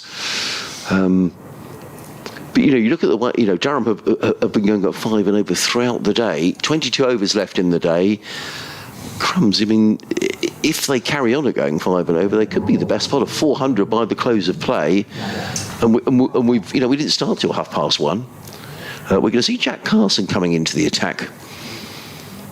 But, I have to say, from an entertainment point of view, for those spectators who are here on a pretty cold day, it's been entertaining fare, Martin. This is the new way that county cricket is going to be played. Well, not every match will be like this. It won't. But going along still at 5 and over, so that's not too bad, is it? Well, and there is a short boundary. There is a short boundary on one side. But it looks a good track, and hopefully with 3 good days, we could be in for a cracking game to start the season. Carson. Oh, that's played by Robinson out through the covers. He gave himself a bit of room to push that one out there. What was the Irish comedian called Carson? Was he Jack Carson as well? No. I think or was it a Willie Carson? No, he was a jockey. He was a jockey. Frank Carson. Frank Carson, that's right, yeah. What is his catchphrase? Is the way I tell them? Was that right? Carson in again. This is played this time after that delivery to deep square leg for 2 by Clark. Hasn't quite got his length right today. As Jack, I think he's just bowled a little too short. But when you've got players who are looking to get on the front foot, that's the thing. It puts doubts in the bowler's mind, doesn't it? So he's probably dropping it up. I wouldn't fancy being short leg in there. I think that's Ali Orr. Comes in and bowls again, right arm better. over. Ball is pitched on a length and played back to the bowler. Yeah, that was a better delivery from Jack.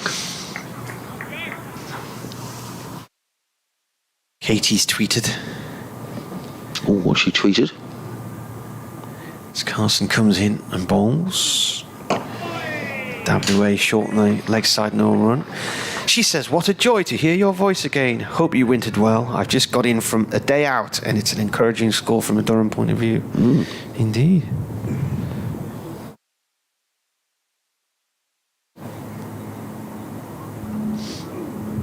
Whoa, get after that. That's gone out the ground. Oh, your car's out the back of there, isn't it? It is. Oh, it's landed on the roof. It's hit a wall behind our commentary position and come down on the flat roof next to us. Well, so that's Clark dispatching another one. That's 4 sixes he's hit, Martin. Yeah, and that's 2 balls he's lost as well. And that was the situation. I was just saying I wondered whether Jack was bowling slightly too short. But when the batsman is showing this sort of attacking intent, you pitch one up, you're giving the ball a chance, and you've got the bat, kind of Tom Haynes waving, good old Tom, driving the ball over the top. He's a Tottenham fan, is Tom, but he can't help that. Don't hold that against him. No, we don't. He's a nice fella. But it's days like today when the ball is going around the park a little bit that Tom might be thinking, actually, I'm glad I don't have to make too many decisions. He's warming up down below us. But he just came dancing down the wicket, didn't he? I mean, it was a very clean hit by Graham Clark, who's Ryan Campbell was saying he's told him to go and play the way that he intends to play, and he's 27 and 24 of those are coming sixes. So he's not hanging around. And we've got a delay here because we're waiting for another ball to be brought out. So Brenda, who's in charge of the balls for the umpires, always sits in the same seat, Brenda. I was looking to try and see if it was her still. Yeah, it's still Brenda. But I couldn't actually see because I was looking through 2 sets of glass rather than 1. Yeah. Well, we have another ball, Oh. and that's slammed out into short extra cover. Is that a catch or not? Or is that just the end of the over? Good stop from Pujara. That was one of the great balls. It was a full toss. He's lucky to get away with that. Yes, it is still Brenda Martin. In fact, every time I see Brenda, she said, you've changed the times of your sports bulletins in the morning on the radio, and I don't know where I am, and so she keeps us in check, does Brenda. Wonderful servant to the club. She had a dinner back in the winter. I forget which birthday that was for, but she's a much loved figure here at Hove. Always brings the balls out from the umpire when they get lost, and there's been a couple lost today. A bit more darker cloud coming in, Marty. Still, the light is perfectly playable with the lights on, but in fact, Tom Haynes, we were saying just down below us, was warming up, and he's going to get a bowl, is Tom. And he's back to square one here, Sussex. 284 for 4. Robinson 23, Clark on 37. Tom just bowled the 1 over earlier on today, went for 11 runs, but again, Cheteshwar Pujara is just looking for someone to try and keep things a little quieter. Just at least bung up one end here because the ball is disappearing to all parts. We've only had 54 overs in the day and Durham 284 for 4. Haynes bowling with a slip as the only close fielder. Keeper Carter is standing up to the stumps. There's a backward pointer cover and mid-off. There's a sweeper on the cover boundary. On the onside, they're just changing the field a little. There's a mid-on, a mid-wicket, a deep backward square, and a fine leg. It's got quite gloomy all of a sudden. As in comes Haynes running in, bowls to Robinson, who hammers that away, and that's going to go for 6 runs.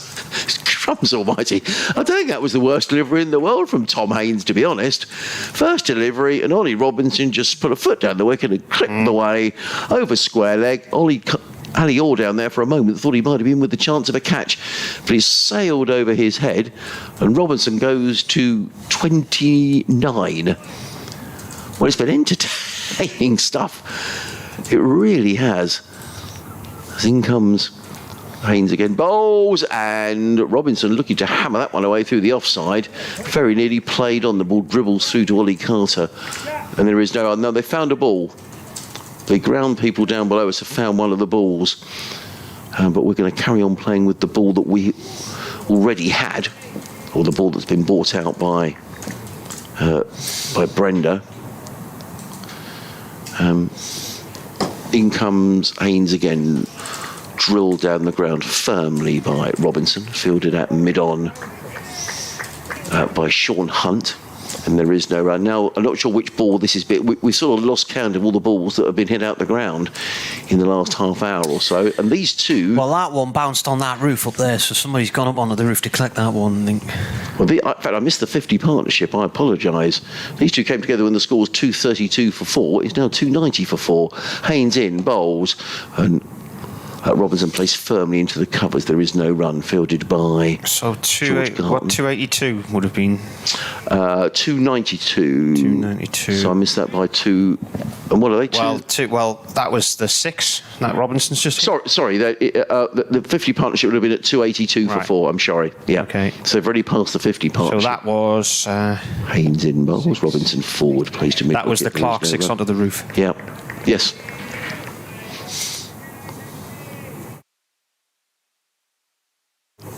So despite the loss of a session this morning, it's been batting with intent, haven't they? Well, hugely. And actually, I thought the tone was very much set by Lees at the top of the order. He made 79, Michael Jones 87, a partnership of 142 for the first wicket as Haynes is in, bowls to Robinson, who glides this through mid-wicket, picks up a single fielded by Ali Orr coming in off the mid-wicket boundary. End of the over. Good recovery by Tom Haynes after the force ball disappears into the stands for 6. 291 for 4. Robinson on 30, Clark on 27. And the partnership between these two now worth 59.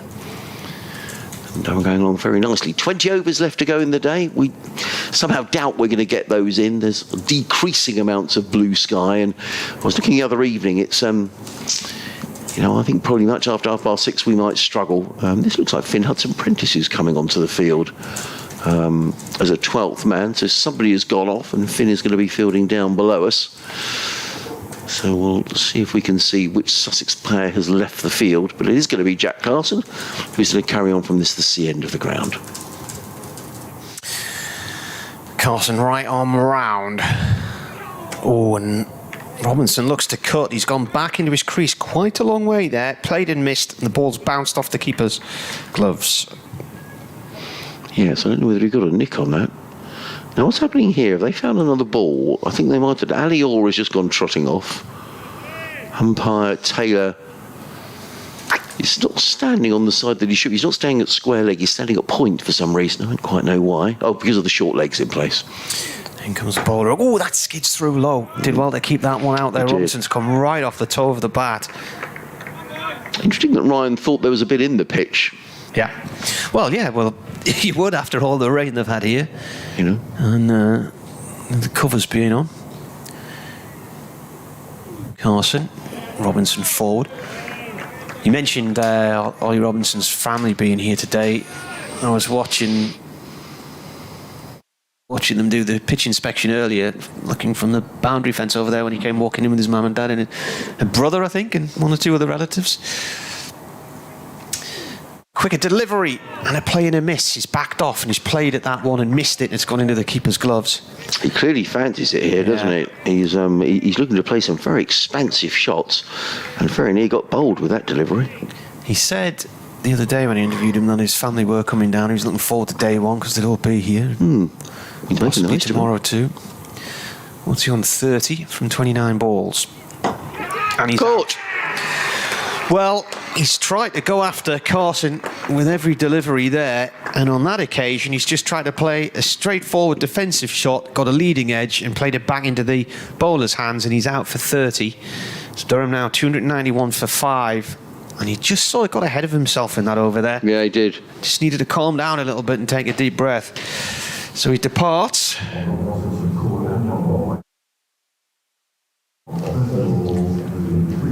On a partnership of 69. I would agree. I think he did get a little ahead of himself there. He was enjoying himself, wasn't he? But he just. Well done, Jack Carson, though. Kept his line. In the previous over, he'd pitched one up to Graham Clark, who hit him straight down the ground for 6. But a first wicket of the season for Jack Carson. And this game is moving on at a pace of knots.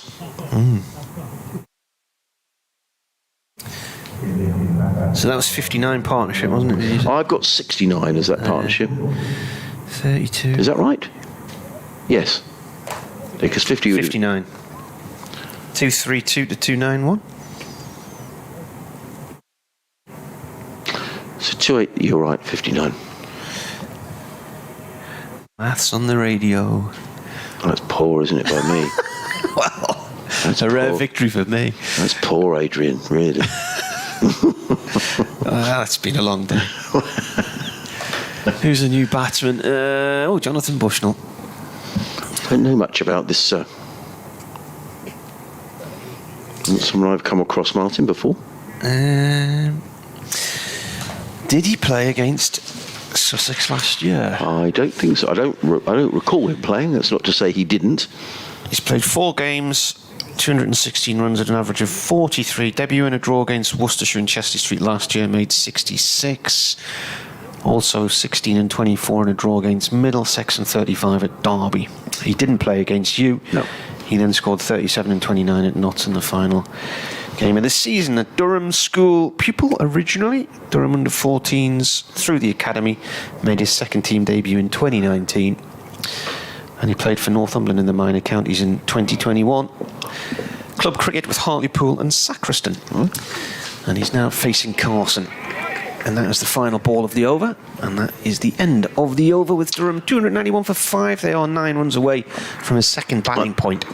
Well, a wicket maiden from Jack Carson. I think there's only been a couple of maidens all day. So well done, Jack, persevering and extracting the error from Ollie Robinson. I think he'd be a bit disappointed the way he got out. He was certainly looking to get on with it. Was Ollie Robinson, and who's to say that he's wrong, because Durham have been very, very aggressive throughout the day. And I think I'm just having a little natter there. I don't know. I think the light is maybe, yeah. The thing with that dismissal there was he kept trying to attack the ball. He looked to cut 3 or 4 times. One into the keeper's gloves, one off the keeper's pads, one nearly bowled him. And then the one ball where he decides to be sensible and try and play a forward defensive, he gets a leading edge and is caught. In comes Haynes, bowls, drilled firmly down the ground by Clark. Some time at their family house a couple of summers ago, and Reese's medals on the wall. An edge and dropped. Put down at slip. Yeah. Haynes in, Chance. he got a slip. It was dropped at slip by Tom Alsop, who's normally very reliable in that position. Came at him like a shell. So Graham Clark gets a life, but it seems a little unkind because, as you say, it went very, very quickly. And he's dropped his Graham Clark on 27. Tom Haynes denied a wicket. catch has gone down today. Haynes in again, and this Clark. It's sod's law, isn't it, from the bowler's point of view? He sees him drop the next ball. He just smashes it away over the wicket for 6. That's his 5th 6, Graham Clark. He's on 33, and 30 of those runs have come in 6s. Perhaps he's made up his mind. He's just going to put bat to ball and not fiddle about. Tom Alsop will feel dreadful fielding at slip, but it would have been a good catch. And it is a short boundary on that leg side, but Durham have peppered it all day. In comes Haynes again, bowls, and this time Clark drives to mid-on, and there is no run. It's the end of Tom Haynes over.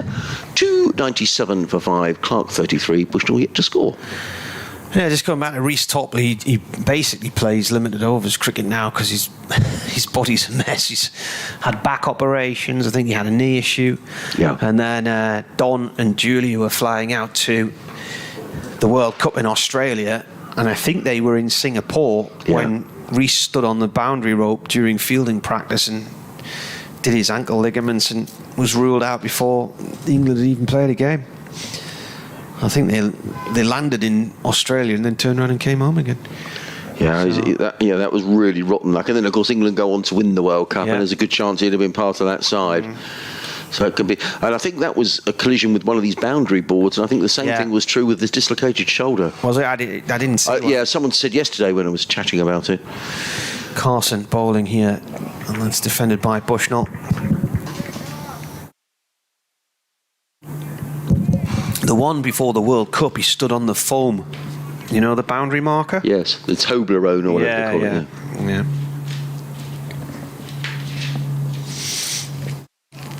Carson round the wicket from the sea end, defended by Bushnell. It's just greyed over again here, and it's now patchy cloud, and there's plenty of it around. There's some big bits of blue sky as well, and some pretty spectacular shafts of sunlight breaking through to the west of us, but here at the moment just a little bit overcast, a little bit gloomy. This is a dot ball played to short mid wicket. Robert's been in touch. He says, I'm looking for a ticket for tomorrow. I was too late to get one. Oh, it's here, right. I think if he comes dressed as a shark, he might get in. He might get in, yeah. Bowler comes in, playing a miss there from Bushnell. That's, I think, come off the keeper again. It's interesting this, you know, when batsmen have gone into their shell, they've just looked in a bit of trouble. I just wonder whether whether Durham have gone on the attack here and thought the best way to play here is put back to ball, because Clark was dropped at slip, wasn't he? Just playing a rather tentative shot. Carson comes in again, defended by Bushnell. The ball rolls back to him. Surrey 307 for 7 towards the end of the day there against Lancashire in Manchester. Good recovery, actually. No play for Somerset and Warwickshire today in Somerset due to a wet outfield. They were worried about that last week. Really? Okay. Essex 162 for 3 on day 1 at Lords against Middlesex. Carson over the wicket, Bushnell forward and defends. It was good cricket, actually. It was a quicker ball from Jack Carson, and it was well played by Bushnell, who, in relation to the rest of his teammates, has taken 7 balls to get off the mark. Graham Clark 33 off 29. At Canterbury, Northants are playing Kent, and it was a bit wet there earlier on. Andrew Radd, the Northants commentator, was talking about the excitement of the new county season and a beautiful smell of furniture polish and varnish in the press room at Canterbury. Northants batting then, 26 overs is all they've managed so far there, and they've called it a day, and they are 89 for 7. We'll be lucky here then. Really. Notts back in Division 1 after about 3 or 4 years, 185 all out against Hampshire, who are 96 for 3 at the Rose Bowl. Here comes Tom Haynes, bowls to Clark. He's beaten outside the off stump, taken by Carter, who's standing up to the stumps, and there is no run. It's actually the close of play at Lords as well, so they've had a bit of rain there this afternoon. 56 overs was all that was possible. I think we've been quite lucky, Martin. Ground staff are suddenly up on their toes here. Yes, they are. That's always slightly worrying. They've got brown. I don't think they've got their tea in those brown paper bags. In Cardiff, Gloucestershire batting first against Glamorgan. Haynes in bowls to Clark, who plays 2 mid-on. There is no run. In fact, they're now walking around the boundary, Martin, so maybe they've decided it's not going to rain. 137 for 7, Gloucestershire there, relegated, and many tips for the promotion again. Derbyshire against Worcestershire, 226 for 4, Derbyshire in Derby, and Yorkshire 211 for 2 in against Leicestershire in Leeds, 44 overs in. Haynes bowls and Clark plays firmly through backward point. Two fielders nearly collide. Oh, Jack Carson goes diving over. Now he hasn't hurt himself, Jack. Went down heavy on his knee there, didn't Well, he did, and he's got. Oh no, I hope he's all right. He does have problems with his knees, does Jack Carson. Oh, he's hobbling around there at backward point. Yeah, I hope he's all right. Yeah, he looks like he's okay. And he prevented the second run, but I hope that he's just flexing. Oh. Jack, I hope you're okay. So I know it's great for fielders to chuck themselves around and everything, but we saw it at Durham last year, didn't we, with young Henry Crocombe. And he's just flexing his knees, Jack. Let's just hope there's nothing more than a bit of a bump. But he looks a little uncomfortable at backward point. He's hobbling in. In comes Haynes, bowls and played by Bushnell. For his first run, he goes to mid-wicket. Jack's now rolling up his trouser leg and looking at his knee. And he just looks a little bit uncomfortable. Let's hope that's all okay. He was so looking forward to this season. He's only played 5 first-class matches, I think, in the last 2 years. He had so many injury problems with that knee. And comes Haynes over the wicket, bowls. And Clark's at it again, and that's going to be 6 more. Well, that's 6 sixes he's hit. That's hit the top of a white brick wall and gone down the car park. Well, he just hammers that one over sort of wide-ish long on for 6 more. So Clark goes to 40, and 36 of those have come in 6s, Marty. It's just the way he just thinks, right, have it, bang. Yeah. He plays a couple of 4 defences, then he just seems to think to himself, oh, I'm going to hit this for 6. The cricketer is predicting Durham to finish 7th in Division 2 this year. Really? Yeah. Derbyshire to finish 2nd. Sussex? Okay, there. He's looking through the magazine as well. Glamorgan 3rd. Right. Gloucestershire 5th. They're obviously thinking Yorkshire first. Yeah, they're going to go Yorkshire, aren't they? I haven't even looked at this. Interesting. 300 up. So another batting bonus point for the visitors. Another 6 brings up another bonus point. Yeah, and now we're having to find the ball. Leicestershire 8th. Yeah. Where they were last year, wasn't it? 305 for 5. Now the ball's been returned. Well, we've had good entertainment here. Those that have been here, there haven't been a massive crowd, and a lot of people with the cold, I think, have given up. But Sussex 6th. Right. So where were they? 7th last year, were they? Durham was 6th last year. Well, Sussex.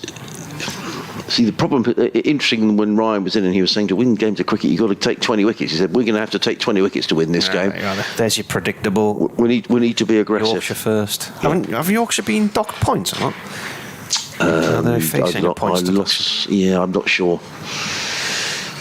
One more ball left in the over, says umpire Taylor from the far end. As in comes Haynes, bowls, and he's at it again. Clark this time he hammers the ball away through the covers, but this time there is a sweeper on the cover boundary, who is Sean Hunt. And one more to Graham Clark, who goes on to 41 of 34 deliveries. He's playing a one-day knock here, and the total advances by 1. 306 for 6, so we have got... Is that 16 overs left in the day, Martin? That's an hour from now, so 10 past 7 finish. So 16 overs, and if Durham go along at the same rate, they'll be close to 400, but there's some fairly dark cloud away to the west. I will be very surprised if we get the requisite amount of overs in. Is Jack Carson going to carry on? Yes, he is. So the good news is Jack's knee looks like it's okay. And who's this coming down below us onto the long on boundary? It's Nathan McAndrew. We haven't spoken to yet, but I'm sure we will as time goes on. It's going to be Jack Carson. This has gone off into the air. Oh, even got a hand on it, but he couldn't hold on to it. He was way in the air there. Bit of a leading edge from Clark pushing at that one. Who was it, Garton? Yeah, it was. If anyone was going to catch that in this Sussex side, it would have been George Garton. So it went in the direction of the right player, but he sort of goalkeeper style, he dived, he couldn't quite get there. And again, that was just sort of that rather tentative push. And it nearly ended in Clark's demise. When he's actually put back to ball, he's gone miles. Carson bowls, driven by Bushnell through the covers for 4. Nice shot. foot to the pitch of the ball. I think we're going to see Nathan McAndrew back into the attack for Sussex in a moment, Martin. He's doing some warm-ups, some sort of Pilates down in front of us. I think I need to do some as well. I'm as stiff as a board sitting here all day.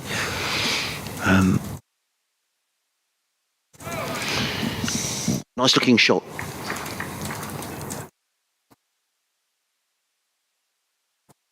Yes. Carson round the wicket from the C end. That's coming our way and dropped. And that's going to go for 4. That's a drop. I think you expect So it. Bushnell's hammered that towards deep mid-on, and McAndrew's leapt up. He's got a hand on it, and it's gone out of his hand and away for 4. Yeah, it's a drop. I think at this level. Yeah. Dropped on 5 with a total on 350. So Sussex put down 3 catches today. Gave Jones a chance. They've given Graham Clark a chance, and now they've given Jonathan Bushnell a chance. Yeah, I think they should have been taken. Yeah.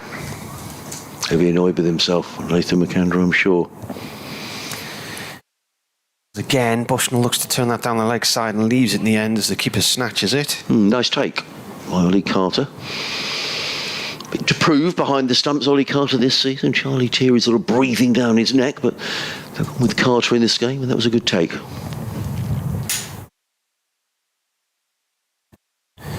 Carson bowls. Bushnell forward, no run there.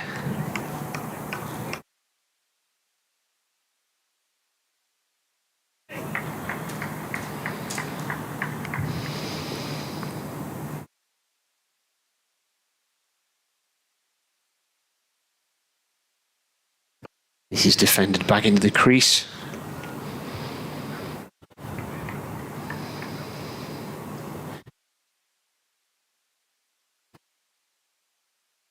So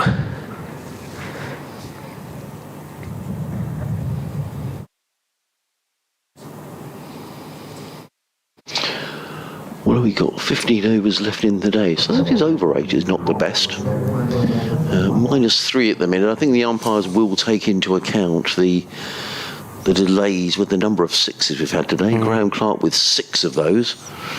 But we've got a change in the bowling, and it's going to be Sean Hunt who's going to come into the attack. 11 overs, no maidens. 0 for 65 for the young Sussex seamer.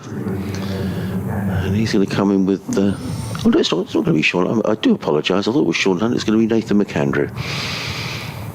They put up Sean Hunt's figures, but it's going to be Nathan McAndrew. He's bowling with 3 slips, a deep backward point, a cover, a mid-off, a mid-on, a deep mid-wicket and a fine leggers. And McAndrew, the light is not great at the moment. It's okay, the light's on, but he's running down the hill to bowl to Clark, and Clark is full to a ball of good length and punches that down to mid-on. And there is no run. You know, I think from both sides' point of view here, Martin, I think Sussex will be quite keen to come off and say, right, that's it. It's not been the greatest day, but we're not out of this by any manner of means. It's a short boundary on one side. They've picked up 5 wickets. From a Durham perspective, you know, they've had a terrific day, haven't they? You get put into bat in April. They'd have taken this all day long. Yeah. McAndrew, but a couple of wickets here would make it a bad day for Sussex. McAndrew in bowls, and Clark eases that to wideish mid-on, fielded by Tom Haynes. Clark for the dealing in singles here. He goes to 43. Durham to 316 for 5. 6 sixes for Graham Clark. And big sixes as well. Coming almost like a man with a point to prove at number 6. Bad way to impress the new coach. Slip cordon is Allsop, Clark and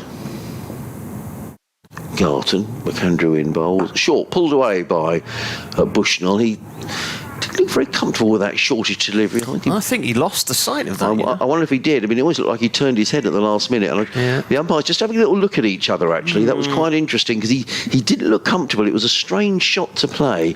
There's a big bank of cloud to the west of us now, and Although there's a bit of a gap in it, there's no sort of sunlight hitting the ground at the moment. We're definitely in the shade now. I just wonder whether he looked at that and thought, the umpires definitely glanced at each other. It is gloomy. You can see the lights on the groundsman's hut at the far end. McAndrew in bowls, pitched up, and I think it probably came off the pad. We'll wait for the umpire's signal. Yes, indeed, it's a leg by as the ball makes its way down towards fine leg, fielded by Henry Crocombe. 3:17 for 5. There's a little sort of, there's a bar at the far end of the ground. Just where one of the ground staff's walking now, and there's a big red parasol. And the parasol was up earlier today, and then I just watched it lifting up into the air. It went quite some distance and then came crashing down. And the person in the bar came running out and tried to reposition it, and I thought, I think you're going to have to put that parasol down now. McAndrew in bowls. Oh, that's a good delivery. And he beats Clark outside the off stump. He was playing a rather tentative forward defensive, was Graham Clark, and the ball whistled into the gloves of Ollie Carter. And there is no run. I think he's been impressive, Nathan McAndrew, on his debut. In his 15th over, figures of 1 for 53. Considering he only stepped off a plane a couple of days ago, I think he can be pleased, and Sussex supporters, that's something that they'll be pleased about today, to see their overseas has come in and really bent his back, which has been very welcome. He's in again, bowls, and Clark is hit on the pad. He was only halfway forward. Difficult, as we've been saying all day, to judge from line and length. The ball ends up down towards backward point. There is no run. It is the end of a good over from Nathan McAndrew, in which he just concedes. I'm wondering if the umpires are going to have a chat here. I think they might. 3:17 for 5. They are going to have a natter, I think, because it is gloomy, and that shot that Jonathan Bushnell played suggested the light wasn't the best. They're certainly looking at each other, the umpires. It's that sort of telltale. Well, they're going to carry on for the time being, but I don't think... you've got Carson at this end, so the next over from the far end, if it's McAndrew who's going to continue in this light, they might say no. Yeah, they might well. And ask Pujara to bring somebody else on. Yeah, that could well be the case. Thomas Horns tweeted, he says, great to have the county championship back. It makes the day at work a lot quicker watching it on YouTube. Yeah, well, that's good. It's been good to me. It's been very entertaining. Sixes galore, and it's been all action. 5 and over. You can't grumble at that. Carson, right arm over from the C end, turned by Bushnell towards square leg. He'll get a run there. He's managed to pierce the field. Eventually picked up by Garton with number 15 on his back. Yeah. McAndrew's now dropped right down below our commentary position to long on or Clark. Carson bowls, Clark plays the ball out into the covers along the floor. Pujara collects no run. I think he's eyeing up this boundary at this end of the ground, you know. Graham Clark, he just sort of had a little look there, didn't he? Coming in Nathan McAndrew's direction, I think. Balls again. Clark plays the ball back to the bowler. So he's bowling into the right-hander, so you'd expect that Clark would have to try and drive into cow corner, down this corner. Yeah. Otherwise he's going inside out through the line to try and put it long to the other boundary. Comes in and bowls again. Clark smashes that into the floor and off the shins of short leg, who's in there with the pads on. Who's that? Tom Clark? I think it's either Tom Clark or it might be Ali Orr in there. Tom Clark, 27. 318 for 5. Carson bowls. Clark plays this one to Garton, short mid-wicket. Got a short leg in place, slips really tight and close as well. Keeper standing up with the helmet on, deep mid-wicket. Out on the boundary on our right-hand side is Sean Hunt. McAndrew is at long on just below us. Here comes the bowler again. That's out the back of the hand, and he's found the gap wide of McAndrew here. Clark, he'll get 2 as McAndrew comes round and cuts it off. Takes him on a 45. That's the end of the over. Durham 320 for 5. I'm going to have to go on next door and do an update in a moment. Yes, I'll just have to do something quickly with... He's had 137 first-class matches going into today, Graham Clark, and 10 50s. His highest score, 109 against Glamorgan in 2017. Made 72 in the same game. Was Durham's leading scorer in the one-day cup, in fact, I think in the country in 2021 with 646 runs, 350. So it's going to be Nathan McAndrew who he's going to come running in from the Cromwell Road end of the ground here at a gloomy Hove, floodlights on.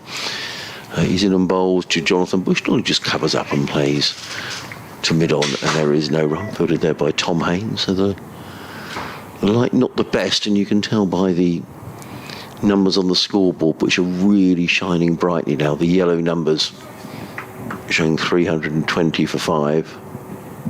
Bushnell on 10, Clark on 45. 36 of those have come in sixes.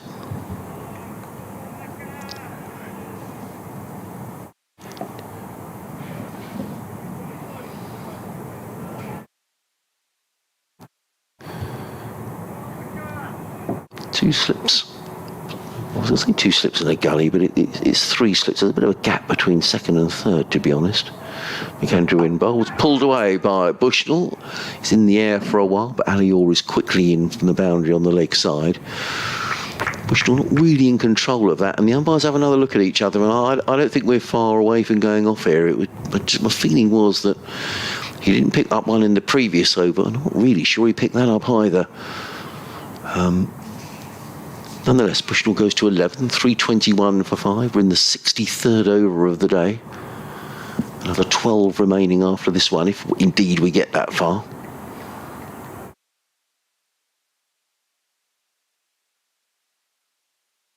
In comes McAndrew bowls, and forward comes Clark, plays down the offside, and there is no run.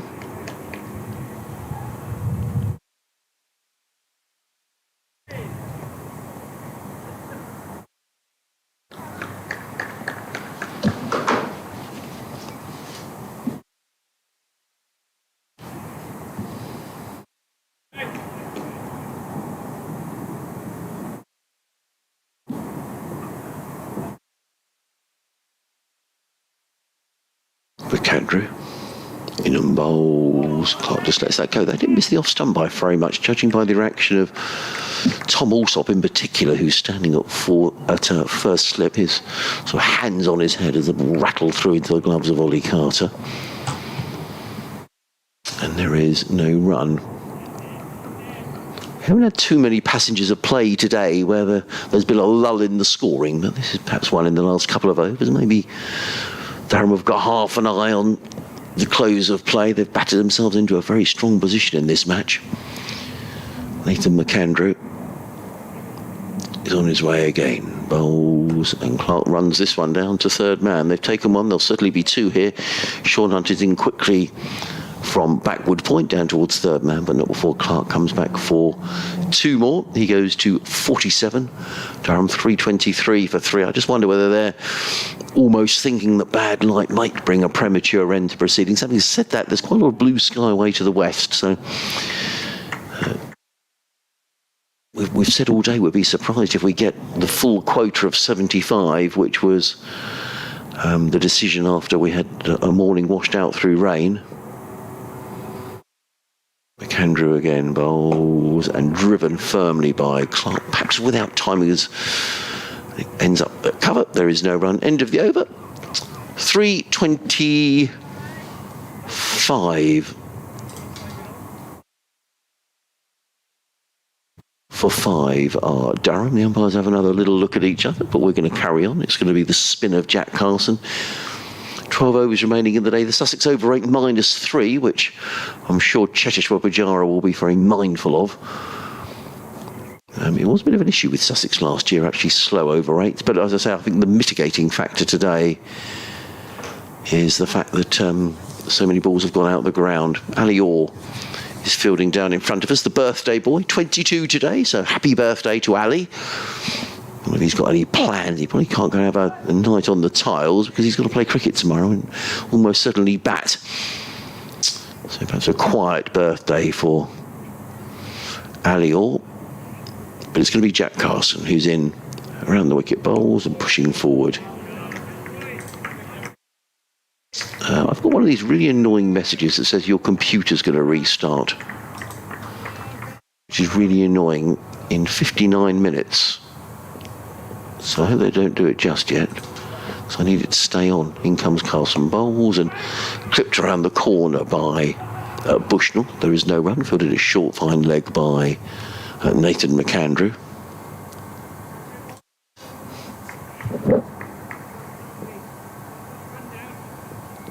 Now I'll press restart. Okay. In comes Carson bowls and Bushnell pushes that into the covers, fielded by Pujara. And there is no run.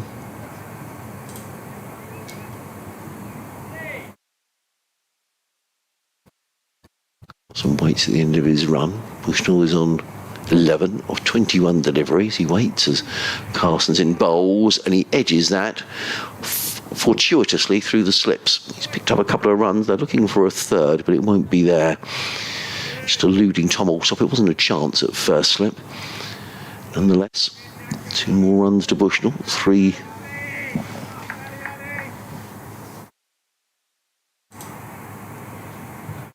$25 for 5.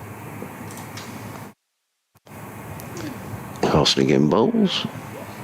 Bushnell's forward, plays it back to Jack Carson. And there is no run. Slipping a short leg of the close fielders. And 3 men saving one on the offside, a mid-wicket, deep mid-wicket, and a backward square as Carson in bowls and Bushnell drives into the covers, fielded by Pujara. End of a nice tidy over from Jack Carson, who's picked up a wicket and he's now completed 10 overs, 2 maidens, and has taken 1 for 42, just the 2 runs off the over. On this occasion, the umpires don't look at each other and waiting in another over from Nathan McAndrew. So 11 overs left in the day. Crumbs, we are going to be late, aren't we? 6:30 already. And if we do get in these 11 overs, we're going to be well after 7 o'clock before we finish tonight.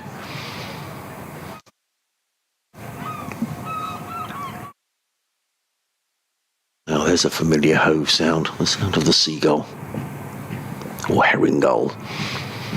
So McAndrew, who's impressed today, into his 17th over, 16 overs, 2 maidens, 1 for 56, and he's going to come in from the Cromwell Road end.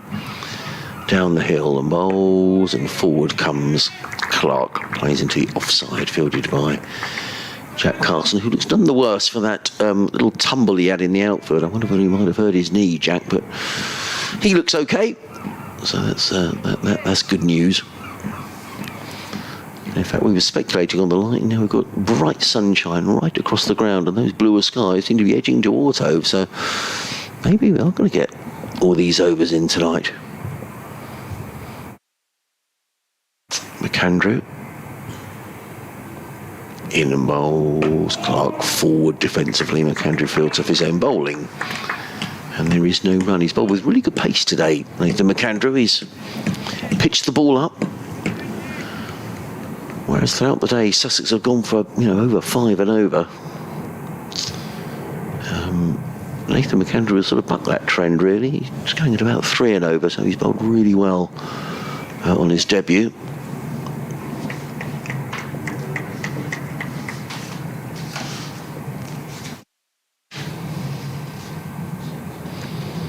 And he is now bowls. Oh, and he beats Clark outside the off stump, but he looks frustrated, does McAndrew. That was a good piece of bowling. Carter took it, but not that clean. He seemed to juggle it. He's kept working okay, Ollie Carter. A couple of fumbles early on.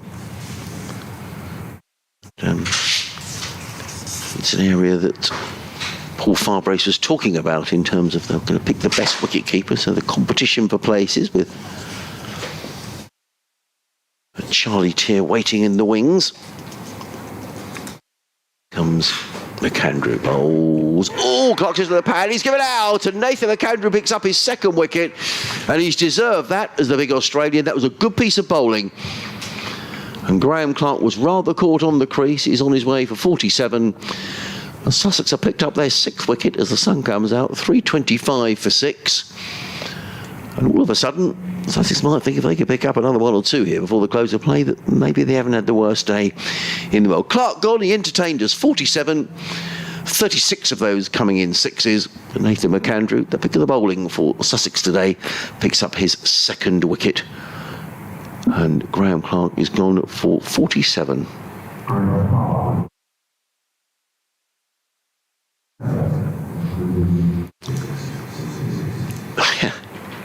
Entertaining, and the partnership between the pair of 34. Thank you, Martin. Yeah, I think the umpires were just having a word with Pujara at the previous over, and then suddenly bright sunshine. Yeah. And I think they were at that point in saying, look, under these conditions, you're going to have to change your bowling here. And then the sunshine's come blazing out, and then Clark's gone for 47. So Bryden Carse, the next man in, and something which I hadn't really paid much attention to be honest with you, but Simon Pride, our presenter of Total Sport, pointing out that he loves a good scorecard, particularly today when everybody's got to double figures. So, yeah. And they all have 79, 35, 10, 87, 30 and 47. A little bit fortuitous there, I think, Clark. He hit some big sixes, but he was dropped twice. Dropped on 27 at first slip by Allsop, and then dropped again on 41 by Garton, which was a very difficult chance at mid-wicket, but he did get a hand to it. Well, here comes McAndrew to bowl to the new man who's Carse, and Carse works this into the offside. Firm-looking shot. Good bit of fielding in there by Jack Carson, who's throwing himself around. Oh, it's Sean Hunt throwing himself around in the outfield. And Carl straight away on his way with a single. 326 for 6. I just wonder how Durham are going to play these last 10 overs if we get them all in. If they carry on playing the way they are, they could be up around the 350, 360, something like that. I guess Sussex will feel if they could pick up a couple of wickets here. But interesting, the feeling from Ryan Campbell, there's something in this pitch. I'm sure maybe Matty Potts is watching with interest. He bowled very, very well here down the hill last year. And he might well be looking forward to this.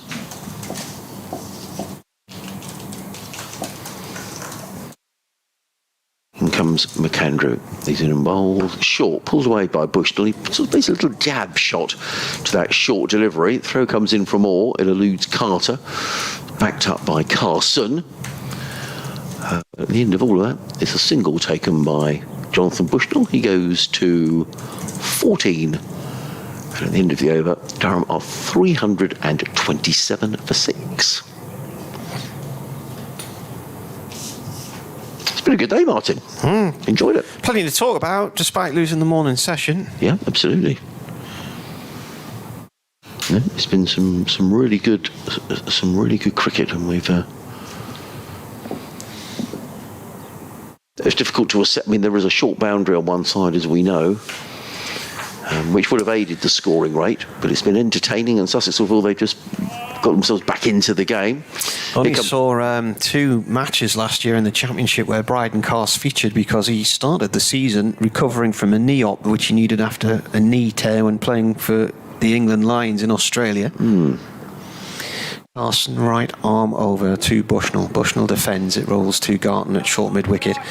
Then he came back and started to play for Durham. Then he went off to the 100. And then I think he was playing for England in the ODIs and got injured and suffered a toe injury.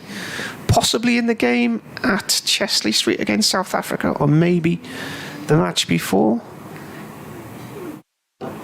And that was almost turned into a Yorker there. That's 4 runs, isn't it? Bushnell nearly ran past the ball. He jabbed his bat down and he's dug it right out with the toe. But so much so that he's got it away through the cover boundary for 4 to the pavilion.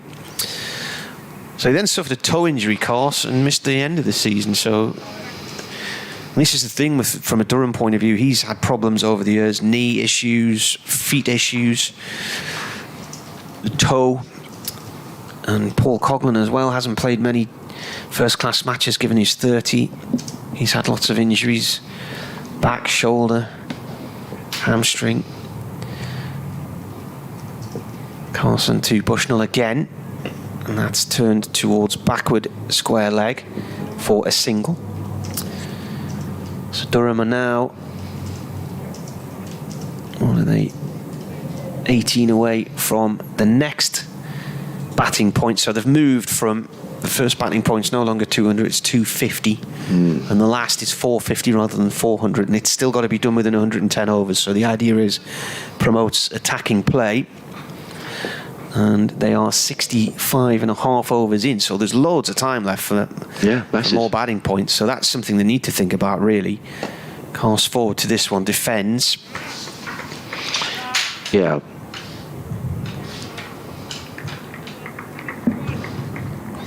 This is his 36th first-class match. Went into it with 867 runs.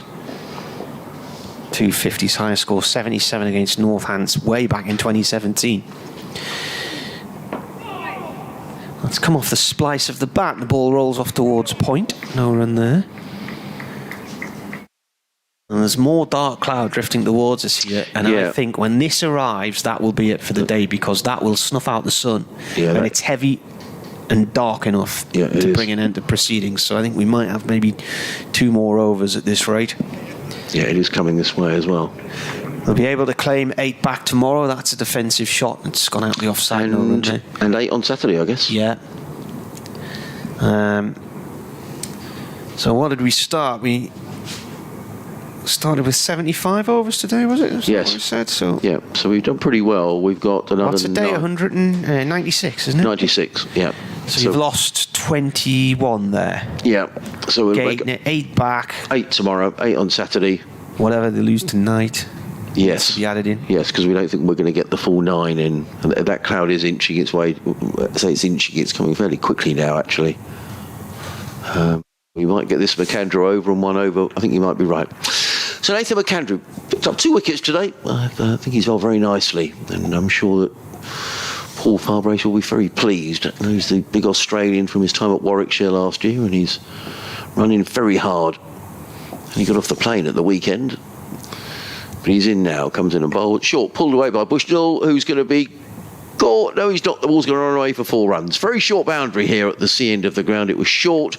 He pulled it away. Big top edge. The ball looped over the wicket keeper and over first slip and just ran down for 4 runs. So Bushnell goes to 23. A rather fortunate boundary, but he won't mind about that.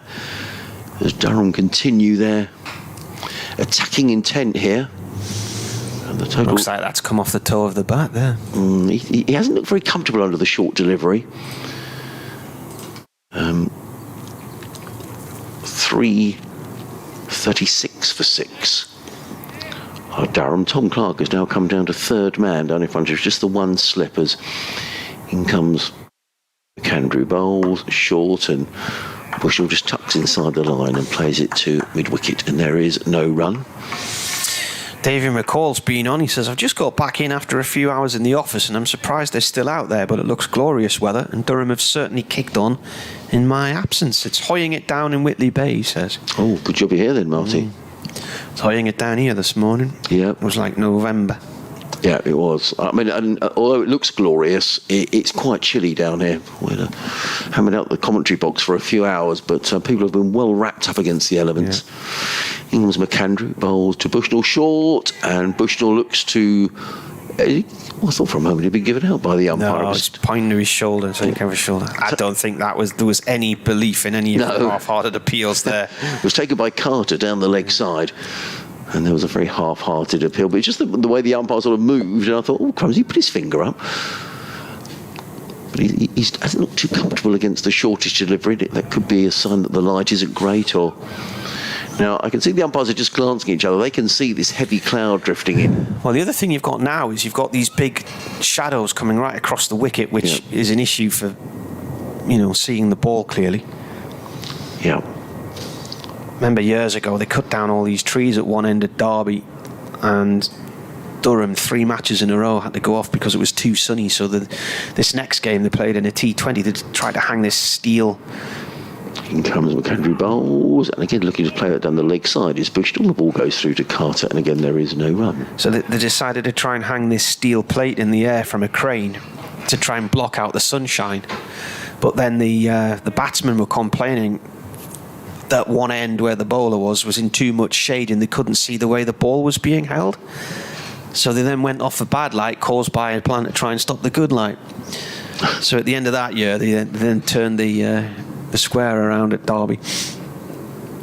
So it now faces north-south instead of east-west.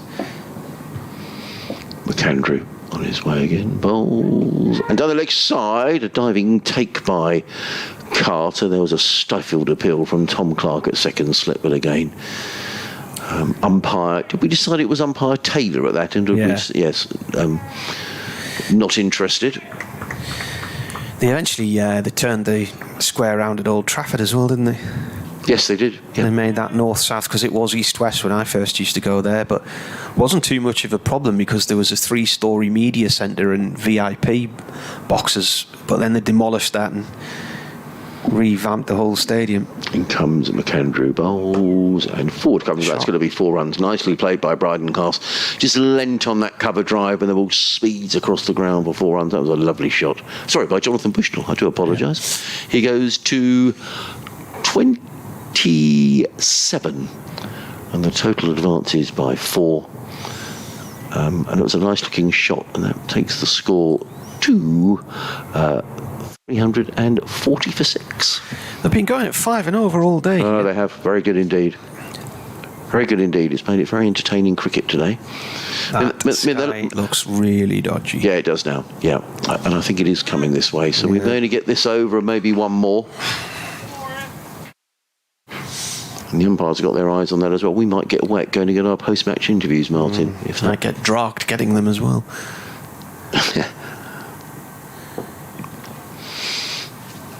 So what we got? 5 overs left. Is that 8 overs left to go? 8. 8's left to go. Carson bowling. Bushnell's launched him towards us. That's coming down in front of our Connery position. That's 6. Oh, that was a pretty unsatisfactory sound, wasn't it? It's clipped a mesh deck chair. It made hardly any noise whatsoever, but it was a nice 6. Well, I reckon we've had a dozen 6s here today. I mean, Graham Clark hit 6.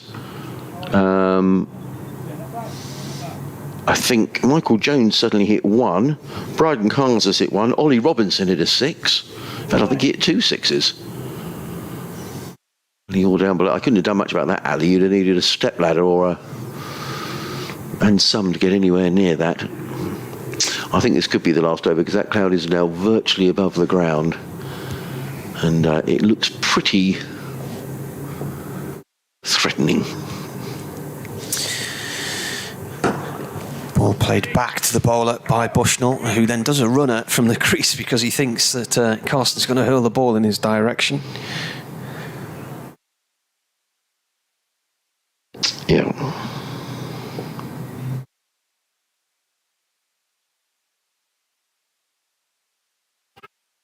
There's an appeal. They all give up in the appeal halfway through the appeal. I've just tweeted a picture of the cloud bank heading towards us, and if you look at it initially, it looks like there's lots of dark mountains in the distance. Perhaps with a few snow-capped ski slopes on it. It's been a long session, this, Martin. Best part of 3 hours. Well, wasn't it 48 overs to go when they came out of the tee? Carson in again. Oh, that skids low and is kept away by to keep low the batsman. And the batsman is Cars, who's on 7 from 8 deliveries. Did keep low.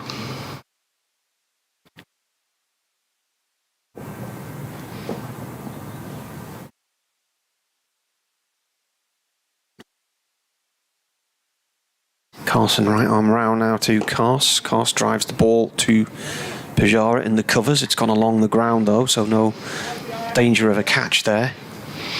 Aliori's warming up down below us. I don't think he's going to bowl somehow. Pujara's now moved point to deep point on the boundary. I think this might be it shortly, Martin, because it's that cloud is nearly here. Carson in again, defended by Cars. End of the over. 7 overs to go, which is just under half an hour of play, and the Death Star cloud is nearly upon us. It is. And Darth Vader's going to appear any minute now. Yeah, and I think once that comes across the sun, I think you're quite right, and we're now getting surrounded. But the ground staff don't seem to be in any massive hurry to get covers on. I think I would be if I was them, because they they'll have their weather apps and all sorts of things, but that does look like it's full of rain to me. It's really, really dark, and it's a sort of cloud where you'd expect to see lots of lightning start to flash. No, I agree. No, I agree. Well, Nathan McAndrew is going to come in to bowl his, what's he got? 18 overs, 2 maidens, 2 for 66. So he's had an introduction to county cricket. 346 for 6 are Durham. The lights are shining brightly on the scoreboard, and Nathan McAndrew is on his way. He's in and bowls and driven firmly by Jonathan Bushnell. 2 mid-off, there is no run. He's on 27 off 35 deliveries. Thanks for listening today, everybody. Thanks for your messages and keeping in touch. Good to be back on the cricket circuit. A long day today.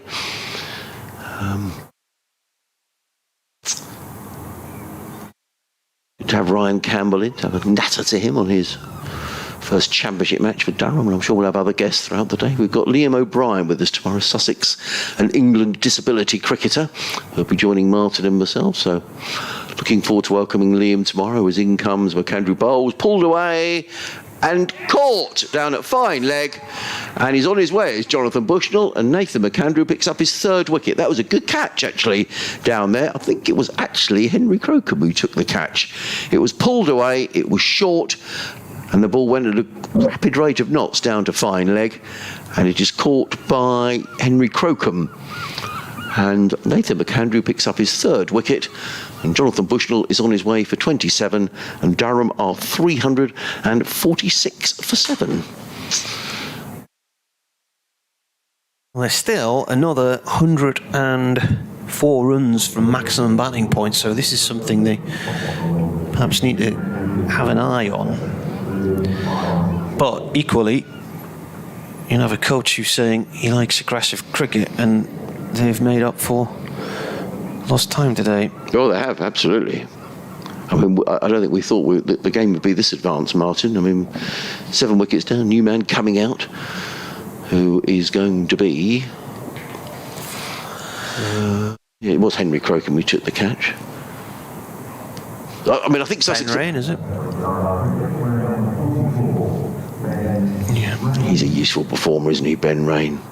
I was sort of looking at this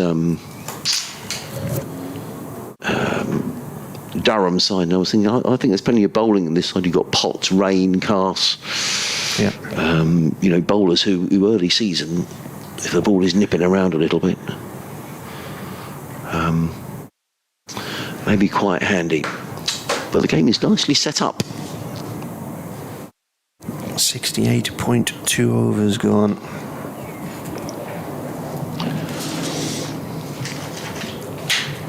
So, new man in is Ben Rain, who stands and waits, left-hander, number 44 on his back. The crowd looks like it's just breaking up a little bit, actually. But it is quite gloomy. I'm quite surprised we're still out, actually. But in comes McAndrew, running all towards us. He's in and bowls, and range dropped. First ball. At second slip, he was diving away to his left-hand side. I think that was George Garton. It would have been a great catch. Diving away low to his left, but the chance has gone a-begging. And Ben Rain gets a life. Dropped first ball. Dropped first ball. Off of the bowling of Nathan McAndrew, when the score was 346 for 7. So McAndrew on his way again, round the wicket, bowls, and Rain is forward solidly this time, plays to wideish mid-off, fielded by Cheteshwar Pujara. There is no run. There are 4 slips in place now. I reckon that's 1, 2, 4 catches Sussex have dropped down. Actually 5. I mean, none of them have been Clark particularly... was dropped twice. Yeah. Jones was dropped at least once. Yeah. Bushnell was put down, that one. I don't think they would sort of, easy chances, but chances that on another day might have been taken. But they were chances. McAndrew in again bowl, and Rain thumps this down the ground, and he's going to pick up runs here, or at least a couple. Maybe more than that. The ball rolls up towards the boundary. Sean Hunt in hot pursuit, but Rain is on his way with 3, and the total goes up to 349 for 7. So Durham now within 1 run of a third batting bonus point. All around Hove, we've now got this really dark, threatening cloud. I mean, credit to the umpires who've kept the players out there. Just wonder from a Durham... I mean, Durham has scored consistently throughout the day. I was just wondering at 2:13 for 2 whether they may be slightly disappointed because they were in the ascendancy. But, that being said, I think they'd have settled for this at the start of play. 3 slips in place. McAndrew looking for his 4th wicket of the innings. Figures of 3 for 69. He's bowled really well. Comes in and bowls. Forward comes Bryden. Cast plays to mid-off. There is no run. End of the over. So we're going to get another over at least, because Jack Carlson is getting stripped and ready to bowl. 6 overs left in the day. Umpires just sort of look towards that horrible cloud and put their hands in their pockets and get on with it. So the time is 10 to 7. I don't know if we're the only game that's still going on, Martin. I would imagine so. We probably are. Let's have a little look. Stumps. Innings break in Cardiff. Yeah, did you hear apparently the hover cover got stuck on the pitch? Apparently it rained, they put the hover cover on, it broke down, they couldn't get it off, and they had to wait 2 hours, apparently, someone was saying. Right. Now, the truth of that story, I'm not sure, but... Still playing in Leeds, still playing in Derby. Wow. Yeah, they said earlier there was... Nick Webb sent a photograph of the square with the sheets on, but no hover cover. Carson in the dark here in Hove, nibbled away around the corner by Ben Rain. Down towards fine leg. He's going to come back for 2. He gets a move on. He's got there. He did. He got his first century in the championship last year. Him and Paul Coughlin were level pegging all the way through their innings. He got to 100 and he was out. And Coughlin got to his century the following over against Worcestershire. Ground staff are now ambling around, which suggests they maybe think it's going to rain. The From the verb to amble. Yeah, 3rd batting bonus point for Durham. In the 70th over. Carson in. Played by Rain out towards the covers, no run there.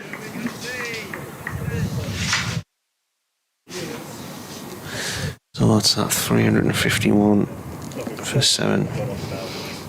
Yeah, it was 33 overs at tea, Martin, so we've had a lot of overs since tea. We had nearly 37 overs again? Ooh. Bowler in again, Rain drives the ball and bobbles down to mid-on, no run there. This is the 70th over, so we've had 37 overs in this session. And still... Just looking on the radar, there is a lot of rain in that cloud. Right. It's red on the radar. Late cut from Rain out into the covers, no run. There's the shot a few more times. The ground staff now, 1, 2, 3, 4, 5, all getting their cameras out. Yeah, they're taking to take pictures photographs of this big dark cloud. Yeah, it's quite dramatic. Carson bowls again. Rain plays the ball down the ground. It bobbles to Ali Orr at mid-off.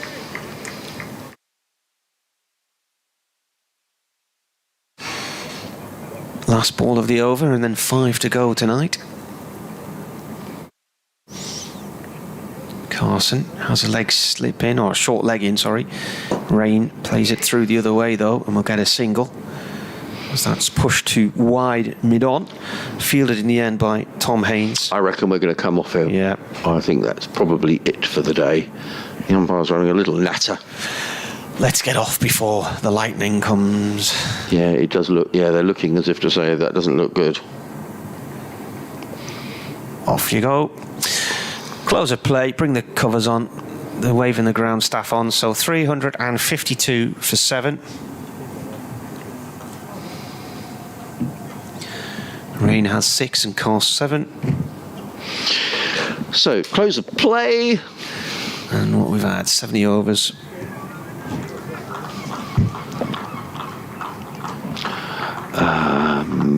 So, there's a few spectators here, not many.